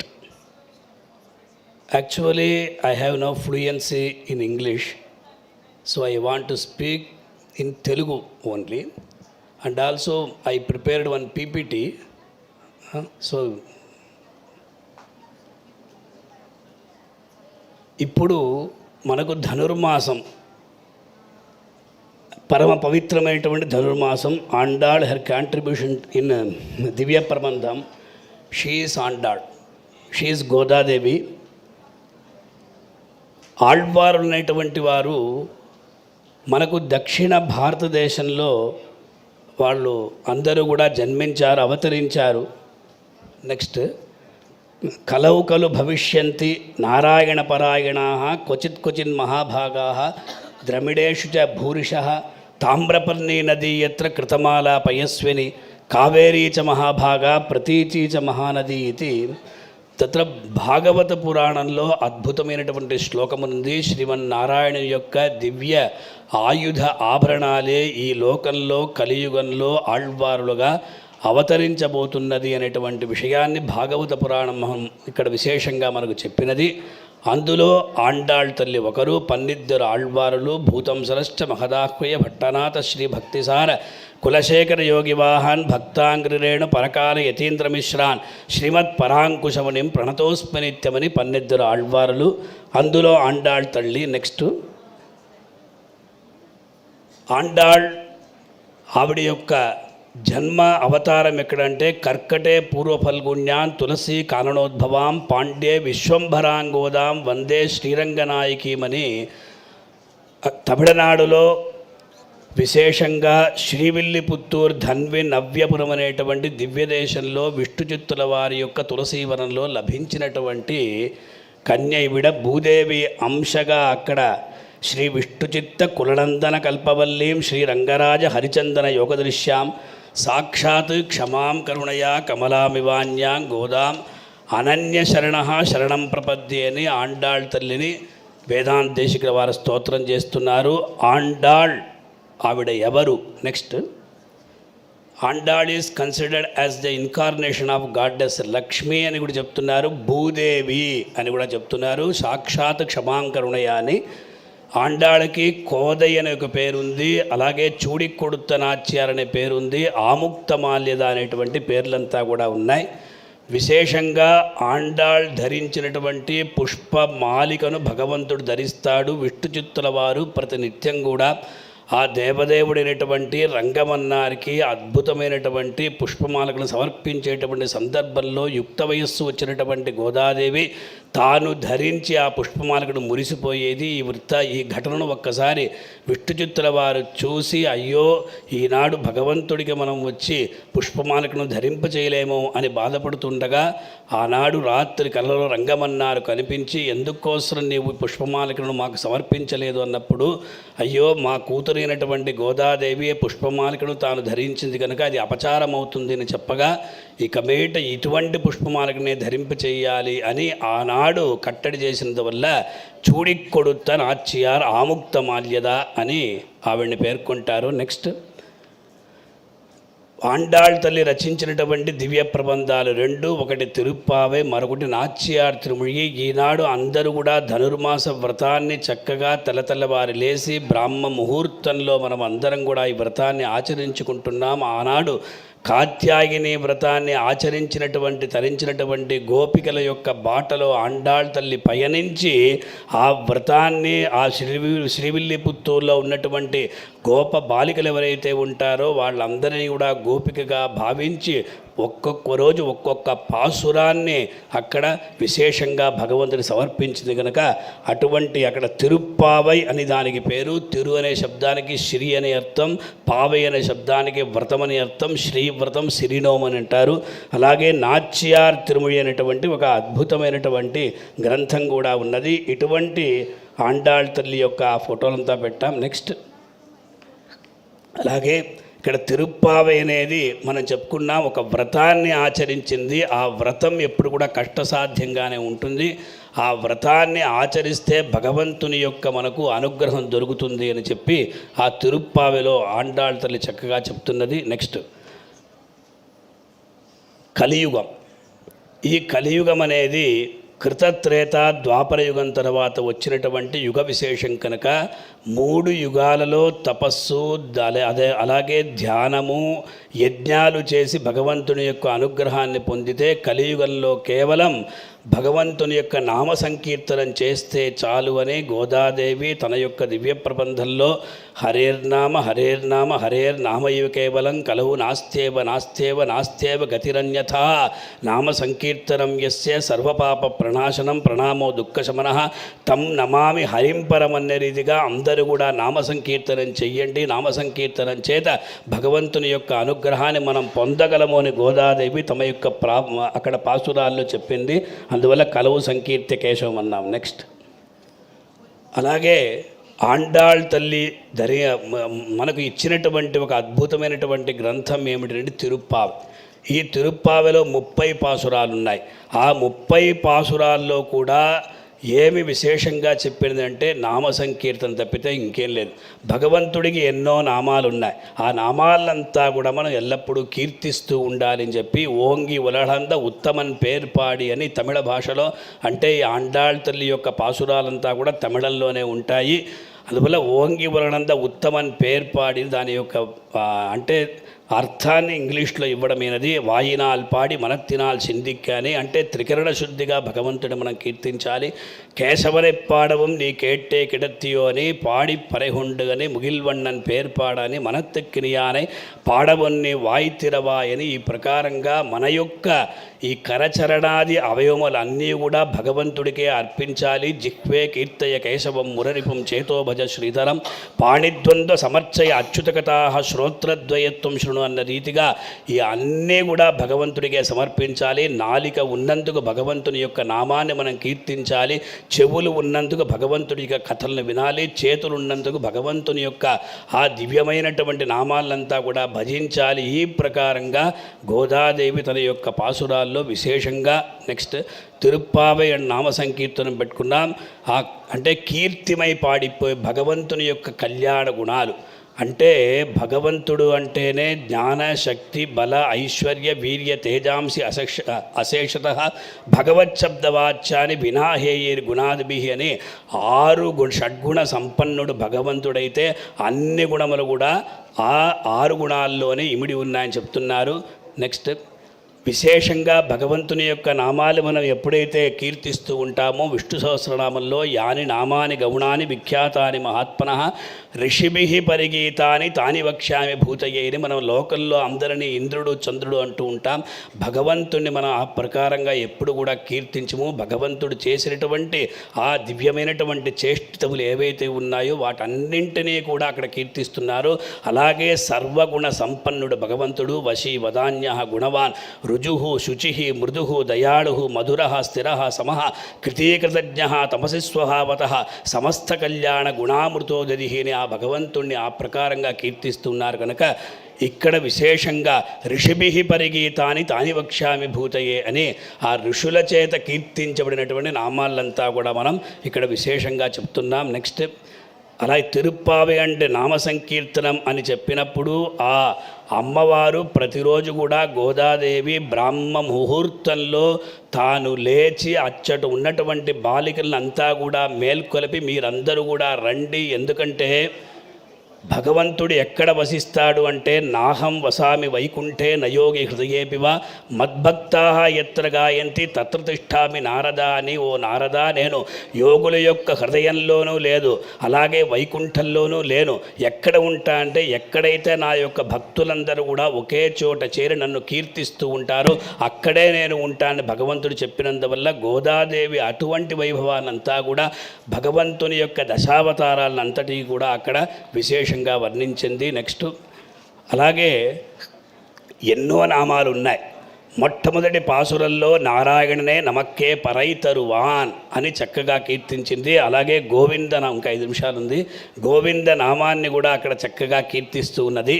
అందువల్ల భగవంతుడు సర్వశరణ్యుడు, శ్రీమన్నారాయణుడే సర్వశరణ్యుడు కనుక అటువంటి ఆ దేవదేవుణ్ణి మనం ఎల్లప్పుడూ శాంతాకారం భుజగశయనం పద్మనాభం సరేశం విశ్వాధారం గగనసదృశం మేఘవర్ణం శుభాంగం లక్ష్మీకాంతం కమలనీనం యోగివిద్యానగమ్యం వందే విష్ణుం భవభయహరం సర్వలోకైకనాథమని ఆ భగవంతుని కీర్తించాలి. ద్రౌపది ఎప్పుడైతే శరణాగతి చేసిందో, వస్త్రాపహరణం చేసినటువంటి సందర్భంలో ఆ ద్రౌపది ఏ ప్రకారంగా అక్కడ ప్రార్థించి శంఖ చక్ర గదా పాణే ద్వారక నిలయ అచ్యుత గోవింద పుండరీకాక్ష రక్షమాం శరణాగతమని ఆ గోవింద నామాన్ని పలికిన వెంటనే దేవదేవుడు పరిగెత్తుకొని వచ్చి ఆ ద్రౌపదీదేవుడిని కాపాడలేదా? అలాగే గజేంద్ర మోక్ష వృత్తాంతంలో భగవంతుడు నక్రగ్రస్తపదం సముద్రతకరం బ్రహ్మాదయో భూస్సురా రక్షంతామిది దీనవాక్య కిరణం దేవేషు అసక్తేషు యః మాభైషీరితి తస్య నక్రహరణే చక్రాయుధ శ్రీధరోహి ఆర్తత్రాణ పరాయణస్స భగవాన్ నారాయణో మే గతి అనే ఆ గజేంద్రుడు ఎప్పుడైతే నిస్సహాయుడే, నా వల్ల నన్ను రక్షించుకోలేను అని చెప్పినప్పుడు భగవంతుడు ఆ మహాలక్ష్మిని కూడా పక్కన తోసి గరుత్మంతుణ్ణి లాక్కొని ఆ గజేంద్రుణ్ణి కాపాడినటువంటి వైనం మనకు తెలియదా? ఆ గరుడు కూడా అంటే అంత వేగంగా అక్కడ వస్తున్నాడు. అలాగే గజేంద్రుడు కూడా నా యొక్క శరీర రక్షణం కొరకు నేను పాటుపడలేదు, నేను ఎందుకు కోసం నాహం కళేబరస్యాస్య త్రాణార్థం మధుసూదన కరస్థకమలాన్యేవ పదయోర్ అర్పితం తవ అని ఇటువంటి నా యొక్క శరీర రక్షణం కొరకు నేను ప్రార్థించలేదు స్వామి, నీ పూజ కొరకు నేను కోసినటువంటి పుష్పాన్ని యొక్క పాదార విందములకు సమర్పించడానికై నేను ఇంత ప్రార్థించాను అని ఆ ప్రకారంగా మనం అందరూ కూడా ఉండాలన్నారు. నెక్స్ట్ తిరుప్పావై గోవింద గోవింద గోవింద అని 3 సార్లు వస్తాయి. అంటే కూడార వెల్లుం షీర్ గోవింద అని, కురెవొండ్రమిల్లాద గోవింద అని, ఇత్తెప్పరహుళ్వాన్ అండ్రిహాం గోవింద అని ఎన్ని నామాలున్నా కలియుగంలో గోవిందనామం. మన వెంకటాచల క్షేత్రానికి వస్తే, తిరుమల కొండకి వస్తే అడుగడుగు దండాల వాడిని మనం ఎప్పుడైతే ప్రార్థిస్తామో అన్ని నామాలు పోతాయి, గోవిందనామం ఒక్కటే మిగులుతుంది. ఆ గోవింద నామోచ్చారణతో తిరుమలంతా కూడా మారుమోరుకుపోతుంది కనుక గోవిందేతి సదా స్నానం, గోవిందేతి సదా జప, గోవిందేతి సదా ధ్యానం, సదా గోవింద కీర్తనమని ఆ గోవింద నామోచ్చారణం చేత అందరికీ కూడా మోక్షం కలుగుతుంది అన్నారు. అలాగే నెక్స్ట్ తిరుప్పావే నామ సంకీర్తనం చెప్పినప్పుడు భగవంతుని మనం అప్పుడప్పుడు కూడా కాస్త కఠినంగా మాట్లాడతాం. ఎప్పుడైతే మన పని కాలేదో, ఓ తండ్రి నా పనిని ఈ ప్రకారంగా అంటే కానివ్వకుండా చేశావు, నేనేం తప్పు చేశానని భగవంతుని నిష్ఠూరంగా మాట్లాడడం కూడా మనకు ఉంది. అందువల్ల అర్జునుడికి ఎప్పుడైతే ఆ దేవదేవు తన యొక్క విశ్వరూప సందర్శనం చేయించాడో, సఖేతి మత్వా ప్రసభం యదుక్తం హే కృష్ణ హే యాదవ హే సఖేతి అజానతా మహిమానం తవేదం మయా ప్రమాదాత్ ప్రణయేన వాపి అని అర్జునుడు, స్వామి ఓ కృష్ణ నీ యొక్క మహిమను తెలుసుకోకుండా నిన్ను సఖా ఫ్రెండ్ అని పిలిచాను, అలాగే ఏదేదో పిలిచాను స్వామి, కానీ నీవంతా కూడా మన్నించాలి. అదే ప్రకారం ఇక్కడ కూడా గోదాదేవి ఆ కృష్ణుడిని ఆ ప్రకారంగా అక్కడ ఎప్పుడు పిలుస్తూ ఉన్నది, నీవు ఇంకా మమ్మల్ని అనుగ్రహించలేదే, నీవు ఇంకా నిద్రపోతున్నావా, ఈ ప్రకారంగా చెప్పింది. తర్వాత నెక్స్ట్ వంగక్కడల్హడైందా అనేటువంటి ఆ పాసురంలో విశేషంగా అన్నీ కూడా ఆ భగవంతునికే చెందుతాయని చెప్పింది. వాస్తవంగా నామ సంకీర్తన ప్రభావాన్ని గోదాదేవి తన యొక్క 30 పాసురముల ద్వారా తెలియజేసింది. అంటే విశేషంగా మనం ఏది చేయాల్సిన పని లేదు. ఈ లోకంలో భగవన్నామోచ్చారణం చేస్తే చాలు, అదే మనల్ని మోక్ష సామ్రాజ్యానికి తీసుకుని వెళ్తుంది అని చెప్పి మార్గழி తింగళ్ మదిరినందన్ అన్నాళాల్ అనే పాసురంలో వైయత్తు வாழ்வீர்கள் நாமும் நம்பாவைக்கு ஓங்கி உலகளந்த உத்தமன் பேர் பாடி ஆழிமழை கண்ணா ஒண்டுனை கைகரவேல் மாயனை மண்ணு வடபதரை மைந்தனை புள்ளும் சிலம்பினகான் புள்ளரையன் கோயில் கீசு கீசెన్నెంగం ఆనైచాత్తన్ కీழ்వానం వెళ్ళన్న ఎరుమై సిరివీడు. ఈ ప్రకారంగా అక్కడ ఎన్నో విశేషాల్ని తూమడి మాడత్తు చుత్తం విளக்கரிய நோத்து சுவர்க்கம் புகுகின்ற வம்பனாய் கத்துக்கரவை கடங்கள் பரகரந்து கனைத்திளங் கத்திரவை கன்றுக்கிறங்கி புள்ளின்வாய் கீண்டானை பொல்லா வரக்கனை உங்கள் புழக்கடை தோட்டத்து வாவியுள் எல்லே இளங்கிளிய இன்னம் உறங்குதியோ நாயகனாய் நின்று நந்தகோபுடைய கோயில் காப்பானே அம்பரமே தண்ணீரே சோரே அரஞ்செய்யும் உந்து மதகடித்தன் ஓடாத தோல்வலியின் குத்து விளக்கரிய கோட்டுக்கால் கட்டில் மேல் 33 அமரர்க்கு முன் சென்று ஏத்த கலங்கள் எதிர்பொங்கு மிதளிப்ப அங்கன்மா ஞாலத்தரசர் மாறி மரவழஞ்சில் மண்ணை கிடந்துறங்கம் அன்னை உலகம் அடந்தாய் அடிபோத்தி ஒருத்தி மகனாய் பிறந்து மாலே வடிவண்ணா மார்கள் நீராடுவான் கூடார வெல்லும் சீர் கோவிந்தா கரவகள் பின்சென்ன காணம் சேர்ந்துன்போம் சித்தம் சிறுகாலே வந்துன்னை சேவித்து வங்கக்கடல் அடைந்த மாதவனை கேசவனை திங்கள் திருமுகத்து சேழையா சென்னிரஞ்சி அங்கப்பர் கொண்ட வார்த்தை அணிபதுவை பைங்கமல தந்தரிகள் பட்டறிகிறான் கொதை சொன்ன செங்க தமிழ் மாலை 30 தப்பாவே இங்கே பரிசுரைப்பார் 2 மால்வரைத்தோள் செங்கண் తిరుమగత్తు చెల్వ తిరుమాలార్ ఎంగొం తిరువరుల్ వెత్తి ఇన్బరువరెంబావాయ్ అని గోదాదేవి అద్భుతంగా ఈ తన యొక్క దివ్య ప్రబంధాలలో భగవన్నామ సంకీర్తన వైభవాన్ని తెలియజేసింది కనుక అటువంటి గోదాదేవి యొక్క పాదార విందాలను నమస్కరిస్తూ గోవిందుని యొక్క అనుగ్రహాన్ని కాంక్షిస్తూ ఇటువంటి అవకాశాన్ని ఇచ్చినటువంటి వాళ్ళందరికీ కూడా ధన్యవాదాలు తెలియజేస్తూ కర్కటే పుల్లపల్గున్యాం తులసీ కాననోద్భవాం పాండ్యే విశ్వంభరాంగోదాం వందే శ్రీరంగనాయకే.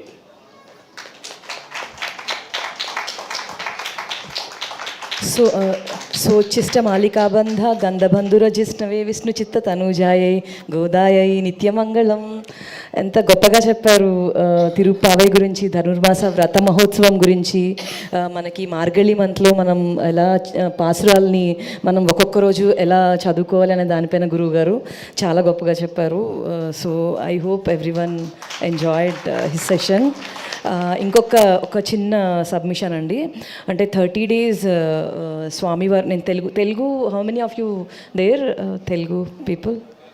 ఓకే, 30 రోజులు ఆముక్త మాల్యద అనే పేరుతోని చిన్నజీయర్ స్వామివారితోటి వైటీఆర్ ట్రస్ట్ ఇంకా జిజ్ఞాస నుంచి ధనుర్మాస వ్రత మహోత్సవం అని చెప్పి నిర్వహించడం జరుగుతుందండి. 30 days ఒక్కొక్క రోజు ఒక్కొక్క పాసురంతో జియర్ స్వామివారు వివరణ చేసి అంత గొప్పగా, అంటే చాలా పెద్ద పెద్ద కార్యక్రమాలు చేస్తున్నారు. ఏమాత్రం వీలున్నా కూడా ఈ 30 అంటే 13th దాకా మనకి జియర్ స్వామి మహోత్సవం ఉంటుంది. అది ఏమాత్రం వీలున్నా మన వాళ్ళందరూ వెళ్ళి స్వామివారిని దర్శనం చేసుకుని ఆయన మంగళ శాసనాలు తీసుకుంటారని కోరుకుంటున్నాము. Thank you. And I request Shri Vaishnavi Ramesh garu, the author, scholar in mythology and mysticism. I request you to continue with the session, madam.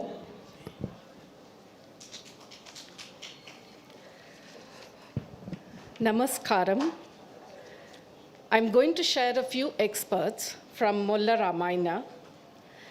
So before that, we'll see what Telugu poetry. Telugu poetry is rich and vibrant part of Indian literature and has a history spanning over 1,000 years. So it has both classical and modern literature which blends seamlessly to form an aesthetic expression and intellectual depth. It reflects the beauty, philosophy and values of the Telugu-speaking people. Since it is about Bhakti Sammelanam, I wish to say a few words about that before we start the main topic of Molla. So Bhakti represents a deep connection with the divine, transcending ritualistic practices and focusing on surrender, love and faith. The concept of Bhakti is rooted in Indian spiritual traditions. These include Shravanam, Kirtanam, Smaranam, Seva, Archanam, and Atma Nivedanam, among others. The most important part of the Bhakti movement was that the hymns, epics, and prayers were composed in regional languages, making spirituality accessible to all. The prominent figures in the Bhakti movement of Telangana included Talapaka Timmakka, Tarikonda Vengamamba, Kaviyatri Molla, Vadapalani, and Balapapamba, etc. To say about the author Molla, though Ramayana has been written many times, it is as true as taking food every day. Whether one reads, listens, or recounts to the tale of Rama, it will always be fresh and worthy of devotion, says Molla. So Molla's Ramayanam is regarded as one of the classical Ramayanam in Telugu. It is brief, but is praised for its comprehensive rasas.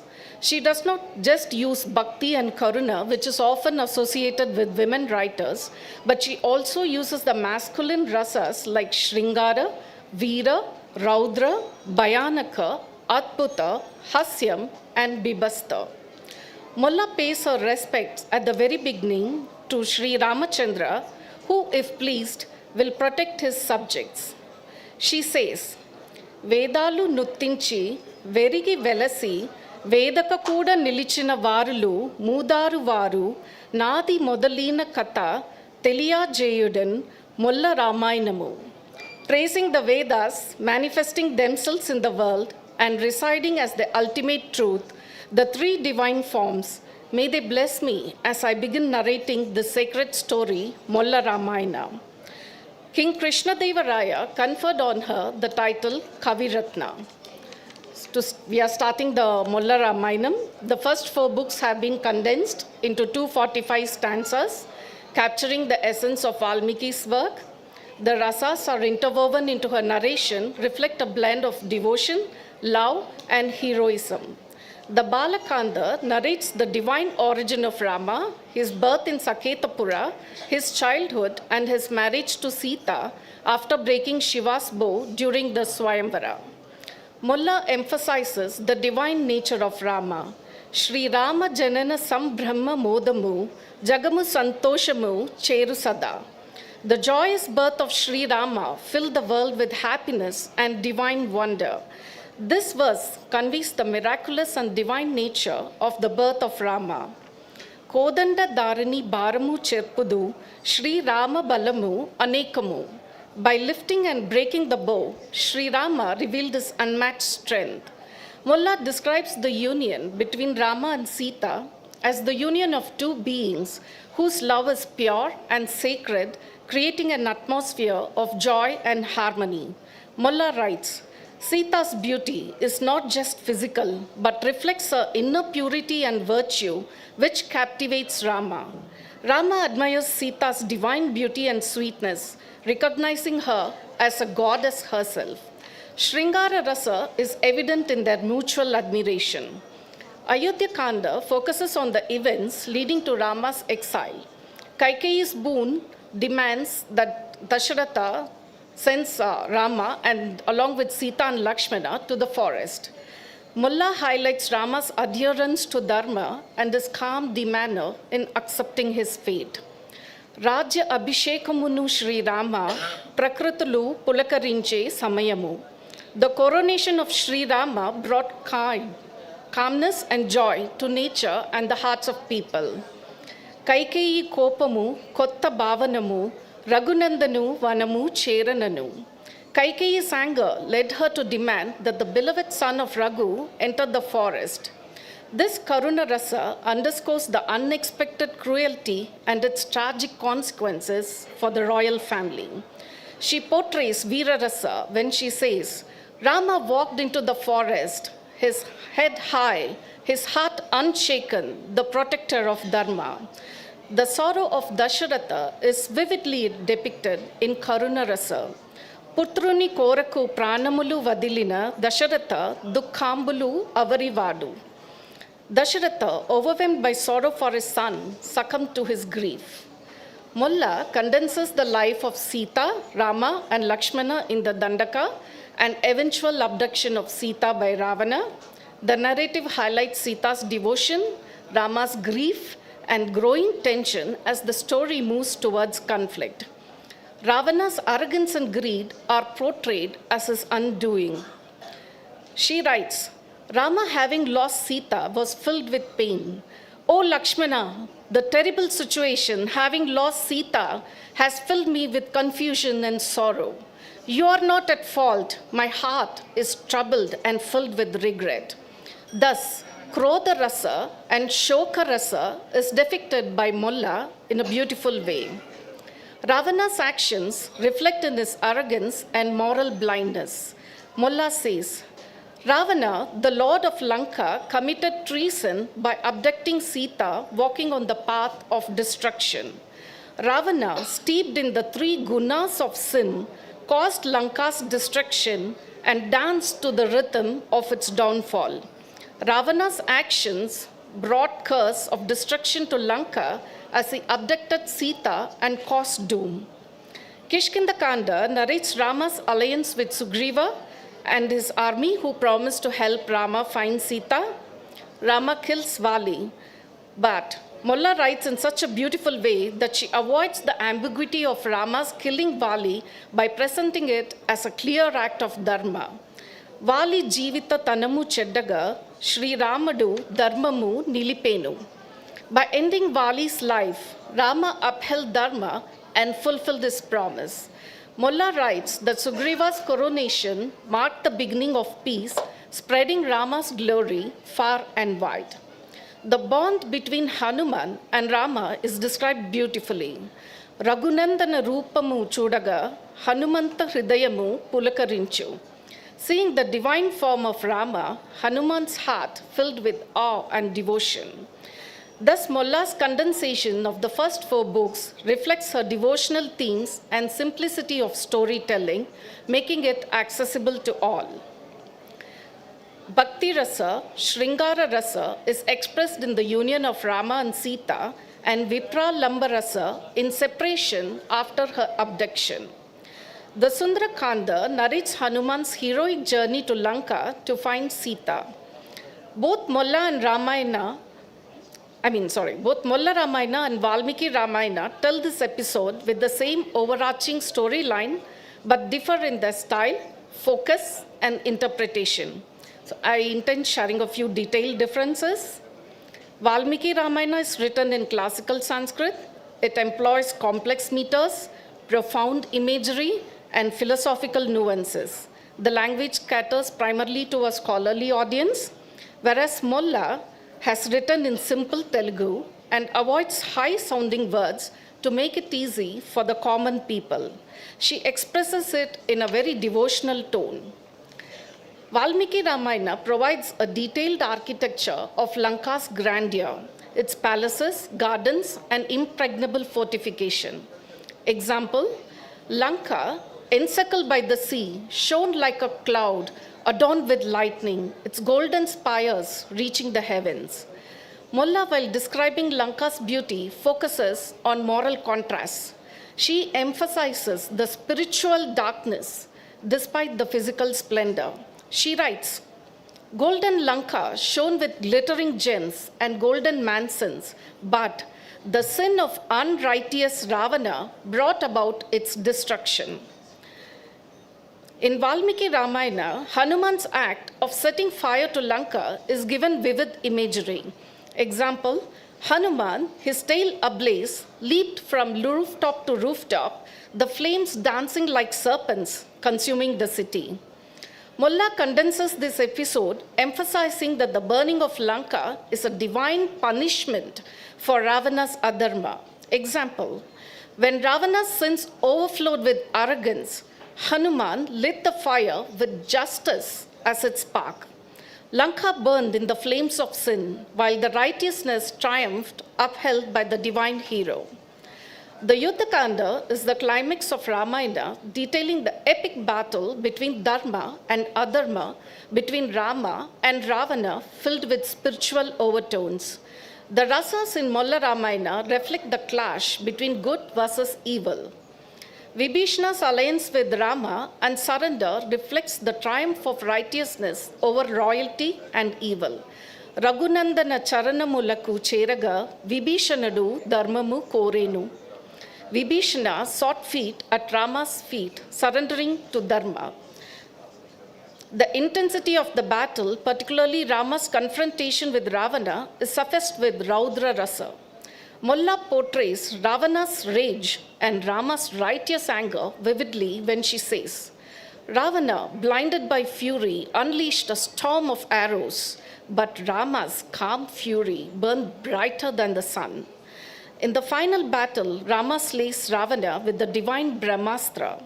Ravana's death evokes a sense of tragedy, as even Rama expresses compassion for the fallen king. Sita undergoes trial by Agni Pariksha to prove her purity. Agni, the fire god, restores her to Rama, affirming her chastity. Sambhoga Shringara surfaces after Rama rescues Sita, but Mulla presents this love as restrained and dignified, emphasizing spiritual connection rather than physical. She says, Rama's eyes met Sita's and the world stood still. The victory of love and dharma shining like the sun. Rama, Sita and Lakshmana return to Ayodhya in the Pushpaka Vimana. Rama's coronation marks the beginning of his rule as a just and noble king. Ayodhya Puramu, Dharmamunu Nilipe, Ramuni Rajyamu, Sukhamunu Sonde, Janalu Sarvamu, Danyamagu Sita, Ramuni Kirti Andu, Munigiri. The city of Ayodhya upheld righteousness. Rama's reign was full of happiness and prosperity. The people found fulfillment immersed in the glory of Rama and Sita. Mulla either excludes or significantly abridges the Uttarakanda, focusing on Rama's ideal kingship rather than Sita's exile. Rama Rajyamunu, Ananda Mayamagu, Janaki Rama Katanamu, Sarasamu. The story of Janaki and Rama concludes with the blissful kingdom of Rama. The story of Rama and Sita, when heard, fills the hearts of noble souls with joy. Thus, Mulla's emphasis is on devotional and moral teachings compared to Valmiki. It is a simplified narrative focusing on Rama's divine nature. Hanuman's devotion is given more importance, reflecting on Mulla's personal connection to Bhakti traditions. Mulla Ramayana reflects the cultural and devotional milieu of Telugu-speaking regions while retaining the essence of Valmiki's epic. Thus, to conclude, in the heart of Telangana, a tale takes flight. Mulla's Ramayana, a beacon of hope and light. With simple words and wisdom so profound, her verses echo with divine resound. Sita's grace and Rama's might, their story pure and bright. Mulla's humbleness and divine soul, a legacy forever will shine. Thank you. That was so grateful, Vaishnavi ji. रामो राजमणि सदाजयं धर्मस्य मूलं महान् सीतापतः चरणारविन्दं मल्लस्तवयः शाश्वतं नमतु. Rama, the jewel among kings, always trims the very root of righteousness. Let us eternally bow to the feet of Sita's Lord, praised in Mulla's hymns. And thank you. That was a nice session. I request Srimati Indira Tanmayji. She is a practicing musician and disciple of Sanskrit. I request you to continue with the session, madam. Namaskarams. Namaskarams to all the dignitaries present here. I hope you all agree with me when I say music has a unique ability to touch our souls. In the Telugu-speaking world, there are innumerable composers who have woven their melodies into our daily life and becoming householding names. For example, when I sing this song, Ramachandraya Janakaraja Manoharaya Mamakabhishtadaya Mahita Mangalam. This song, there would hardly be any Telugu person who has not listened to this.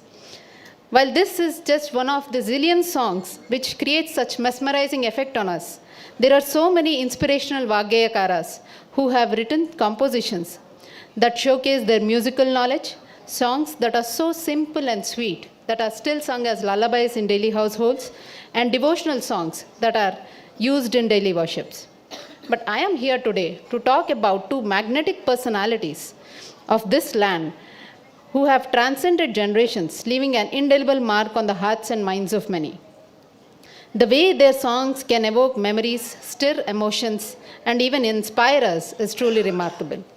Their lives exemplify the power of devotion, music, and unwavering faith, leaving a profound legacy behind them.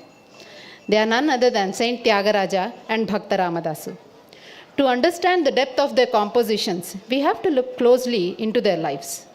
On the similarities fronts, Ramadasu, born in 16th century, in a small village, Nelakondapalli in Bhadrachalam Taluka. He led an austere life despite his administrative position there. Tyagaraja, who was born almost 100 years later, belonged to a family that hailed from Kakarla village in Kurnool district. He also led a simple and spiritually rich life. This life that was influenced by Gopanna, who is also called as Ramadasu. They both lived the life of Unchavritti in different stages of their life.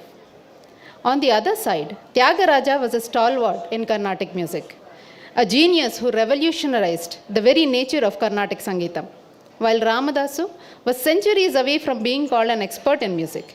Yet his simple and sing-along songs spread far and wide, making their way into the life of Telugu people. The common thread that binds them together is bhakti.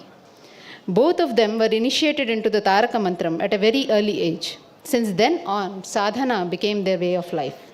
This continuous dedicated practice changed the way they perceived life around them. Everything in and around them was either the manifestation of the Lord, their Ishtadevata, or his doings. The Ishtadevata for them, both of them being Lord Rama. This bhakti started reflecting in their compositions from a very early age. Ramadasu composed his first song at an age of 10 years, which is Takkuvemi Manaku Ramudu Okkadundu Varaku. Nothing more is required if Rama is on our side. And in case of Tyagaraja, these compositions started at the age of 6 years, and he used these compositions in daily worship. In his early teens, Tyagaraja performed his own composition at the Tanjavur court, and the song he performed was Dorakuna Ituvanti Seva. Is there any more joy than serving Lord Rama? If we note, both these Vagyakaras have started to hone their bhavas into their compositions.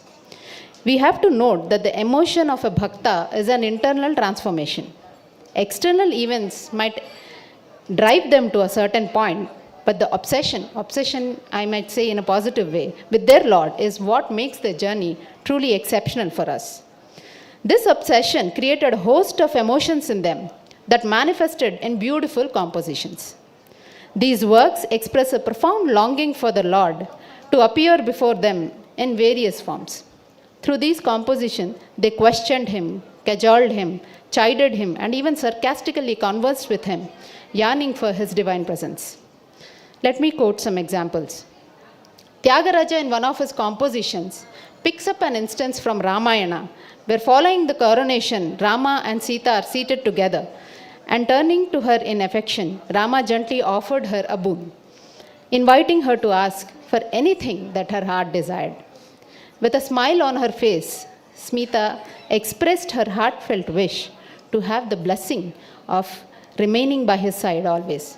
Now, Tyagaraja cites this example and asks Rama directly, Sita asked you for the bhagyam to stay with you forever, but what did you do?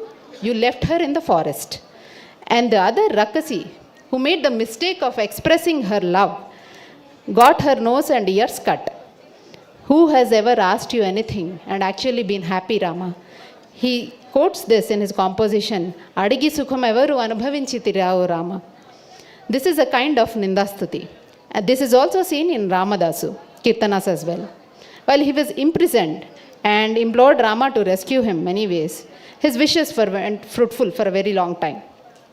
This essence is captured in his song, Ikshvaku Kula Tilaka Ikanaina Palukave Ramachandra Nannu Rakshimpakunnanu Rakshakulevaraya Ramachandra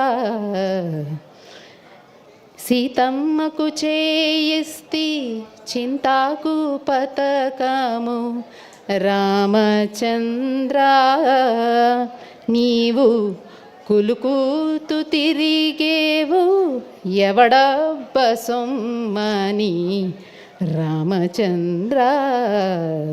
You are the scion of Ikshvaku. Why won't you come to my rescue? If not for you, who will come and rescue me? All those ornaments that you, your wife and brother are adorning, who gave them to you? Definitely not your father-in-law. When this attempt also failed, this emotion turned into frustration. And this was expressed in the song Maataladi Velade Rama by Tyagaraja. Why don't you talk to me, Rama? And Paluke Bangaramaina by Ramadasu. Oh Rama, is that a word from your mouth so precious? Why don't you talk to me when I call you? I have not forgotten your thoughts even in my dreams, but yet you still don't respond to me. If you look closely, they started to turn every emotion that they have into bhakti. Be it sadness, anger, pain, despair, all these emotions reflected in their compositions.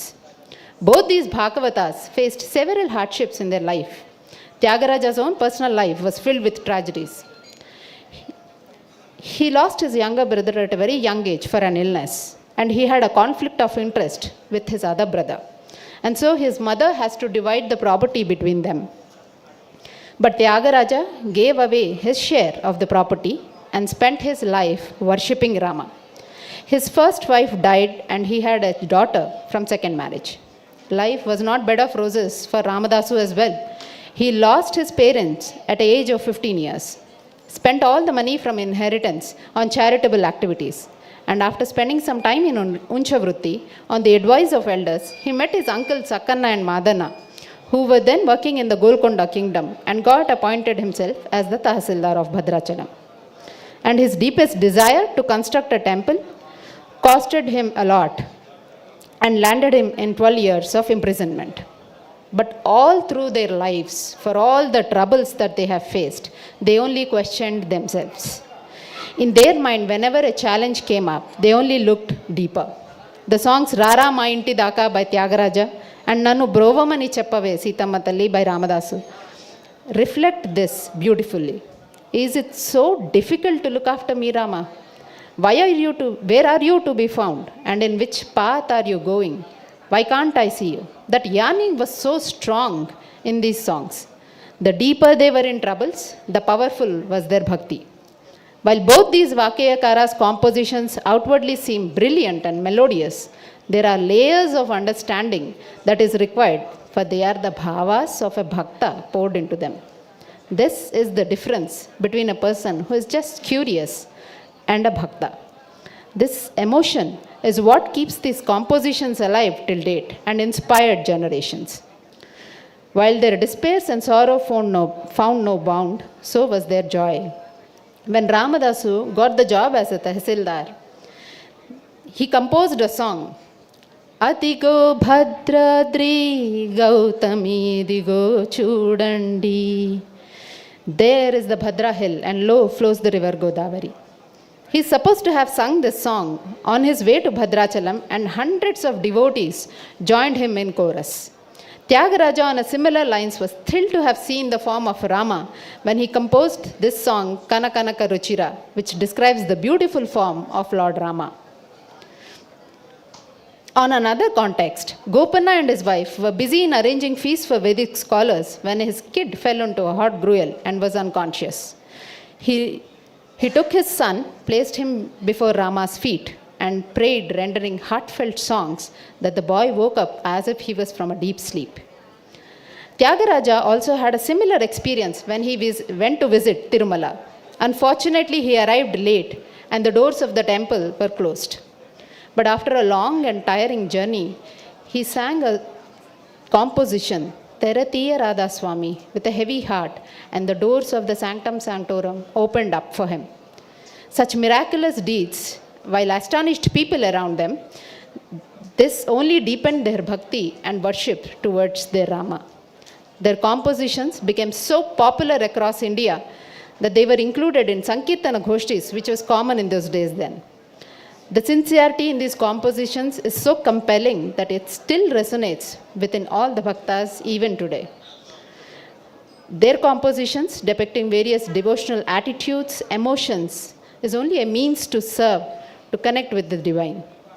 The absolute truth that is revealed in the last song on the last day of Tyagaraja is same as that is revealed in the most popular song written by Ramadasu, Anta Ramamayam, Ee Jagam Anta Ramamayam. Thank you.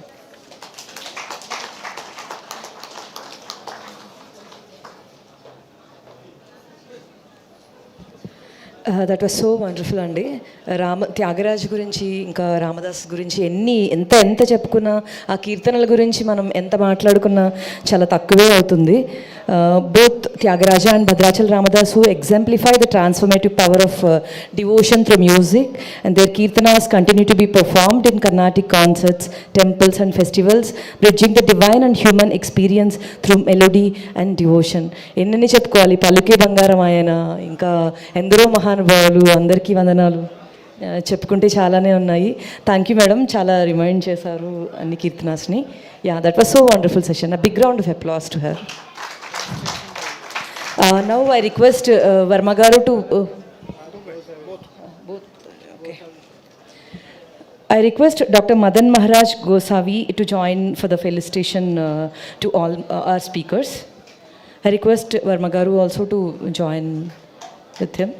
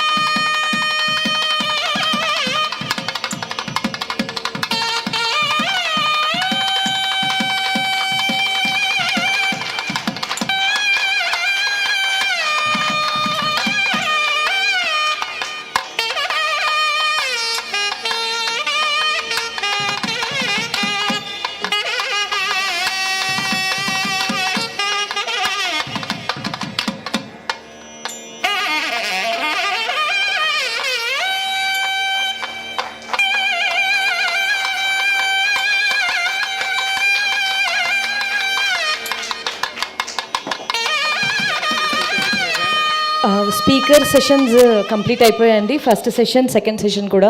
Now we continue with the lunch. And speaker sessions continue అయిపోయాయి కాబట్టి ఆడియన్ request, రామచంద్రాయ Janaka ఒక పల్లవైనా పాడమని మేడంని అడిగారు. So she'll finish the speaker sessions with the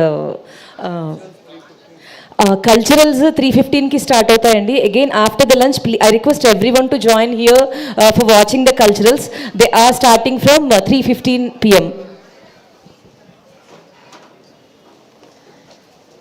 रामचन्द्राय जनकराजज मनोहराय मामकाभीष्टदाय महितमङ्गलं कोसलेन्द्राय मन्दहासदासपोषणाय वासवादिविनुतसत्वाय मङ्गलं चारुकुङ्कुमोपेतचन्दनादिचर्चिताय हारकटकशोभिताय भूरि मङ्गलम् ललितरत्नकुण्डलाय तुलसीवनमालिकाय जलजसदृशदेहाय दिव्यमङ्गलं रामदासमृदुलहृदयकामरनिवासाय स्वामी भद्रगिरिवराय सर्वमङ्गलं स्वामी भद्रगिरिवराय सर्वमङ्गलं स्वामी भद्रगिरिवराय सर्वमङ्गलम्.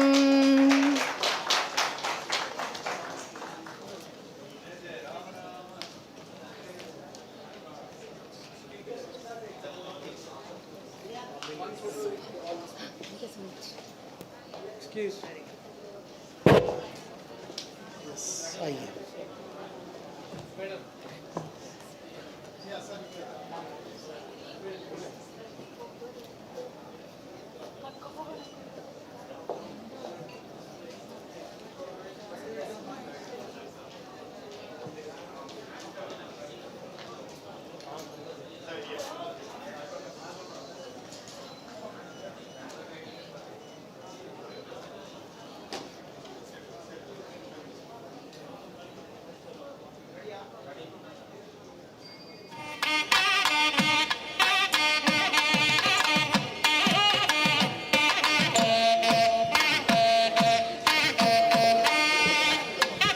Everyone please go ahead with the lunch and 3:15 की cultural start होता है अंडी. Again I request everyone to assemble here by 3:15 and watching the culturals. అప్పుడు మనం నెక్స్ట్ సింగర్స్ ఉన్నారు. there are many cultural performances here. Governors program followed by Governor Gari program untundandi. So I request everyone to please assemble here back by 3:15 and continue with Governor G's program also too, after watching the culturals. Thank you. And afternoon session lo there are musicians, there are like other Perini Nrityam Brindam unnaru, ఇంకా Bharatanatyam teams ఉన్నాయి. there are many cultural teams here.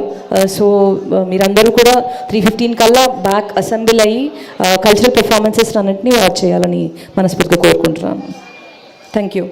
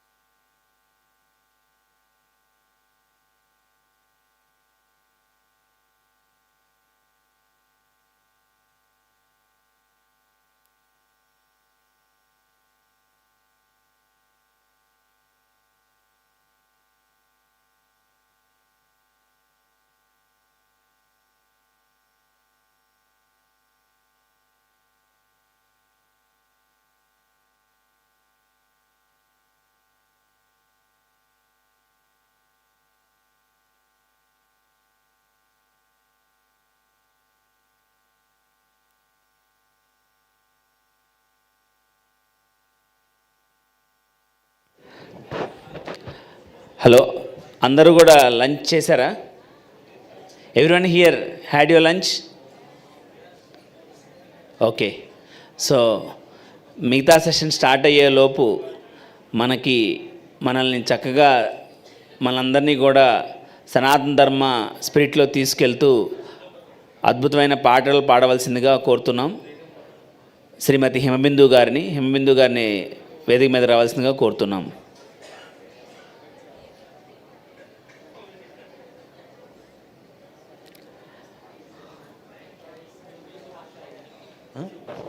Ashok जी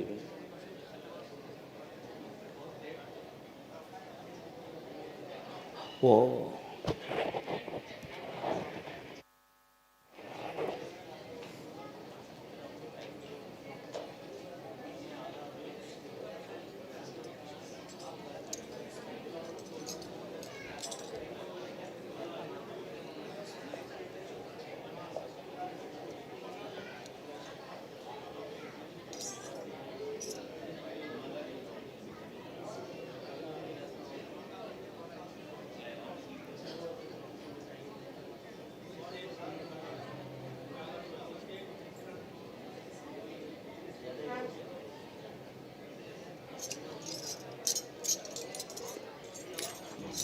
అందరికీ నమస్కారం. Marathi అభంగ్తో start చేస్తాను. అందరూ నాతో పాటు కూడా chorus పాడాల్సిందిగా కోరుతున్నాను.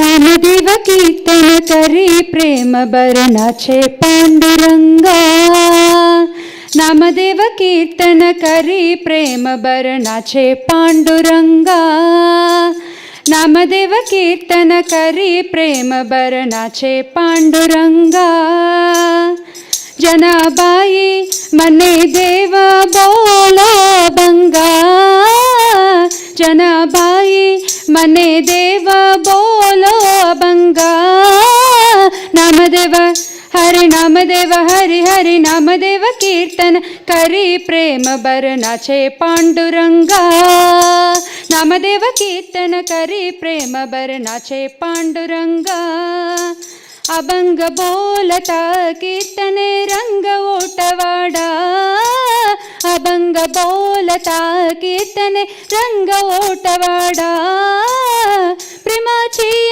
संगे देव नाचूल काला, प्रेमाची संगे देव नाचूल काला, नामदेव कीर्तन करी प्रेम भरनाचे पांडुरंगा, नामदेव हरि नामदेव हरि हरि नामदेव हरि नामदेव हरि हरि नामदेव कीर्तन करी प्रेम भरनाचे पांडुरंगा, नाचत डोलत देवाचा कळल पीतांबरा, नाचत हरि नाचत हरि नाचत हरि हरि नाचत, नाचत डोलत देवाचा कळल पीतांबरा, सावत होई देवायस बोले कबीर, सावत होई देवायस बोले कबीर, नाचत अरे डोलत अरे नाचत डोलत देवाचा कळल पीतांबरा, सावत होई देवायस बोले कबीर, नामदेव हरि नामदेव हरि हरि नामदेव कीर्तन करी प्रेम भरनाचे पांडुरंगा, नामदेव कीर्तन करी प्रेम भरनाचे पांडुरंगा, नामयाचे जने लोले संताचे पायी, नामयाचे जने लोले संताचे पायी, जन्म मरणापासून मुक्ती करके विठाबाई, नामदेव हरि नामदेव हरि हरि नामदेव कीर्तन करी देव करी प्रेम भरनाचे पांडुरंगा, नामदेव कीर्तन करी प्रेम भरनाचे पांडुरंगा, विठ्ठल विठ्ठल पांडुरंगा, विठ्ठल विठ्ठल पांडुरंगा, अंदर पाडल विठ्ठल विठ्ठल पांडुरंगा, विठ्ठल विठ्ठल पांडुरंगा, విఠల విఠల పాండురంగ విఠల విఠల పాండురంగ విఠల విఠల పాండురంగ విఠల విఠల పాండురంగ విఠల విఠల పాండురంగ విఠల విఠల పాండురంగ రంగ విఠల విఠల పాండురంగ విఠల విఠల పాండురంగ విఠల విఠల పాండురంగ విఠల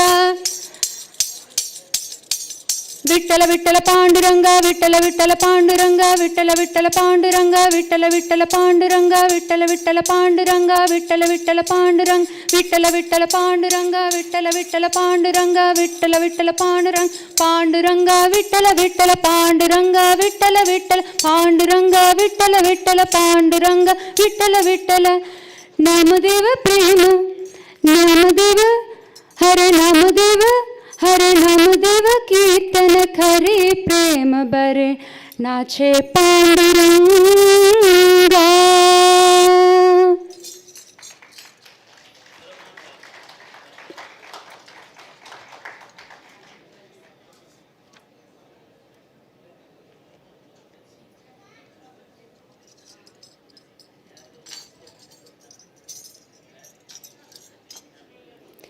ఎందరో మహానుభావులు అందరికీ వందనములు తెలియజేసుకుంటూ త్యాగరాజస్వామి వారి పంచరత్న కీర్తన అయినటువంటి ఎందరో మహానుభావులు పాడుతున్నాను.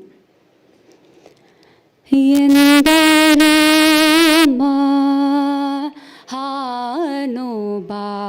మహానుభావులు ఎందరో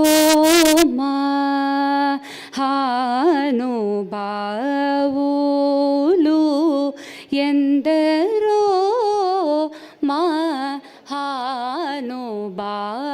మహానుభావులు ఎందరో మహానుభావులు అందరికీ వందనములు అందరికీ వందనములు అందరికీ వందనములు ఎందరో మహానుభావులు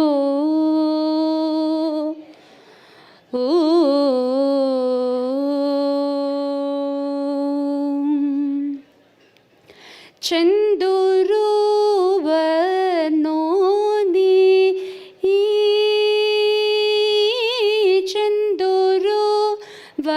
చందురువనోని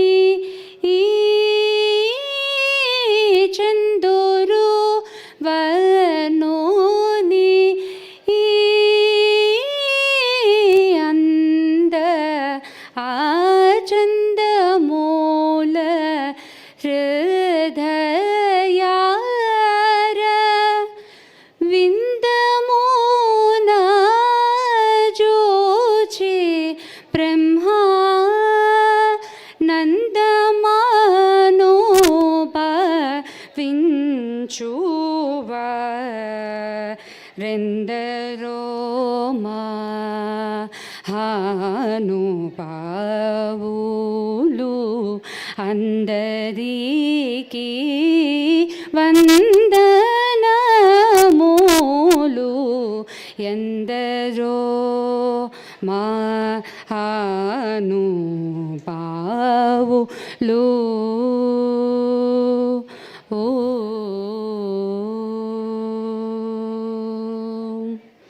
సా స సని ని సని ప మ పని సరి రి రి గరి రి గరి రి గరి రి గరి రి సా గరి రి సని ఎందరో మహానుభావులు సామ గానలోల మనసి జలా వన్యదన్యమో ధన్యులెందరో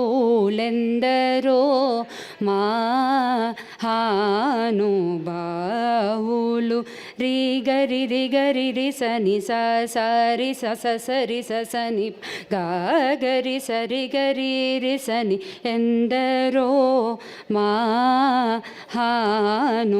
మహానుభావులు మానసవన చరవర సంచారము నిలిపి మూర్తి బాగుగా పొడగనేవారెందరో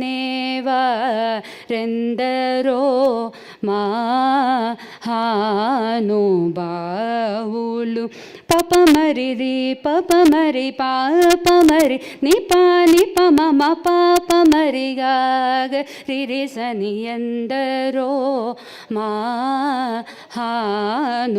మహానుభావులు సరగుణ పాదములకు స్వాంతమను సరోజమును సమర్పణము సేయువరెందరో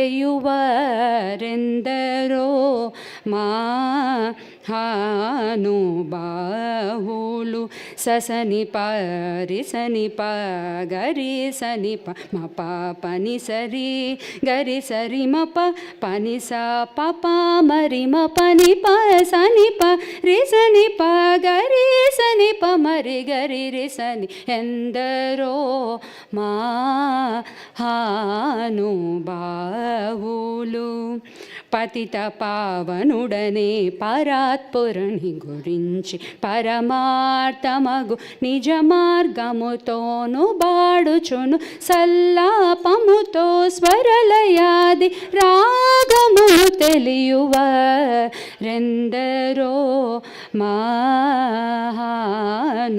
మహానుభావులు పమమ పరిరి గరి ని సరి గరి రి సని పని సరి రి రి రి గరి సరి మ ప పని సరి రి మ పని మ పని సరి గరి రి స సని ప మరి గరి రి సని ఎందరో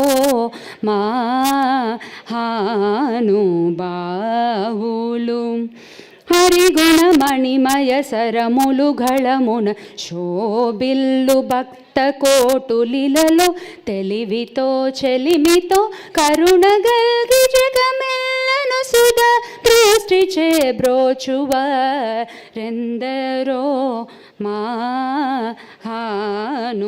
మహానుభావులు పని స పాని మ పని రి మ పని ప మరి రి గరి సని పని సరి మరి మ పాని మ పని సరి గరి సని ప సాని ప మరి ప మ పరి గరి సని ఎందరో మహానుభావులు హొయలు మీర నడలు గల్గు సరసుని సదా కనుల జూచుచును పులకస రీరులయ్యానంద పయోధి నిమగ్నులై ముదంబునను యశముగలవారెందరో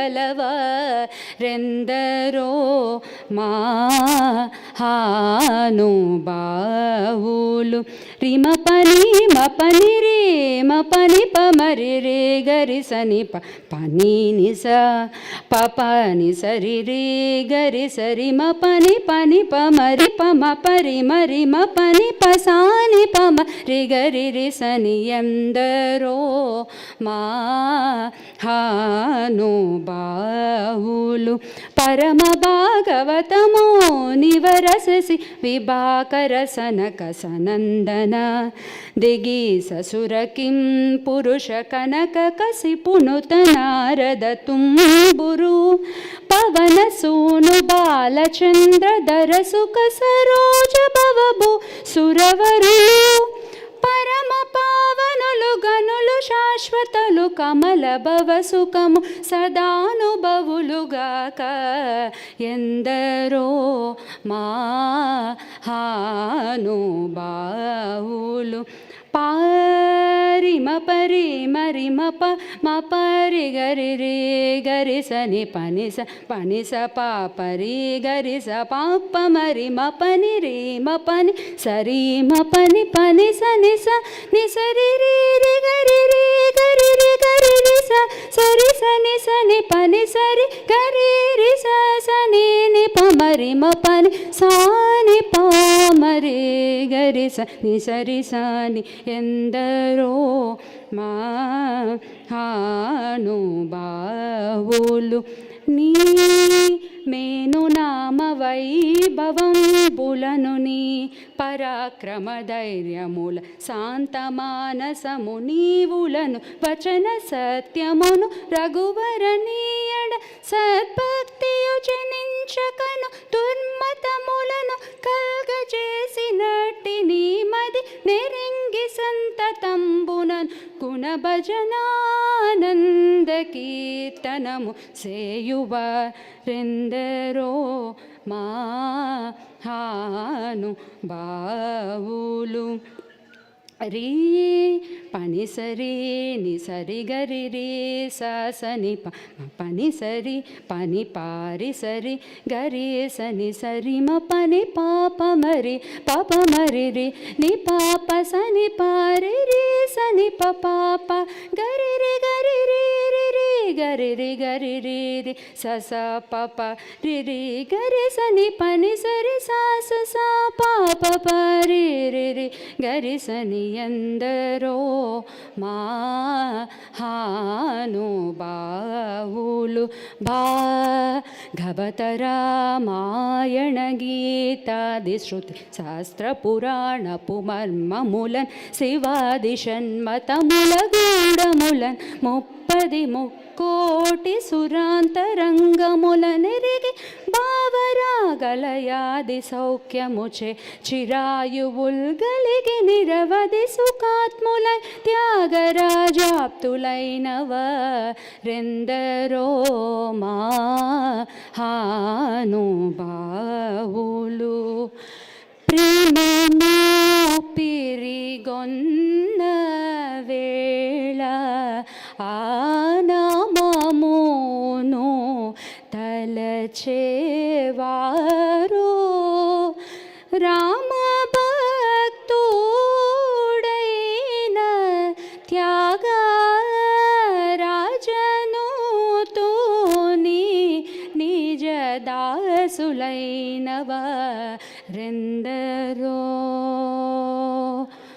మహానుభావులు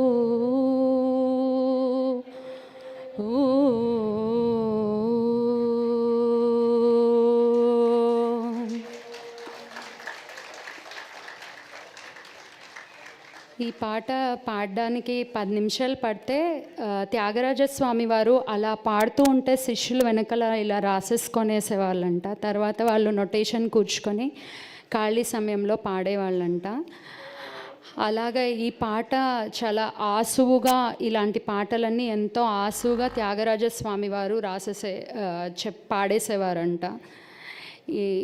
ఇంత గొప్పది మన culture and tradition.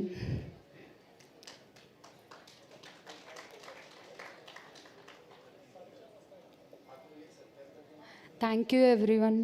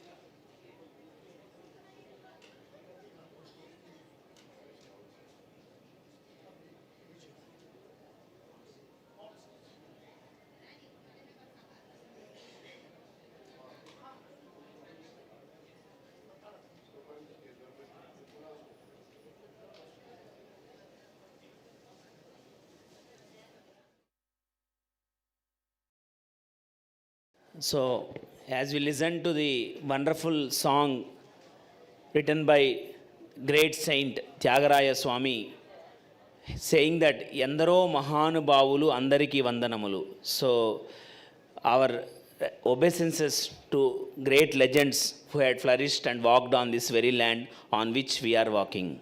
So, remembering that one wonderful verse, So let me take the opportunity and privilege to invite His Holiness Swami Ananda Swarup Ji from Sambhavi Peeth onto the dais. Swamiji, please come onto the dais. Swamiji has come all the way from Bangalore to bless all of us.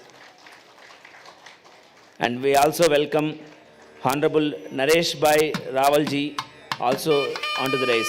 Naresh Bhai Rawal Ji, please come onto the dais, please. And Kunwar Dilip Singh Radhor Ji, please come onto the dais, please.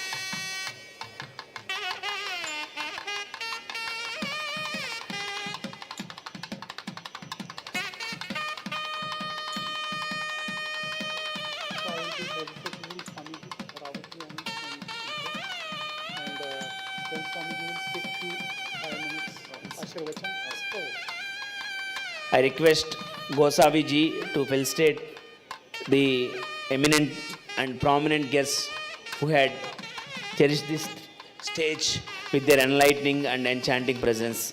Gosavi Ji, please felicitate.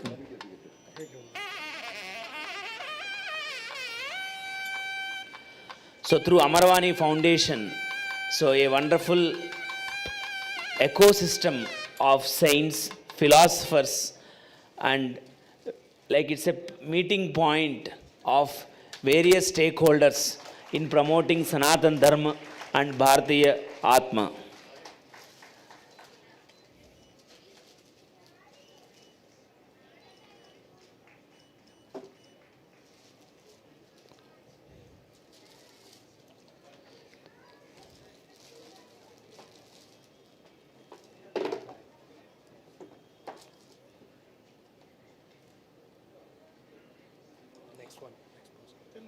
Next, I request to felicitate Naresh Bhai Rawal Ji, former leader of opposition, Gujarat.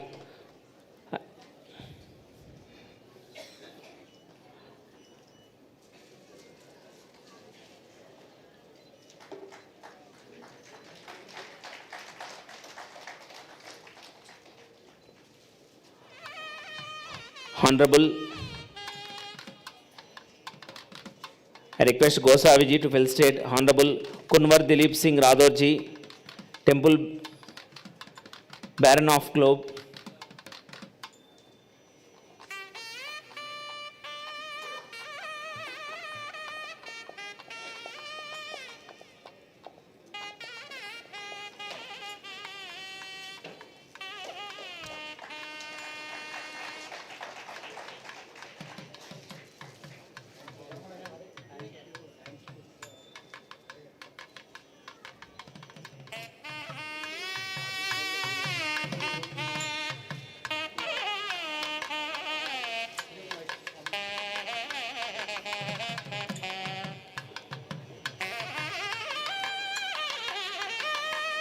Mics.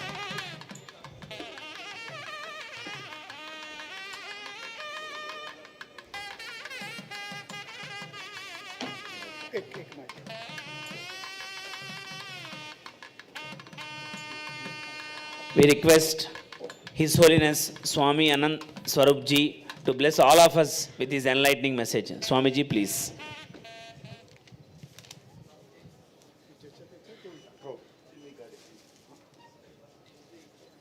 सदाशिवसमारम्भां शङ्कराचार्यमध्यमाम् अस्मदाचार्यपर्यन्तां वन्दे गुरुपरम्पराम्. Yes. You all can understand Hindi? Okay. So Amarvani foundation के इस सांस्कृतिक कार्यक्रम में इस भाग्यनगर की धरती पर आदरणीय गोस्वामी जी के आमंत्रण पर हम लोग यहाँ पहुँचे हैं. कल धर्म की विभिन्न धाराओं के बारे में चर्चा हो रही थी.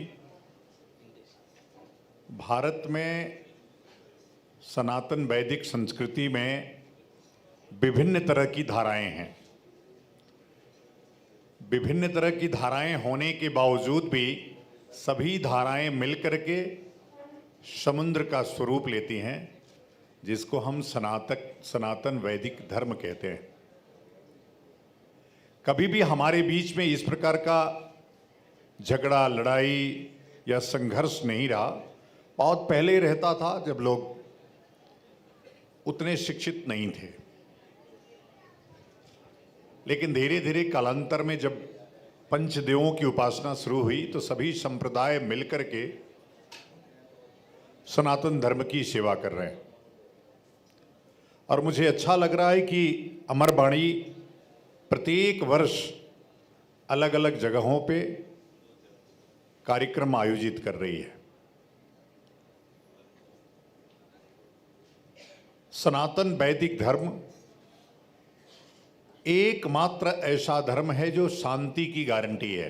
आप देख रहे होंगे जब पूरा दुनिया इस समय बारूद की ढेर पे खड़ी है, युद्ध का उन्माद चारों तरफ, पूरी दुनिया में केवल युद्ध चल रहा है। और युद्ध लड़ने वाले कई जगह तो एक ही धर्म के हैं। अब देखिए अफगानिस्तान और पाकिस्तान में युद्ध हो रहा है। तो जिसकी किताब में केवल युद्ध ही लिखा है और अंतिम व्यक्ति हमारे किताब में जीवन देना लिखा है, वेदादि जीवन कैसे जीना है। बार बार ये बात आती है कि हिंदू धर्म ना होकर के एक वे ऑफ लाइफ है, और धर्म भी यही कहता है धारयत इति धर्म, जो धारण करने योग्य है वही धर्म है। तो वह जीवन जीने के लिए जो धारण करना है वह आवश्यक है। निश्चित रूप से विभिन्न धाराओं में बहने के बावजूद भी सनातन धर्म आज समुद्र के उस पार भी कई देशों में, अभी जल्दी ही लीला होटल में एक व्यक्ति मिले जो नीदरलैंड के हैं, और क्रिसमस ट्री और तमाम दुनिया भर की जो क्रिश्चियन संस्कृति थी वो लीला सभी होटलों में, सभी एयरपोर्टों पे आप देख रहे होंगे। वैसे हम तो इतने समावेशी हैं कि सबको समाहित कर लेते हैं। आज हिंदुओं से, क्रिश्चियनों से ज़्यादा हिंदू धर्म के लोग क्रिसमस मना रहे हैं, इस्लाम से ज़्यादा हिंदू धर्म के सेकुलर लोग ईद मना रहे हैं। अपने धर्म के बारे में हमको जानकारियां नहीं है।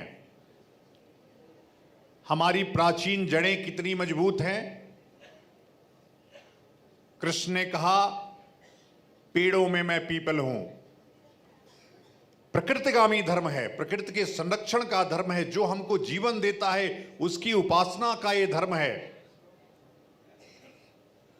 तो पूरी दुनिया जब बारूद के ढेर पे खड़ी है तो सबकी दृष्टि सनातन धर्म के ऊपर है कि सनातन धर्म से ही कोई रास्ता निकलेगा, वैदिक धर्म से ही कोई रास्ता निकलेगा, और वह रास्ता फिर से एक बार भारत की तरफ दिख रहा है और भारत फिर से विश्वगुरु बनेगा। पूरी दुनिया की दृष्टि भारत पे है। हम अपने संस्कारों को, अपनी शिक्षा को, और देखिए जब तक हम गुरुकुल शिक्षा पद्धति को गांव-गांव, गली-गली, नगर-नगर, शहर-शहर नहीं स्थापित करेंगे तब तक कुछ भी धर्म बचने वाला नहीं है। आज कुरान पढ़ने वाले लोग रोज कुरान पढ़ते हैं, अपने धर्म के बारे में जानते हैं। बाइबिल पढ़ने वाले लोग अपने धर्म के बारे में जानते हैं, लेकिन हिंदू धर्म का बच्चा गीता का एक श्लोक नहीं पढ़ पाता है। मैं दक्षिण के लोगों को नहीं कहता, क्योंकि दक्षिण में ये परंपरा रही है अपने धर्म में वेदाध्ययन कराने की, बच्चों को संस्कार देने की, मंत्र सिखाने की, लेकिन उत्तर में ये सभ्यता धीरे धीरे समाप्त हो रही है। मैं अमरवाणी से यह आग्रह करूंगा कि यह जो कल्चरल ब्रिज बनने का एक कोशिश है आपकी, निश्चित रूप से लोगों को ऐसा शिक्षित करिए कि हर गांव में गुरुकुल हो, और अपने संस्कार कैसे और मजबूत हों इसके लिए अलग अलग धाराओं में बहने वाले लोग भी इसका प्रयास करें। अलग अलग गांवों में गुरुकुल स्थापित हो, इसका प्रयास किया जाए। सरकारी स्तर पर भी मैंने प्रधानमंत्री जी को पत्र लिखा था और कहा था कि यह जो प्राइमरी स्कूल उत्तर भारत में खोल करके बिना मतलब पैसे खर्च किए जा रहे हैं, इनकी जगह पे यदि 8 वर्ष की उम्र तक के बच्चों को गुरुकुल की अनिवार्य शिक्षा अनिवार्य कर दिया जाए, फिर आपको संस्कार अलग से देने की आवश्यकता नहीं पड़ेगी, आप कॉन्वेंट स्कूल भेजते रहिए।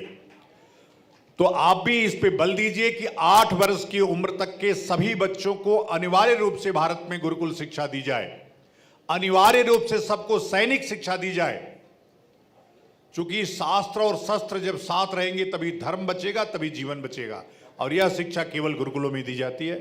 मुझे उम्मीद है कि चूंकि मेरे पास भी समय कम है और व्यवस्थापकों के पास भी समय कम है, मैं फिर से अगले अमरवाणी के कार्यक्रम में आपसे मिलूंगा, पूरी तैयारी के साथ मिलूंगा।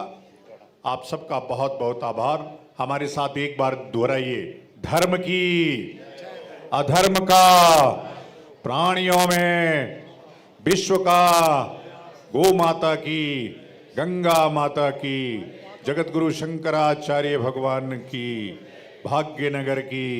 नमः पार्वती पतये हर हर शंभो।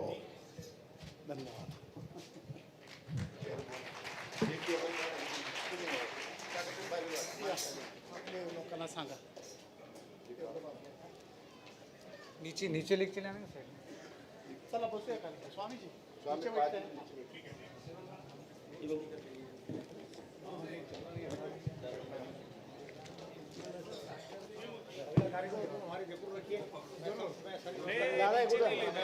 इधर ही पीछे रख दो ऐसे, अभी इधर साइड में रख दो दादा। हाँ ले आओ।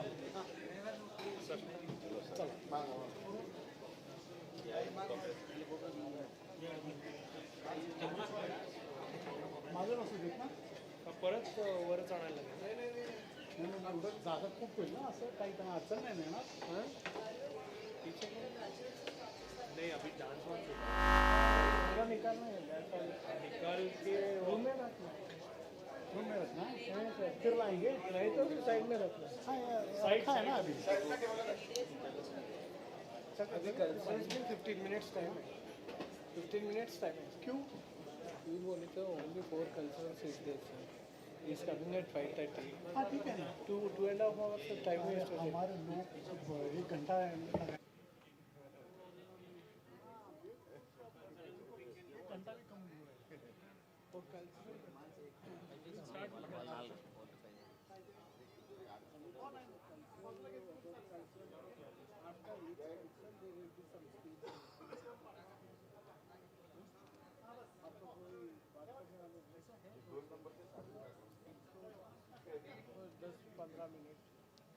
in between each culture.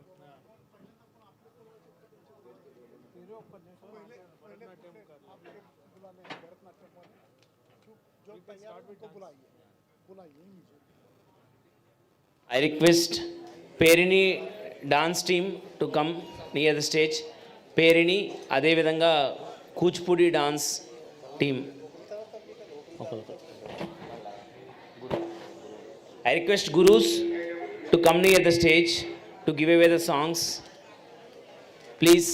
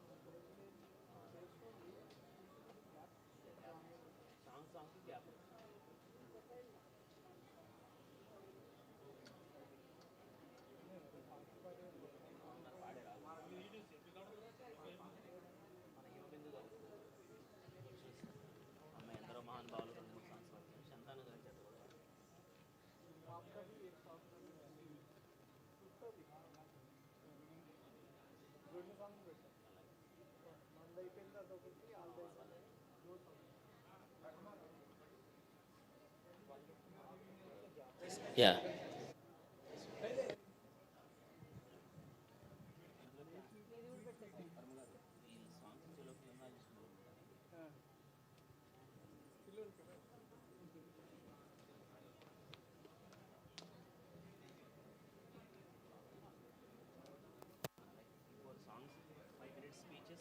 songs, 5 minutes. Let them start.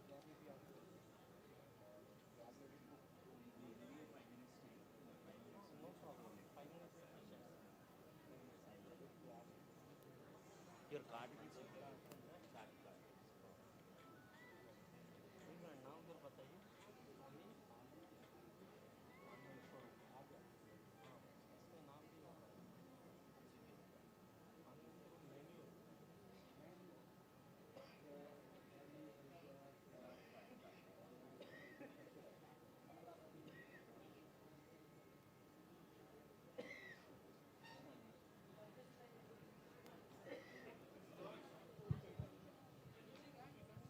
మీరు సాంగ్స్ ఇచ్చారా? రెడీయా? మీ గ్రూప్ రెడీయా? భార్గవ్ పంపించాను నేను చంద్రలేఖది ఇది ఒకసారి చూసుకో. ఎస్. పేరు నాట్యం. ఫస్ట్ వీరేనా? ఒకటి వీళ్ళు ఒకటి వాళ్ళు. ఫస్ట్ వినాయక్ నేనే అన్నాను గణేష్ది కదా.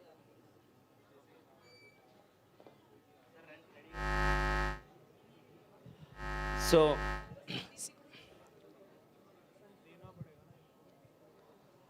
as you all know, Amarvani Foundation is an organization dedicated to promote Bharatiya Sanatan Dharma and Bharatiya traditions, Bharatiya etiquettes, Bharatiya way of life with a spirit of culture exchange.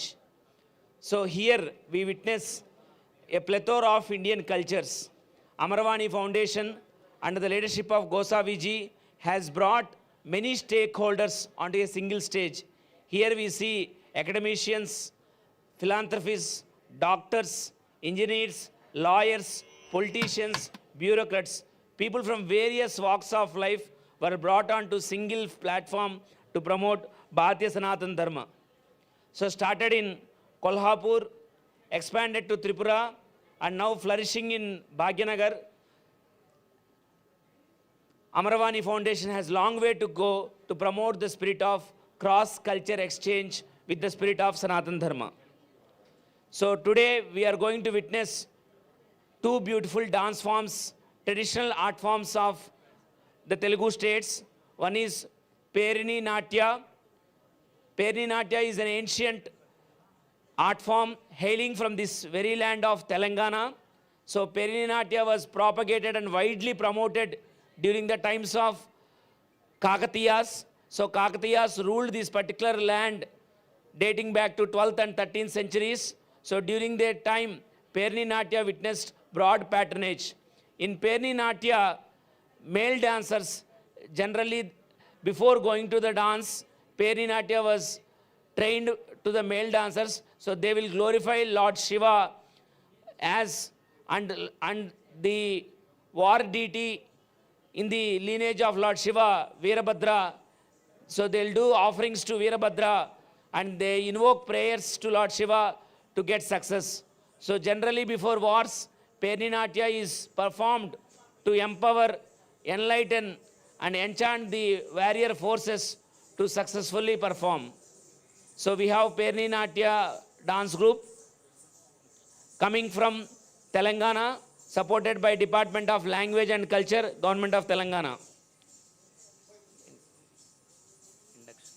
And we also have, so Perini Natya is a Natya form originated in the state of Telangana, that is one Telugu state. And we have another Telugu art form, that is Kuchipudi. So Kuchipudi is a very ancient dance form. Before it is used to be called as Kuchipudi Bhagavatal Nutya. So it dates back to around 8th century. So in a village called Kuchipudi, which is on the banks of river Krishna, this particular art form has been originated. And many families from generations, from ages, from centuries, they are promoting this very age-old art form. And they are patronize this wonderful art form. And this is regarded as one of the 8 prominent classical art forms of India. And widely recognized across world. Many countries, even many foreigners are learning this wonderful art form. And this art form has its roots in the state of Andhra Pradesh, which is one Telugu state. So the esteemed audience over here. So they are going to witness two wonderful traditional classical art forms of Telugu states. One is Perni Sivatandavam or Perni Natya from Telangana, and Kuchipudi, the art form of Andhra Pradesh, performed by Telangana artists. So now I request Kuchipudi artists to start today's performance with Ganapati Stuti.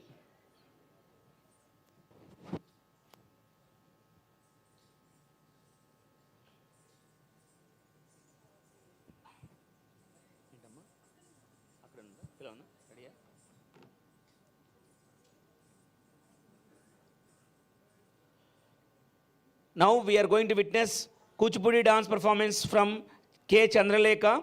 Chandralekha is a profound Kuchipudi classical dancer. Her artistic journey began at age 7.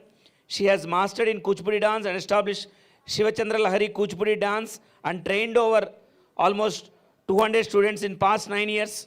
Her performances have been graced with accolades like Natya Kinnera, Natya Mayuri, Shivanandi Award, National Women Icon, Indian Excellence Award, Swarna Kankaram, Kalaratna, and many more.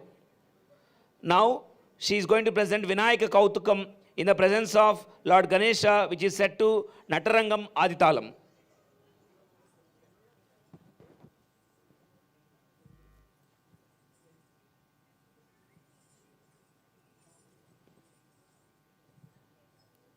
Please play the song.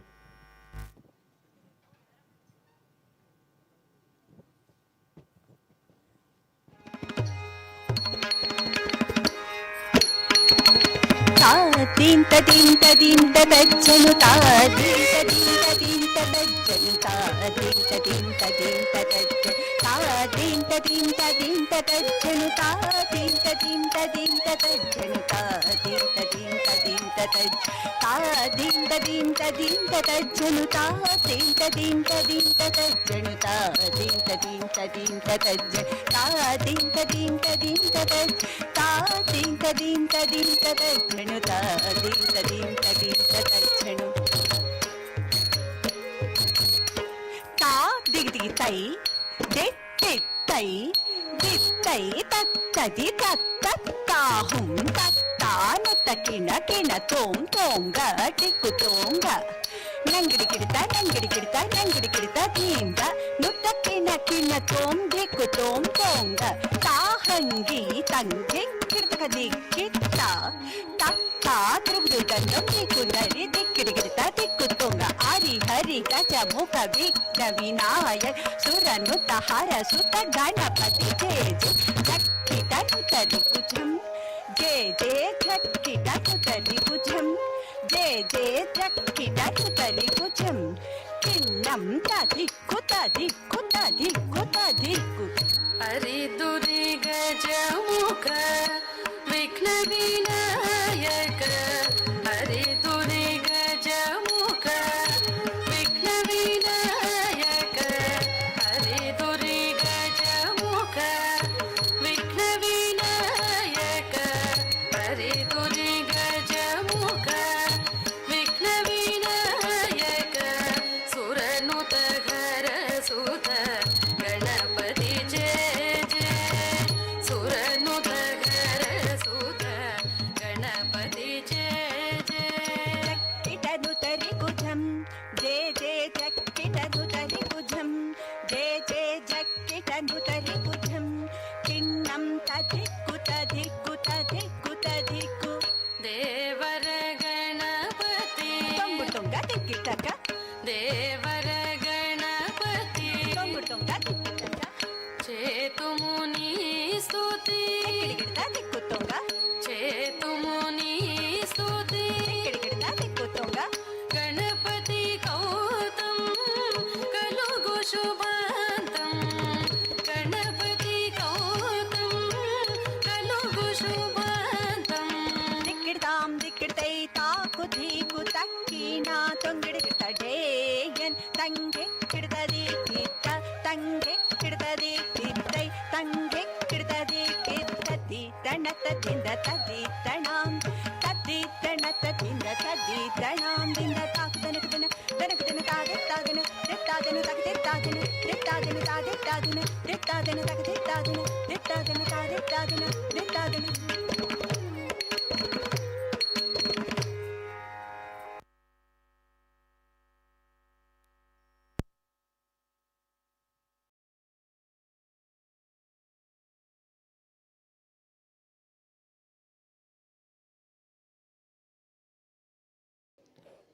thanks to the wonderful dance team who had shown us a wonderful masterpiece of Kuchipudi dance form.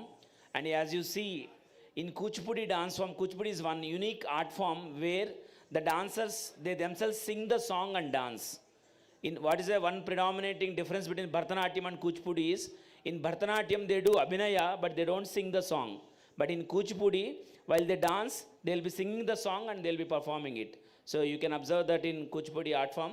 So now we'll see Perni Natya, the wonderful Perni Sivatandavam, which is renowned across Telangana and recognized across world. So we welcome Perni Sivatandavam. It's a mighty dance form.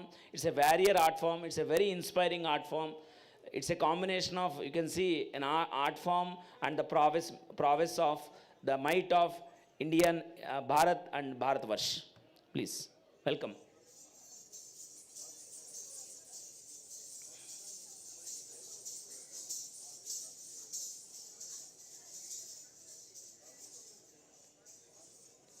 Perini Sandeep was born in Suryapet of Telangana state.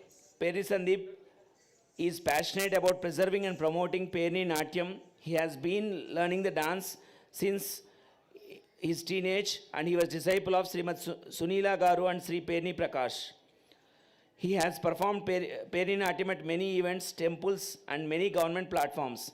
He established Sri Manidvipa Arts Academy and trained about 300 students in Perni dance since a decade. He has performed more than 1200 performances across India and world with his academy. He was blessed with many awards, Yuvaratna Puruskar, National Award in Seva Ratna, Natya Bhushan, Natya Kala Ratna, Ugadi Puruskaram, Vishishta Puruskaram, Nutya Kaumadi and many more on his record. He is also a Guinness World Recordee. So now let's see Perni Sivatandavam from Perni Sandeep team.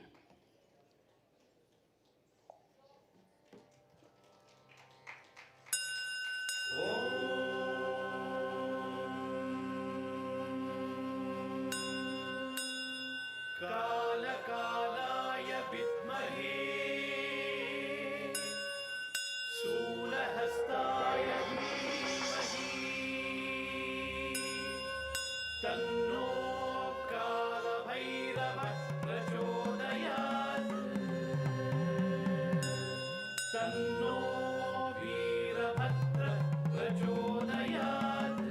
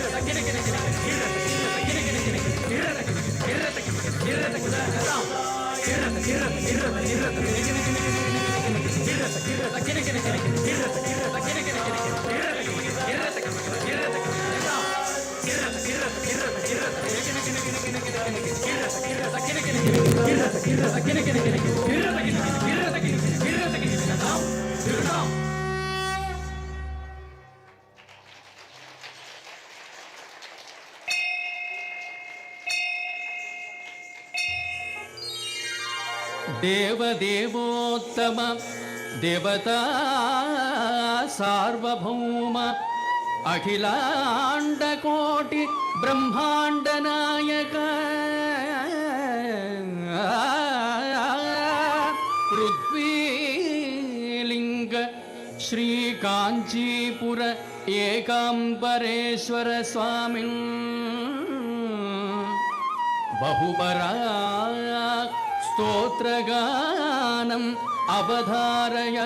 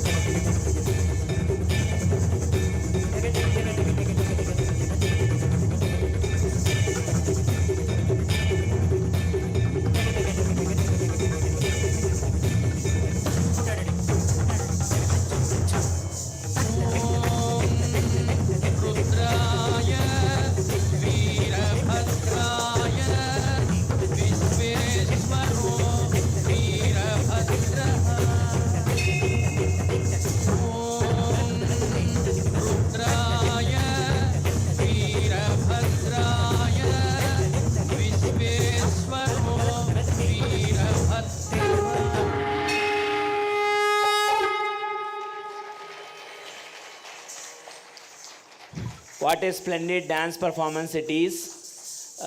To throw some insights about this wonderful art form. So the name says Perini means prerana. Prerana means it is to give inspiration to the warriors. So this art form is performed to give inspiration or energy to the warriors to fight wars. So what best energetic performance do we have than the Perini, and all our youth are running after so many other Western dances. If this art form is very much shown, this will be a great energy infuser. This will be a great motivational dance for all our 21st century youth. Let our youth be shown this wonderful art form that is originated in this very land of Bharat. And this Perini Natya is actually documented on the temple walls of Ramappa. It's a very ancient temple in Telangana. So there you see floating bricks, and regarding Ramappa temple, even Marco Polo has mentioned in his ancient works, from the temple walls of Ramappa, this Perini Nutyam has been redocumented when it is lost during some centuries. And this Perini Natya got its patronage during the reign of Kakatiyas, and as you all know, Telugu got its name after Trilinga Desha. This land is called Trilinga Desha, land of three lingas. So here Lord Shiva worship is as prominent as Vishnu worship is there.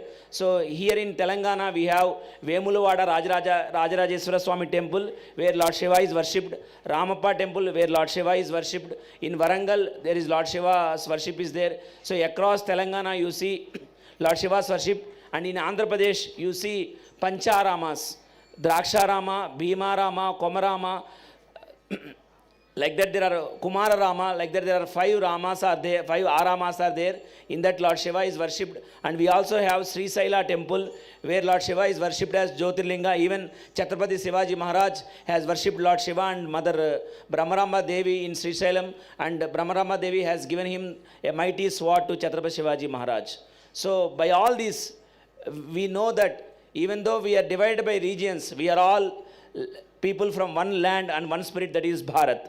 Chhatrapati Shivaji Maharaj is from Maharashtra, and Lord Shiva's worship is done in Sri Saila, which is in Andhra Pradesh, and the entire worshipping procedure is established by Adi Sankaracharya, who is from Kerala, who is born in Kerala, and Adi Sankaracharya's lineage was very much flourished in Tamil Nadu. So here you see conglomerations of 4 cultures. So we can say that Britishers never united us. In fact, they divided us. We are all very much united well before the British. So let's show to the world that India is united by our culture and spirit. Ek Bharat and Shrestha Bharat. Thank you. Now I take the opportunity to invite the Kuchipudi dance team to showcase Dasavatara Stotra. So this Dasavatara Stotra is a very famous Dasavatara Stotra. As per Bhagavatam, the Lord incarnations are 21. But it is said that, as Lord said in Bhagavad Gita, Paritranaya sadhunam vinasakaja dushkutam. Whenever there is disturbance to dharma, Lord will appear on this planet. So how many times Lord will appear is as many tides of ocean Lord will appear. But Jayadeva Goswami, a renowned saintly poet of Orissa, has prominently identified avatars of Lord as 10, and he coined the Dasavatara Stotra. It is celebrated across India, and here also you will see a wonderful Kuchipudi dance form, which is Andhra Pradesh dance form, being sung to a lyric written by an Odisha poet. The spirit of Ek Bharat and Shrestha Bharat again. Dasavatara Stotra by Kuchipudi dance team.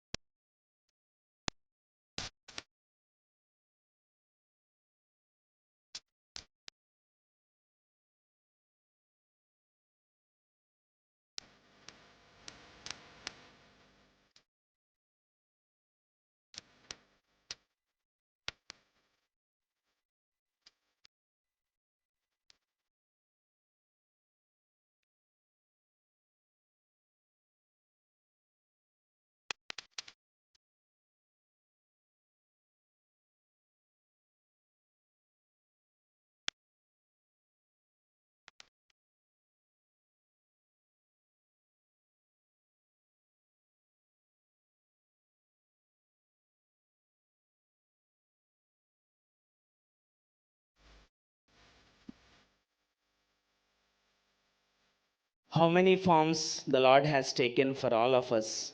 Matsya as fish, Kurma as tortoise, Varaha as boar, Narsimha as half lion, and Vamana as a dwarf Brahmana, and Parsurama, Rama, Krishna, Buddha, and Kalki. Through all these incarnations, Lord is showing how much love He had upon all of us to take us back home, back to Godhead. So let's all cherish the divine presence of the Lord on this very land, and let's take pride that we took birth on this great land of Bharat Varsha, where Lord had appeared many times on this very particular land. So we are all blessed to appear on the same land where where Sri Sankaracharya, Bhagavan Sankaracharya has originated. We are all fortunate to take the same air Ramanujacharya has breath. We are all fortunate where we walked on the same land where Sri Vallabhacharya has walked. So now it's an opportunity to see a wonderful dance form, Perini Natya. In this Perini Natya, you have seen boys doing all sort of ferocious dance. Now the girls are coming. Why should boys have all the fun? Why not us? So they are coming up to showcase Lasya. So Lasya is one predominant quality of women to show the beauty, prowess, and also the divine energy of women in this wonderful art form. Perni Lasya from Perni Sandeep team.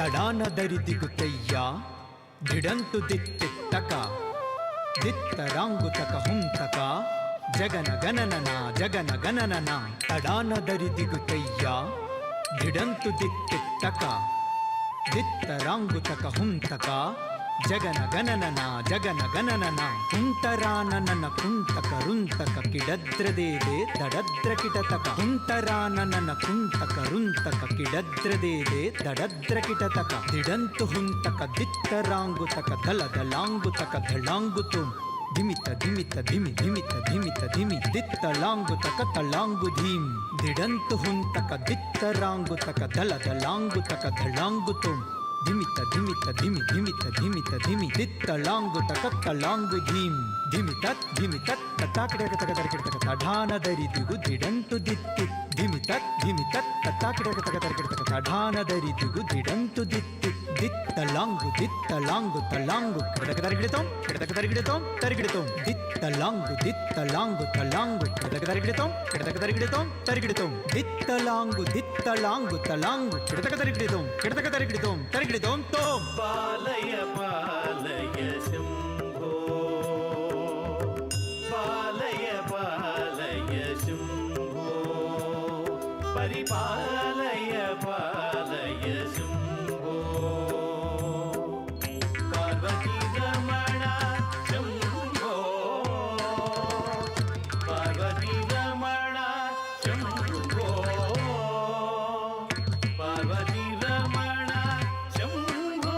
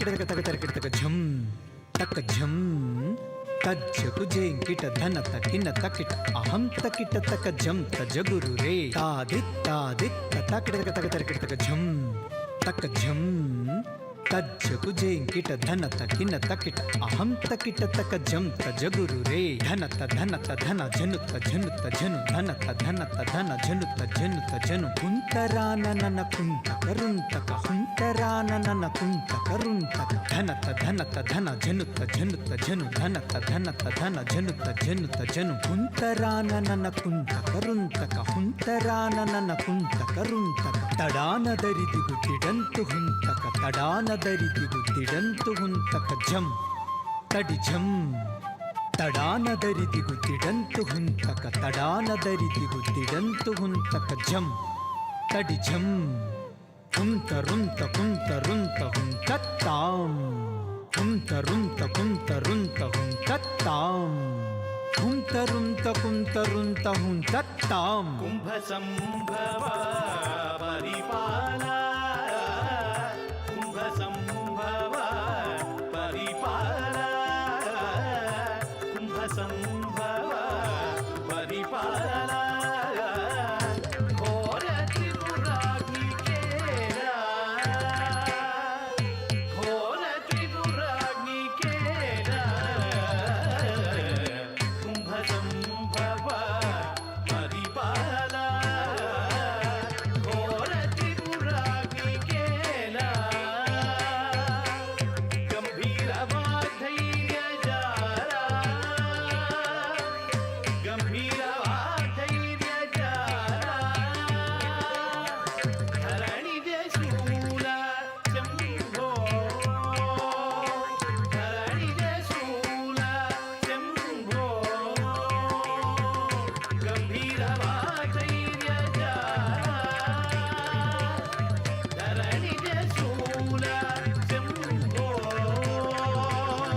ధరణిజ శూల శంభో పాలయ పాలయ శంభో పరిపాలయ పాలయ శంభో పార్వతీ రమణ శంభో పార్వతీ రమణ శంభో పాలయ పాలయ Shambho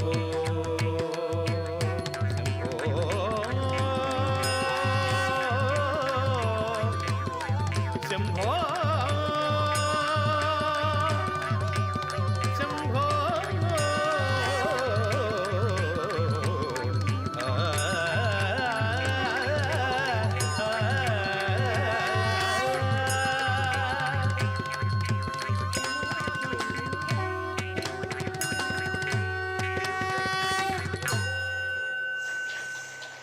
So how is the Lasya performance of Perni Sivatandavam?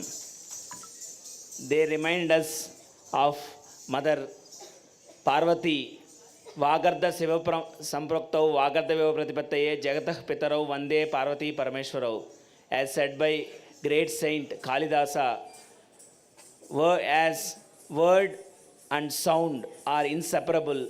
Mother Shiva, Mother Parvati and Lord Shiva are inseparable. So they are always eternally connected, showing us the Ardhanarishwara Tattva. So as we heard before about Lord Shiva, worship is predominantly done in this Telugu land. So also Shakti worship is also done in this very land.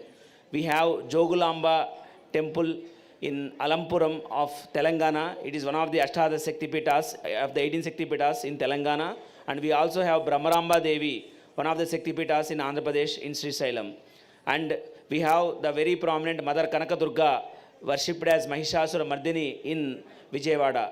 So like that, in entire Andhra Pradesh and Telangana, Shakti worship is also done equally with Lord Shiva's worship.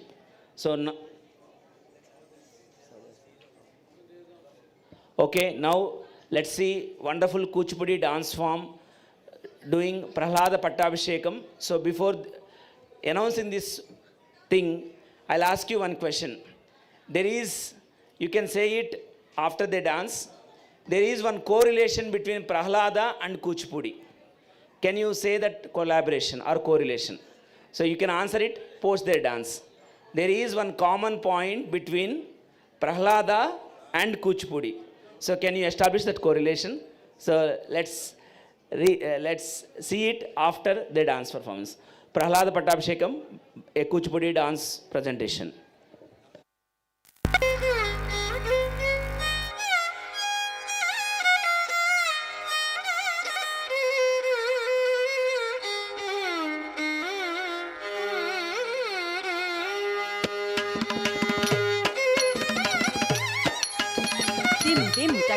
do din da kita do din da dim taka do din da kita do dim taka do din da kita do dim taka do din da kita do dim taka do din da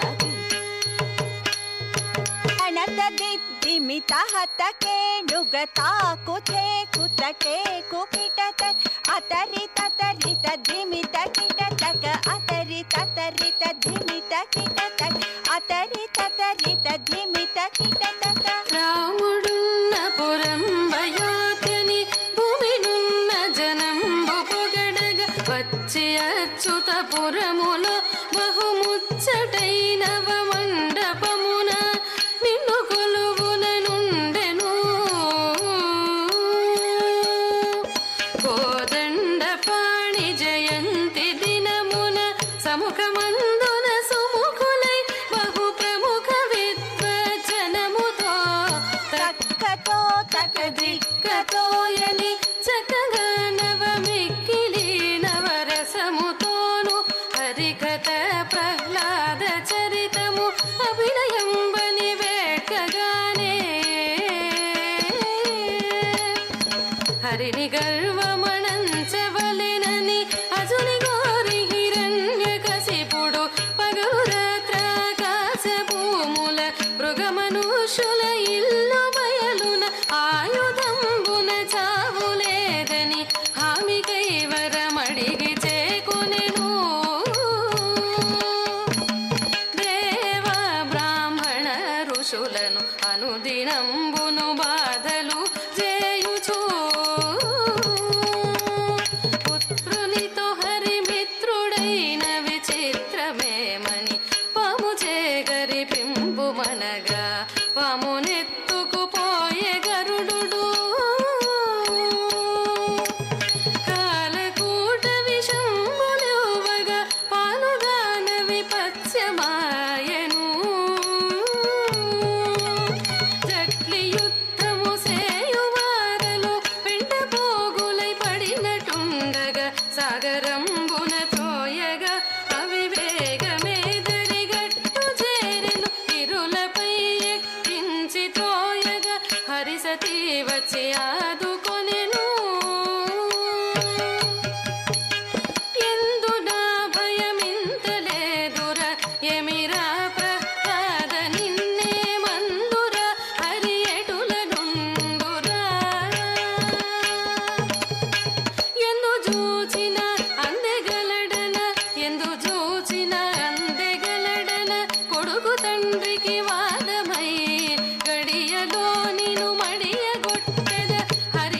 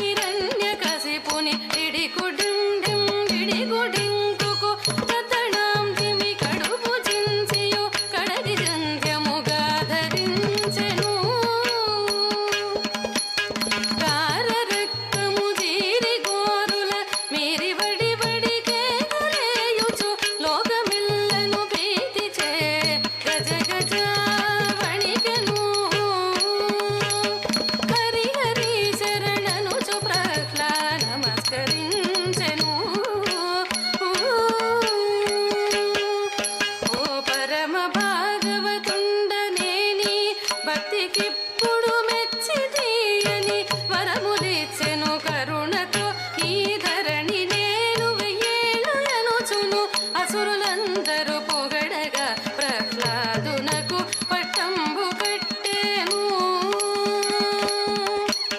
కరిమతో Narahari వైకుంఠపురమున చేరెను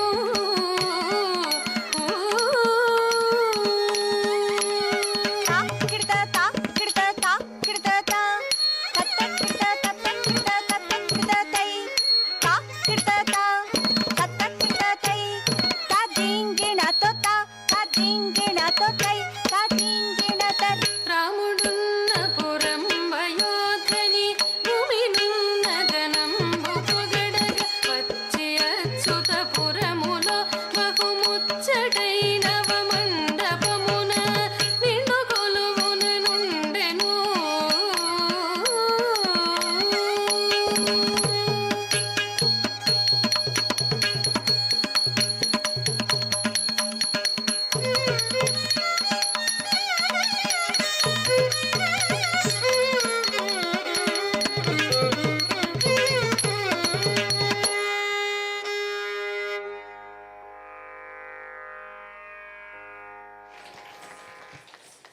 How was it? I know many of you went to Vaikuntham, so please come back to Raj Bhavan of Telangana, Rajbhavan premises. Yeah. So what is the correlation between Kuchipudi and Prahlada? Anyone please? Kuchipudi and Prahlada. Anyone please? Any volunteers? Huh? What? No, dancing and praying not. No. It's not abstract, it's very specific and concrete.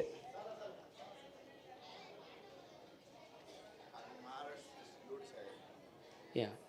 So the correlation is Prahlada took birth in Ahobilam of Andhra Pradesh.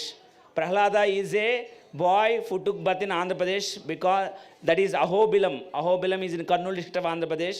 So Prahlada belongs to Andhra Pradesh state and Kuchipudi dance also belong to Andhra Pradesh state. So that is the correlation. So the father, he wants to have control over all the three worlds. He tried to energy and all, but he was killed by the Lord. But a small boy at a very small age, I think at the age of 7, Prahlad was coronated as the king of the emperor of the three worlds by the same Lord who has killed his father. So with the devotion and with submission, with humility, you can get power. And that's why in both Telugu states, you see Lord Narasimha worship very prominent. We have Nava-Narasimha Kshetras in both Telugu states. In Kurnool Ahobilam, still till date you can see a Ugra Stamba from where Lord Narasimha Swami has originated. And you can also see a pond where Lord has cleaned his hand. Till that pond, the water is red in color. So you can see that pond that is in Ahobilam of Andhra Pradesh. And in Simhachalam is the place near Vizag, Vishakhapatnam, where they had thrown Prahlada from from a big hill where Lord has personally came and caught hold of him. And there is a place called Mangalagiri, which is in the capital region of Andhra Pradesh. There Lord has killed the commander-in-chief of the Hiranyakashipu by name Namuchi. So you can see the Lord over there. So like that, and here in Telangana also you have seen Yadadri. So there also Lord Narasimha Swami is there. So across both Telugu states, Narasimha Swami Aradhana is very much prevalent because Lord Narasimha Swami and both Telugu states has got the blessing that Lord Narasimha Swami has originated in the state of Andhra Pradesh in Ahobilam.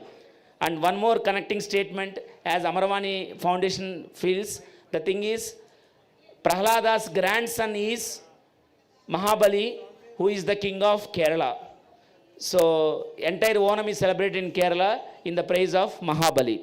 So you can see a grand correlation between Andhra and Kerala and even across India. So that is the spirit of Ek Bharat Shresth Bharat, which Amaravani Foundation is strongly infusing through various art forms and through various Sant cultures. Now let me take the privilege. So you have seen the vivacity of the cultures of Telugu states. Now let us all immerse in the devotion of the land of warriors and the land of greatness, as the name itself says, Maharashtra. So let us hear a beautiful Abhanga from Abhanga of Sant Eknath, now presented to us by Shantanu ji. Please, I welcome Shantanu ji to present Abhanga of Eknath.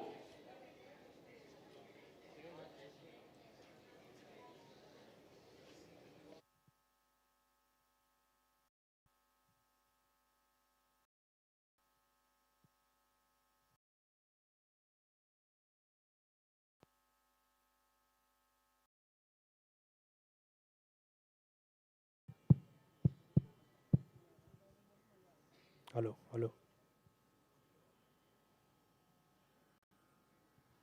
So, I'm singing this abhang, but you will also hear abhang in its authentic form a little later. We have Varkaris from Maharashtra who will be performing in the end. Yeah.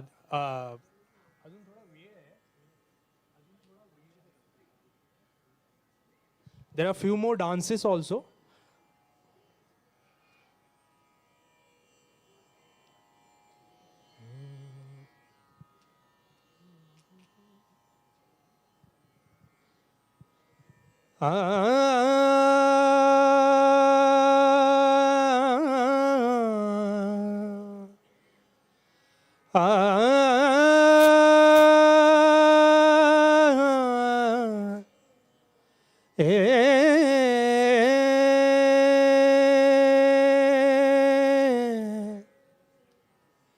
त्रैलोक्याची शोभा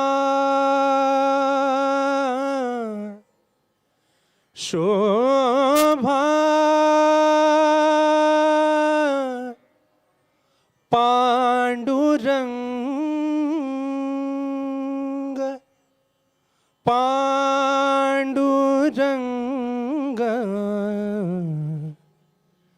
त्रैलोक्याची शोभा त्रैलोक्याची शोभा पांडुरंग पांडुरंग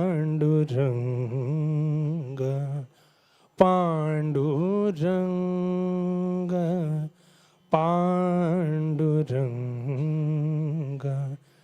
समचरणी उभा चैतन्याचा गाभा समचरणी उभा चैतन्याचा गाभा त्रैलोक्याची शोभा त्रैलोक्याची शोभा पांडुरंग पांडुरंग भक्तांचे जीवन साधकांचे साधन भक्तांचे जीवन साधकांचे साधन सुखाचे निधान विठ्ठला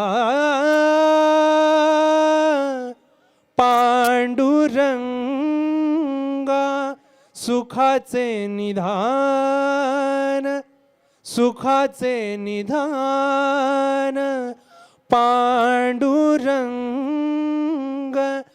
पांडुरंग त्रैलोक्याची शोभा त्रैलोक्याची शोभा पांडुरंग पांडुरंग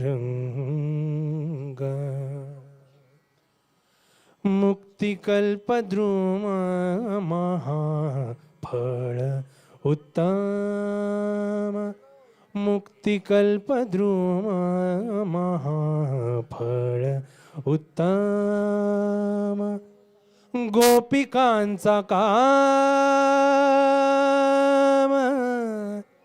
आ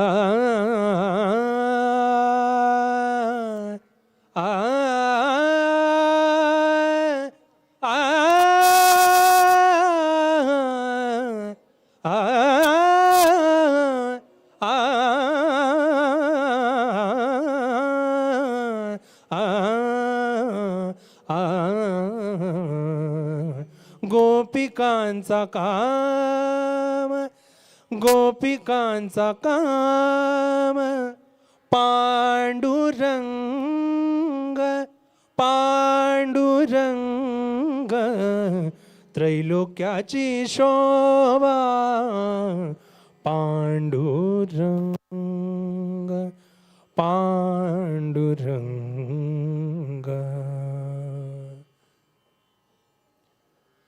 एकाएकी विनटला तो सदा संचला एकाएकी विनटला तो सदा संचला पनी नी सारे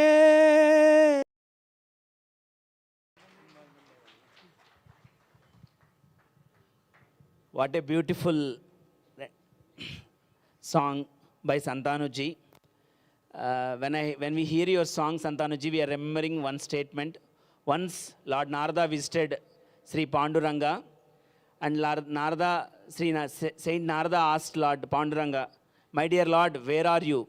Are you on the banks of Chandrabhaga river, or are you in the Vittala temple, or are you beside Rukmini Devi, or are you in Vaikunta? Where are you?" So then the Lord said like this, "Naham tishtami Vaikunte, yoginam hridayeshu va, tatta tishtami Narada, yatra gayanti madbhakta." So it translates like this, "My dear Narada, actually I don't reside in my abode Vaikunta, nor do I reside within the hearts of yogis, but I reside in that place where my devotees chant my holy name and discuss my form, pastimes and qualities." So here to the beautiful song of Santanuji, so Lord Panduranga has come all the way from the banks of Chandrabhaga river to the banks of Musi river here to Bhagyalakshmi Bhagyanagar. So thank you Santanuji for bringing Lord over here. So now let's have the beautiful Perini Sivatandavam and also Lasyam, a combination of both. See both Lord Shiva and Mother Parvati dancing together now. So let's see the beautiful dance form. Both Lasyam and Tandavam.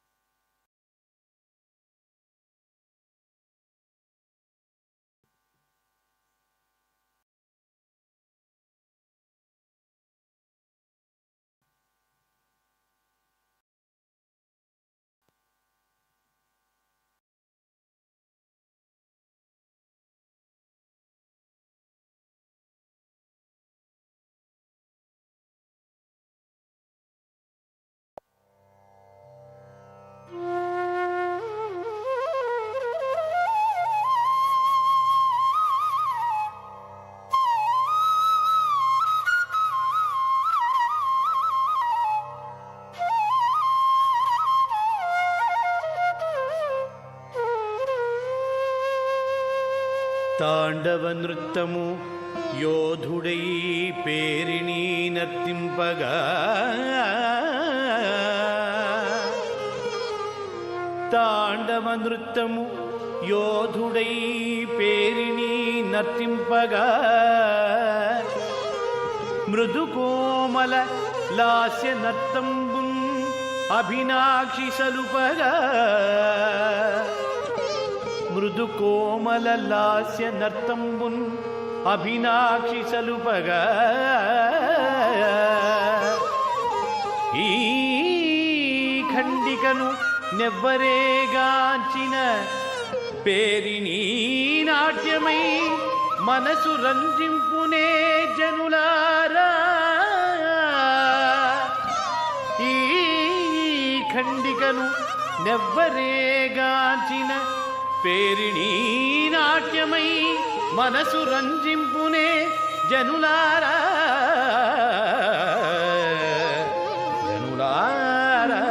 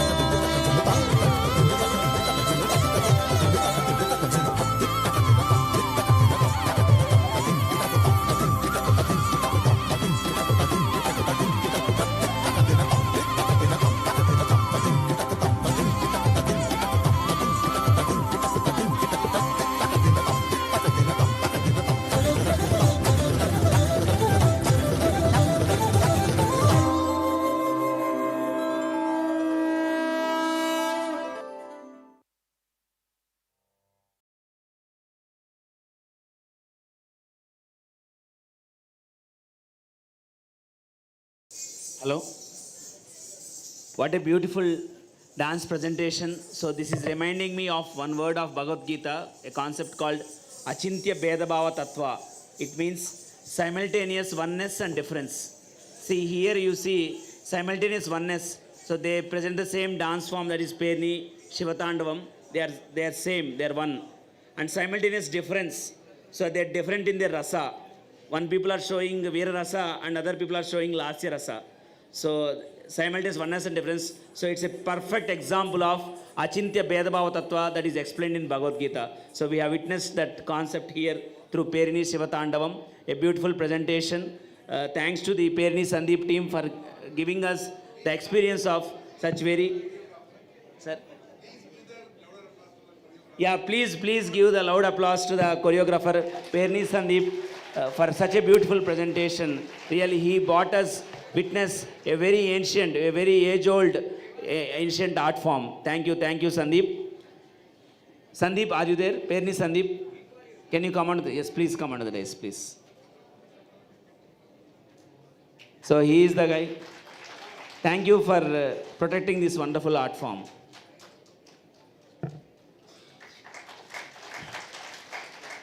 Lasyam is safeguarded by Veerarasa and Veeram rests in Lasyam. So a beautiful convergence of two emotions he has shown. Thank you, thanks a lot. Now, Lord Shiva has come, Mother Parvati has come, Narasimha Swami has come, even Panduranga from Chandrabhaga river has come. So why not me? So Lord Krishna now is coming in the words of Annamacharya, a great saintly poet from the Telugu state. He is called Padakavita Pitamaha because he has composed around 32,000 Sankirtanas on the deity of Lord Venkateshwara. So the wonderful deity whom every Telugu state hold in their homes, Lord Venkateshwara. So in the praise of Lord Venkateshwara, Annamacharya has written this wonderful Ittimudulade Eda Baludu. So with this song, we welcome the Kuchipudi dance presentation.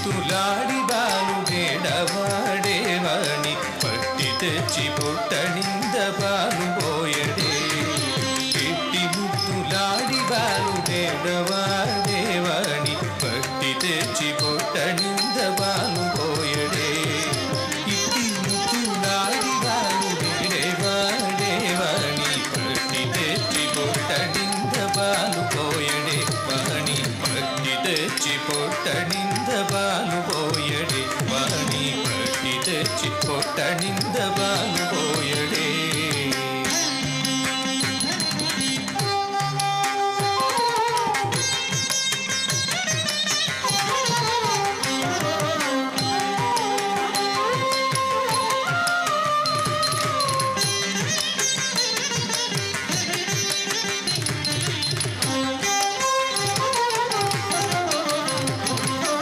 కామిడై పారిడంచి కాకడి వెన్నెలలోల చేమ భూఘడియాల చేయి వేటి కామిడై పారిడంచి కాకడి వెన్నెలలోల చేమ భూఘడియాల చేయి వేటి కామిడై పారిడంచి కాకడి వెన్నెలలోల చేమ భూఘడియాల చేయి వేటి కామిడై పారిడంచి కాకడి వెన్నెలలోల చేమపు ఘడియాల చేయివేటి చీమగుట్టనని తన చక్కిడ కన్నీరు జారవే మరువా పోయవాయ్ పెట్టు పెట్టరే చీమగుట్టనని తన చక్కిడ కన్నీరు జారవే మరువా పోయవాయ్ పెట్టు పెట్టరే చీమగుట్ట నని తన చక్కిడ కన్నీరు జారవే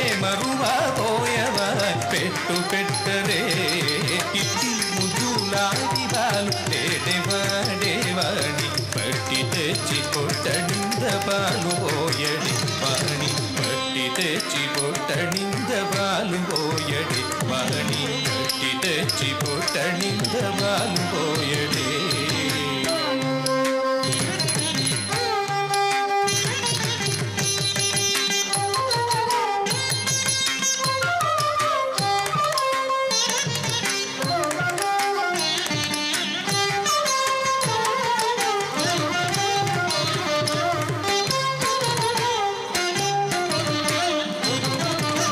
చువల్లె వచ్చి తన మూక మురుకలు చేయి సచ్చటి పెరుగులోన తగబేటి చువల్లె వచ్చి తన మూక మురుకలు చేయి సచ్చటి పెరుగులోన తగబేటి ముచ్చువల్లె వచ్చి తన మూక మురుకలు చేయి సచ్చటి పెరుగులోన తగబేటి నచ్చనని చేయి తీసి నోరులల్ల బొల్లుగార పచ్చడివా పోయవాని ఒట్టు పెట్టదే నచ్చనని చేయి తీసి నోరులల్ల బొల్లుగార పచ్చడివా పోయవాని ఒట్టు పెట్టదే ఇట్టి ముద్దులాందాలు తేడేవాడేవాణి పట్టి తెచ్చి పొట్టనింద బాలు పోయడి వాణి పట్టి తెచ్చి పొట్టనింద బాలు పోయడి వాణి పట్టి తెచ్చి పొట్టనింద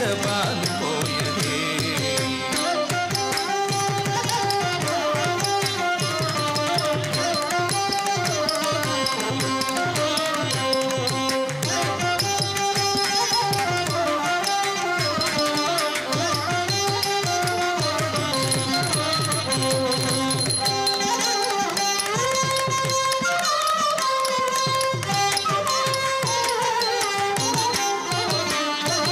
ఎప్పుడు వచ్చెనో మా ఇల్లు నోచి పెట్టలో డప్పరాలి ఉంగరాల చేయివేటి ఎప్పుడు వచ్చెనో మా ఇల్లు నోచి పెట్టలో డప్పరాలి ఉంగరాల చేయివేటి ఎప్పుడు వచ్చెనో మా ఇల్లు నోచి పెట్టలో డప్పరాలి ఉంగరాల చేయివేటి ఎప్పుడు వచ్చెనో మా ఇల్లు నోచిపేటలో టపరాలి ఉంగరాల చేయివేటి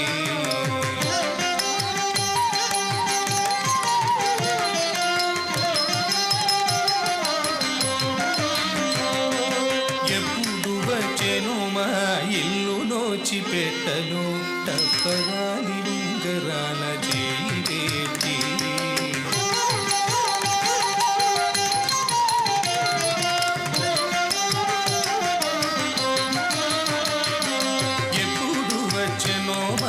ఇల్లు నోచి పెట్టలో డబరాలి ఉంగరాల చేయివేటి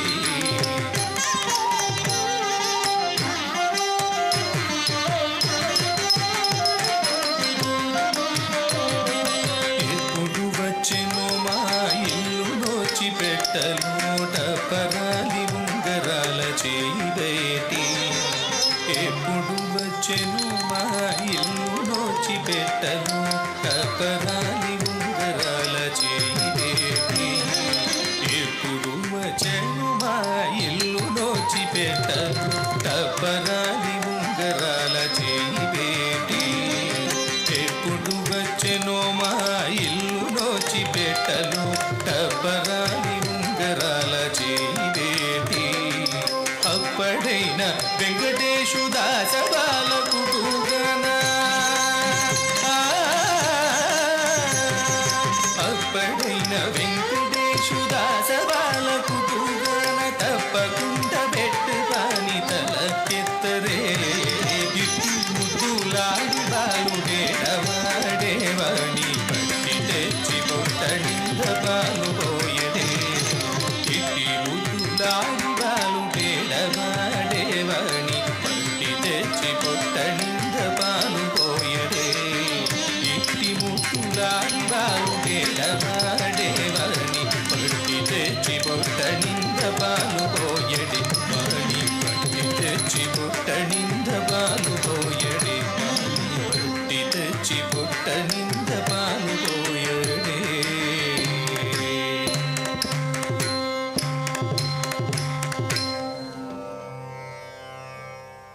థ్యాంక్ యూ పట్టి తెచ్చి పొట్టడింద పాలు పోయడే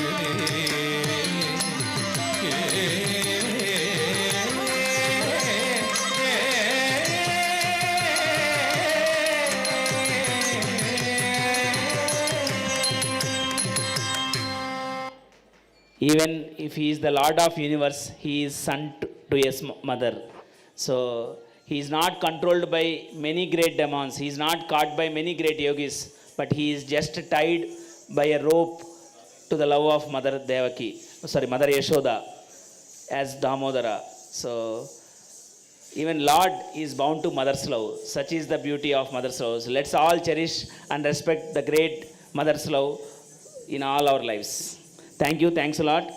So here Annamacharya is singing Lord Venkateswara, and it is said, Vina Venkatesham nanato nanato, Sada Venkatesham smarami smarami, Hare Venkatesham prasiddha prasiddha, Priya Venkatesham prayacha prayacha. So now,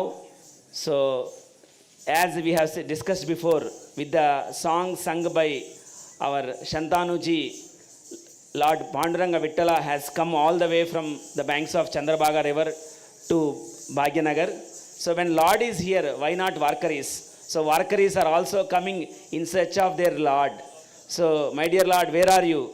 So we are after you. So Varkari is a very ancient tradition where people walk miles and miles in the search of God, glorifying Lord and celebrating the grand festival of the Lord. So Varkari is a very ancient sampradaya which is showcasing the beautiful, it's a timeless and a beautiful tradition which is uniting entire world in a devotional cult. So patronized by many great saints and poets of Bharat, Varkari is a very ancient tradition now. So let's proudly welcome the beautiful Varkaris to glorify the Panduranga Vittala who is here, who is brought to here by the song of Shantanuji.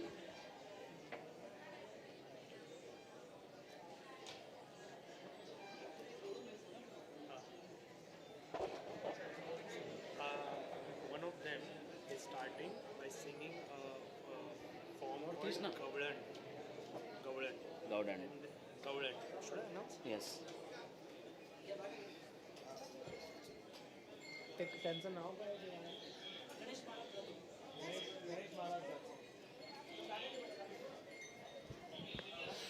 So as the Varkaris are setting up, one of them, Ganesh Maharaj Jadhav, is going to sing one Gaudan. It's a folk art from Maharashtra, again belonging to the Varkari Sampradaya only. So let's hear Gaudan first, and then we'll move to their main performance.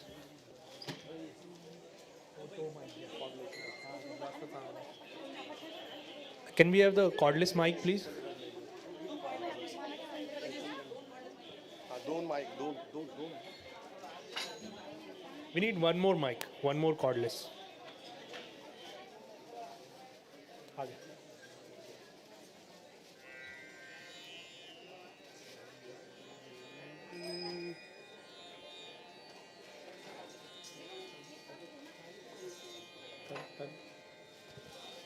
Hello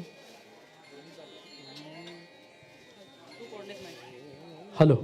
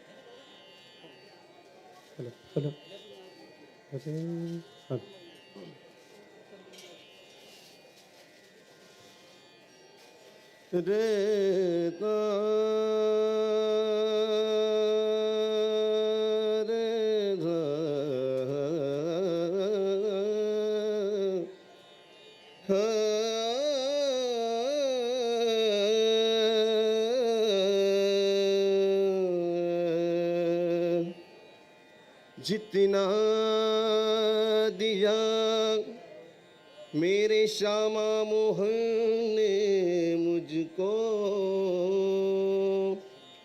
उतनी मेरी औकात नहीं ये तो कर्म है मुरली वाले का वरना मुझ में तो ऐसी कोई बात नहीं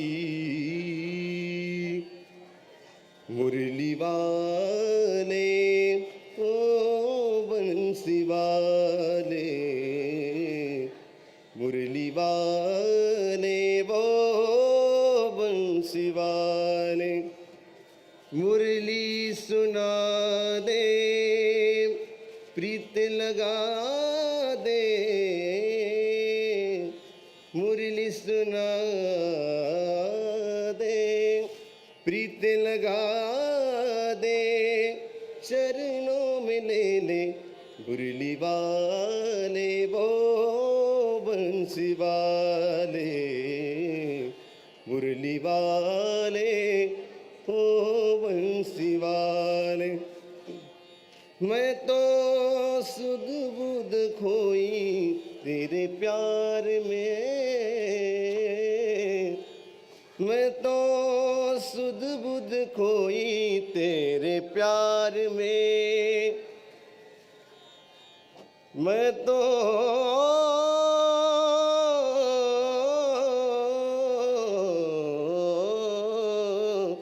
मैं तो सुध बुध खोई तेरे प्यार में मैं तो सुध बुध खोई तेरे प्यार में सब कुछ भूल गई तेरे संसार में ज्योत जला दे प्रीत लगा दे चरणों में ले ले मुरली वाले वो बंसी वाले मुरली वाले हो बंसी वाले मैं तो राधा हो गई बदनाम रे मैं तो राधा राधा राधा मैं तो राधा हो गई बदनाम रे हरि भजन बिना हुई नीलाम रे कृष्ण कन्हैया बांसुरी बजा दे कृष्ण कन्हैया बांसुरी बजा दे चरणों में ले ले मुरली वाले वो बंसी वाले मुरली वाले ओ बंसी वाले मुरली वाले ओ बंसी वाले।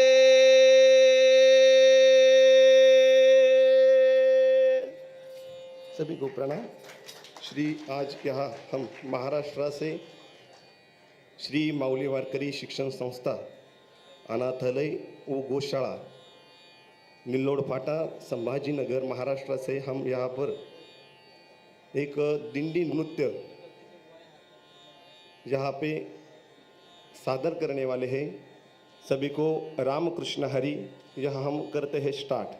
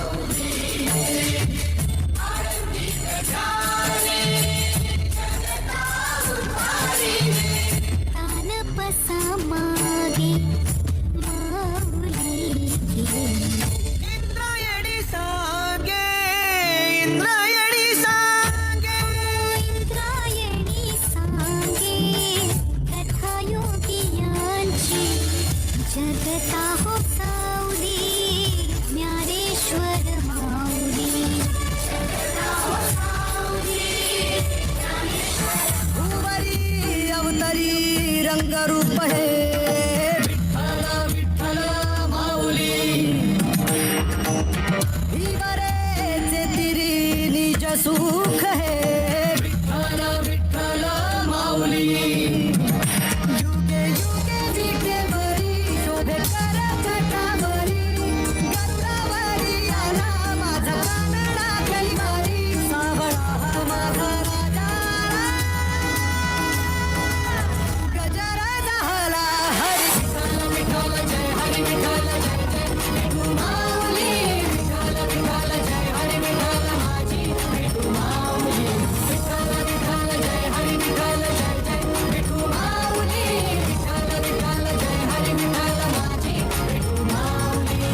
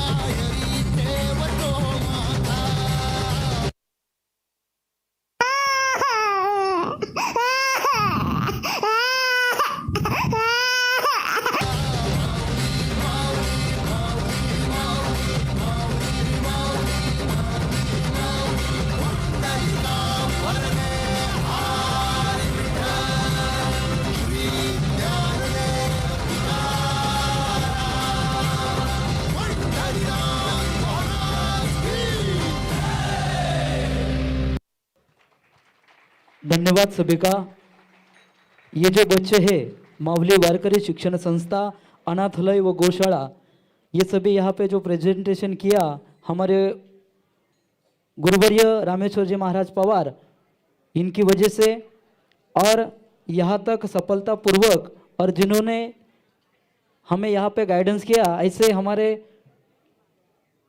ठगन जी भागवत दादा, इनको हम ढेर सारा आभार व्यक्त करते हैं। धन्यवाद।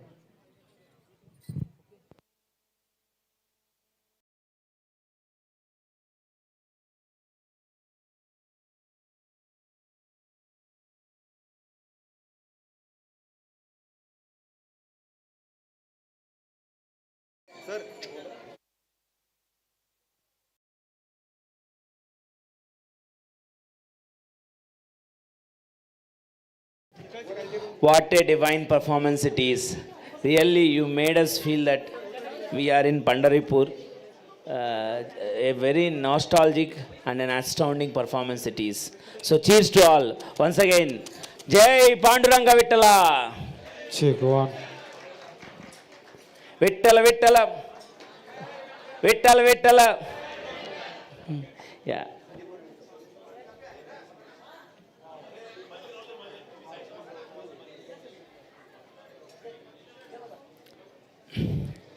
As you all know, on the 20 rupees note,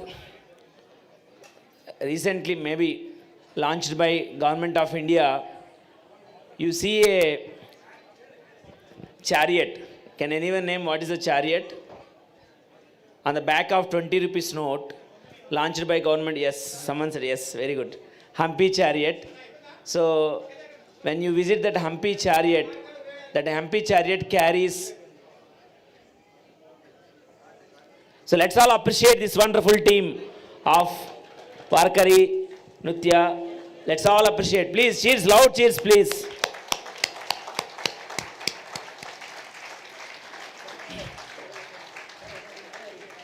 That 20 rupees note carries Humpy chariot. In that Humpy chariot, when you visit Humpy, you see Garuda being there.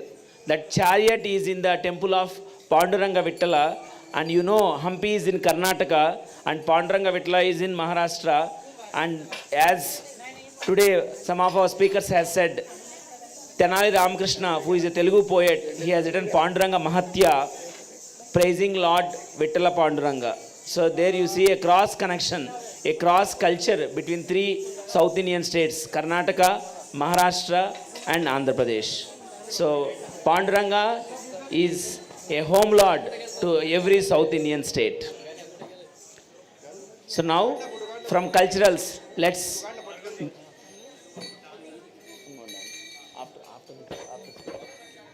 after speech will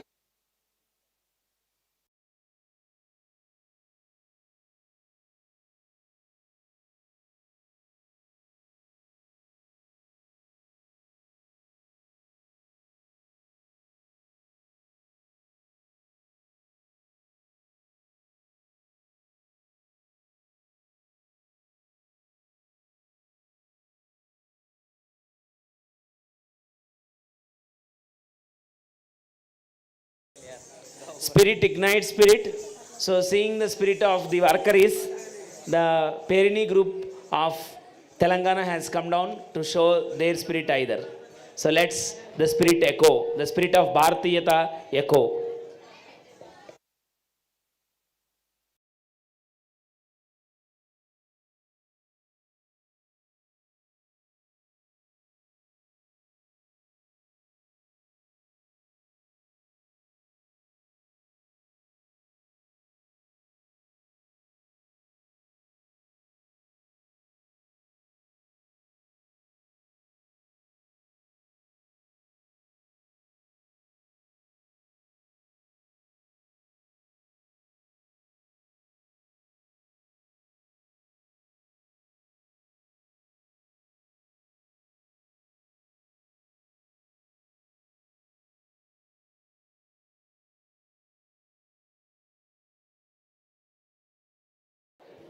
So meanwhile, before we get the performers for performance, one question to you. So audience who answer this, they'll have gifts. One Indian state is named, has connection with Dhruva, you know, pole star Dhruva Maharaja. So one Indian state is named or has connection with pole star, that is Dhruva Maharaja. Can you name that Indian state? Can you name the Indian state? Anyone in the audience? One Indian state has close connection with pole star Dhruva. You know, pole star Dhruva Maharaja. So one Indian state. Can anyone say in the audience? One Indian state has close connection with pole star Dhruva. So can you name the Indian state which has close connection with the pole star Dhruva? Okay, after this performance we'll get the answer. Please, audience, gear up and please say the answer and grab prizes. Thank you.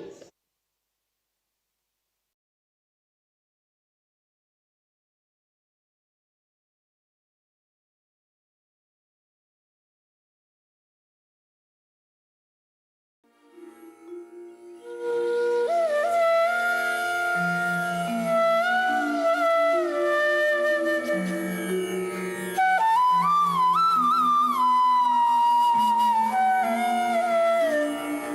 दे तो नम ता दे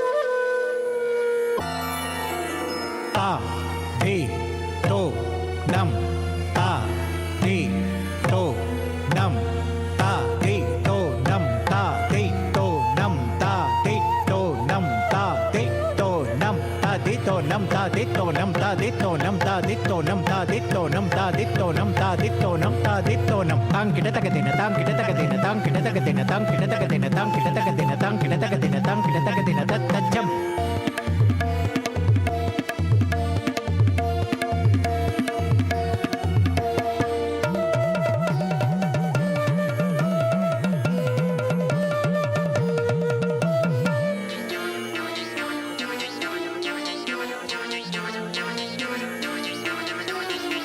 तांग kid तक देना तांग kid तक देना तांग kid तक देना तज्जम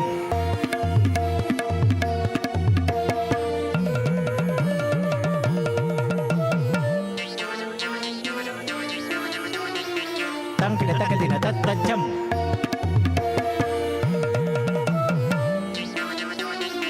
तज्जम तज्जम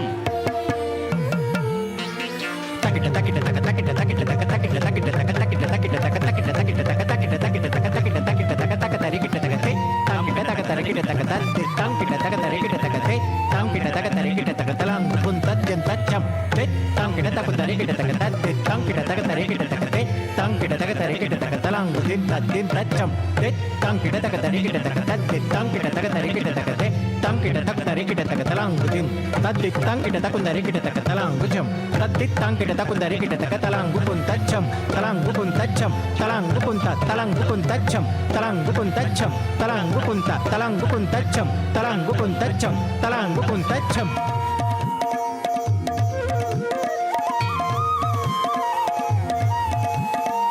एतानि पञ्चवदनानि महेश्वरस्य एकीर्तयन्ति पुरुषाः सततं प्रदोषे गत्यान्ति ते शिवपुरीं रुचिरैर्विमानैः क्रीडन्ति नन्दनवने सह लोकपालैः क्रीडन्ते नन्दनवने सह लोकपालैः क्रीडन्ति नन्दनवने सह लोकपालैः ॐ शान्ति शान्ति शान्तिः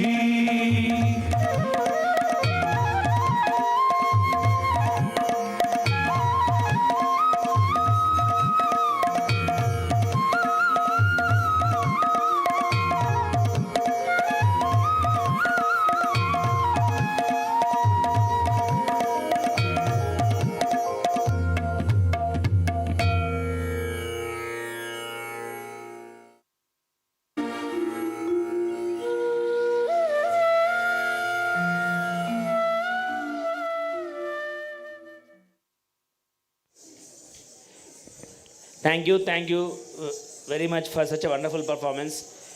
Perini, Varkari, Bihu, whatever the sampradaya might be. So let's all cherish and let's all be proud of this wonderful, intangible, cultural, eternal cultural heritage of our Bharat. So let's take pride in this and let's promote across the world. Let's show to the world that India is an ambassador of global fraternity and global wisdom. Now, I take the privilege of inviting, so from performances to little more thought-provoking speeches. So now I take the privilege of inviting Sri Ashok Santaji, a renowned numerologist. So he want to present the Vedic perspective of numerology.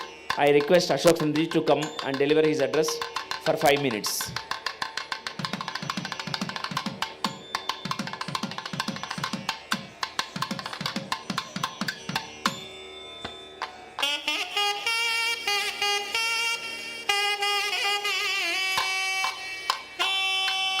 Namaskar. My name is Ashok Kumar. I am from Delhi and I am a numerologist.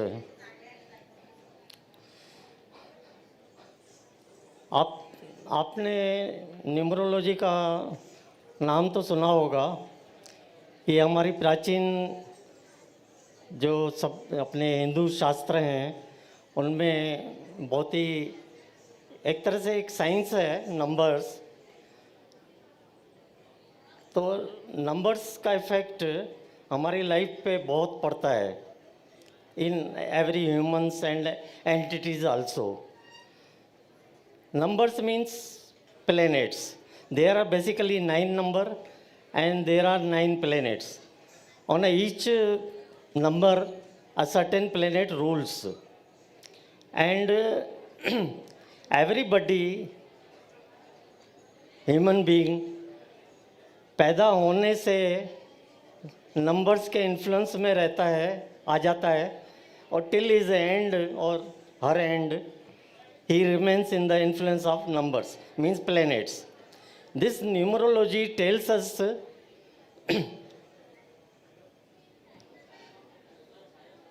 to find out any individual's lucky number, means lucky planet, and how to come in the vibration of that planet. If you come in your lucky number's vibration, you will see your life smooths very well, without any hurdles, without any difficulties. And this is actually very vast science. It takes very much time to explain everything. अभी मैं आपको सिर्फ क्योंकि I got a very little time here and I am thankful to organizers. I am not on the list of to talk here, but they gave me time. मेरा एक ये समझिए कि मिशन चल रहा है अभी कि अभी जो है इंडिया का नाम ये अंकशास्त्र या numerology is totally on you see names. Name is important. अगर किसी ह्यूमन का भी नाम है, किसी एंटिटी का है, सिटी का है, कंट्री का है, उसका एक सर्टेन नंबर बनता है। वो नंबर कैसा है, क्या है, नेगेटिव है, पावरफुल है, क्या है, अगर उसमें कुछ हमको करेक्शन करके हम कर दें तो it can become powerful, no problem.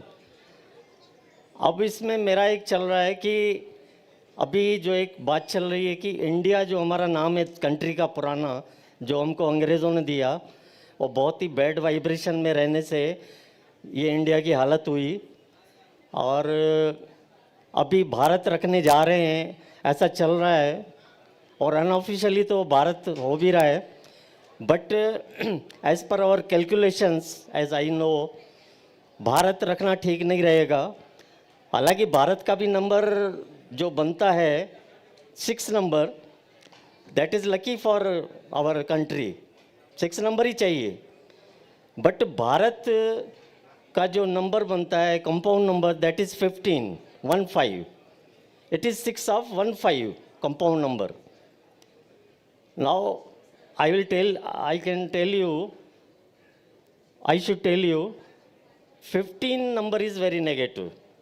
These numbers are explained as per our Shastras. There are definitions of each number from 1 to 108.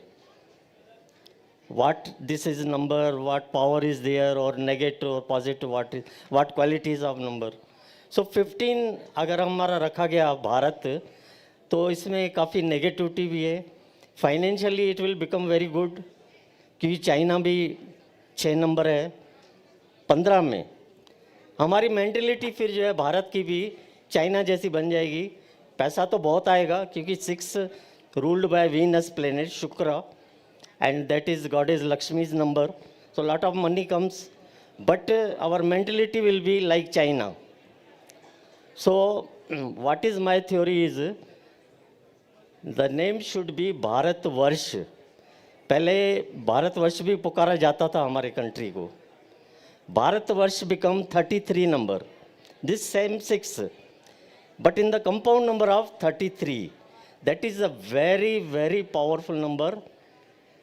In fact, this is the highest powerful number among all the numbers from 1 to 108 explained in our Shastras. 33 is the highest powerful number. 33 में अगर ये नाम रखा गया भारतवर्ष, तो कोई भी शक्ति हमको विश्वगुरु बनने से रोक नहीं सकती. विश्वगुरु बन जाएंगे. Financially also we can surpass USA, America को सरपास कर सकते. बट अगर भारत रखा गया तो पैसा आएगा, लेकिन हम चाइना के पीछे ही रहेंगे, क्योंकि चाइना अभी हमारे से 4 टाइम्स उसकी इकोनॉमी हमसे ज़्यादा है, और अमेरिका की तो खैर बहुत ज़्यादा है 68. But we will surpass if name will be Bharatvarsh. और ये काफ़ी मैंने लोगों से कांटेक्ट किया है, पॉलिटिकली भी और इनसे. और एक बहुत ही स्वामी जी का मेरे को आशीर्वाद मिला है. अभी वो आए थे हैदराबाद में, स्वामी गोविंदा गिरी जी, राम जन्मभूमि के वन ऑफ द ट्रस्टी हैं और ट्रेजरर भी हैं.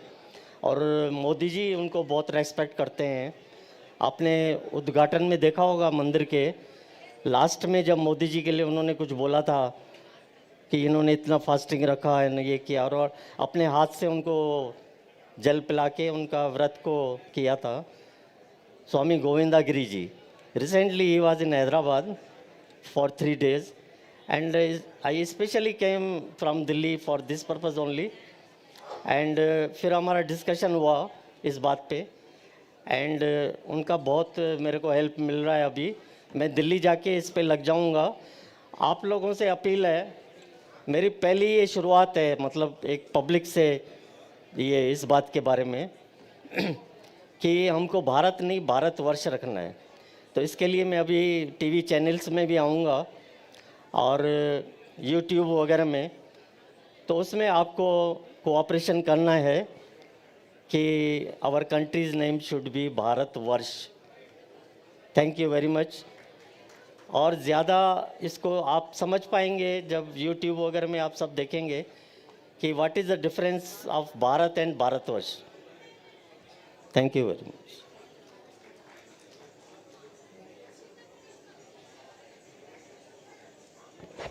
Thank you very much, Ashok Santji, for your wonderful proposition. Thanks a lot. We wish our country would be Bharatvarsh. Yeah. Next, I take the chance of welcoming Mrs. Sushma ji, Srimati Sushma ji. So she is Mrs. India World. So from Telangana state, she was crowned as Mrs. India, and she will be representing India on the global stage. And Srimati Sushma ji has been promoting the Telangana traditional crafts and textiles. So through even Mrs. India Avenue, she has promoted the Telangana textile craft, that is Pochampalli silks. So I request Mrs. Sushma ji to deliver her address. Sushma ji, please.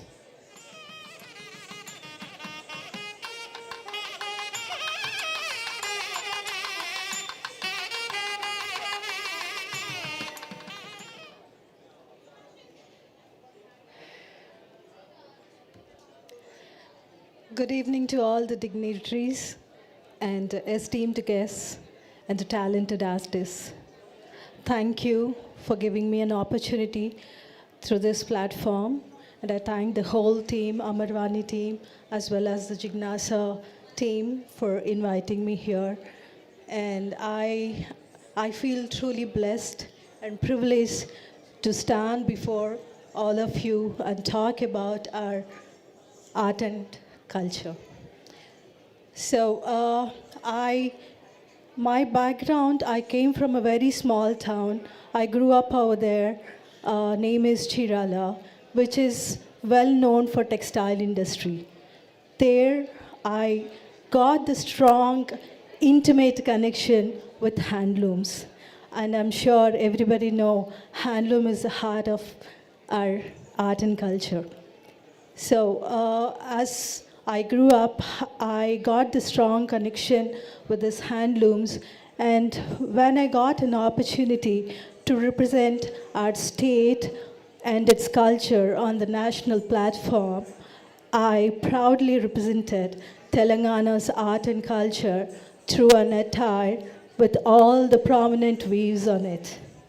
So this has won an award for me and made me and my state truly proud on the national platform. This spark has ignited me to involve more and emphasize more on the handlooms. And since then, no looking back, I've been promoting handlooms all over.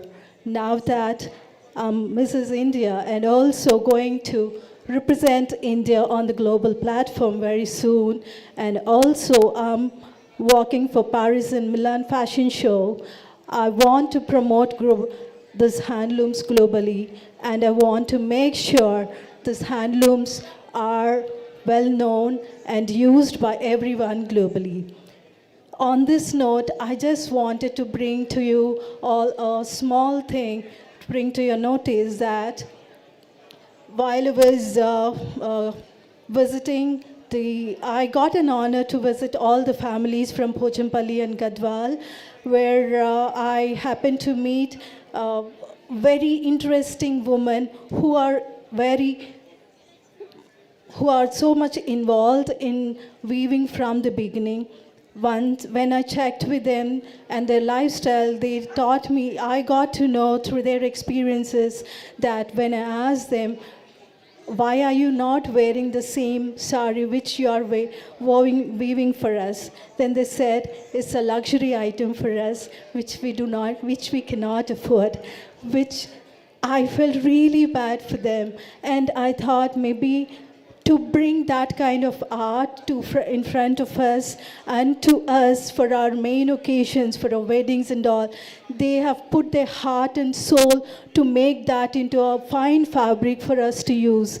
But then they could not afford it, which was so disheartening. And on top of it, they also told me, like, few of us, they just want to come out of this age-old tradition and doesn't want to continue this tradition anymore because of all the financial resources they are getting from the other industries. So I want to encourage all of you to use handlooms and promote handlooms, especially promote women who are mightily involved in this. Thank you for giving me this opportunity, and thank you all. Have a nice evening.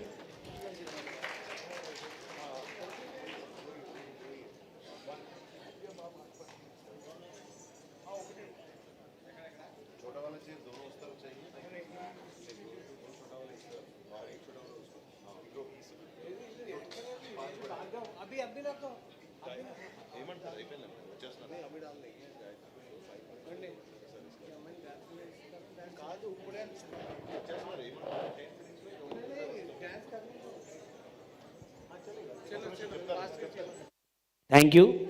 Thank you, Shmaji, for your wonderful remarks and promoting Indian textiles. Now, a wonderful dance performance is awaiting us. So this dance form is Arjuna glorifying Mother Parvati after his victory. So this dance shows that item. So let's see Peri Sivasdanava where Vijaya Arjuna glorifies Mother Parvati after his victory.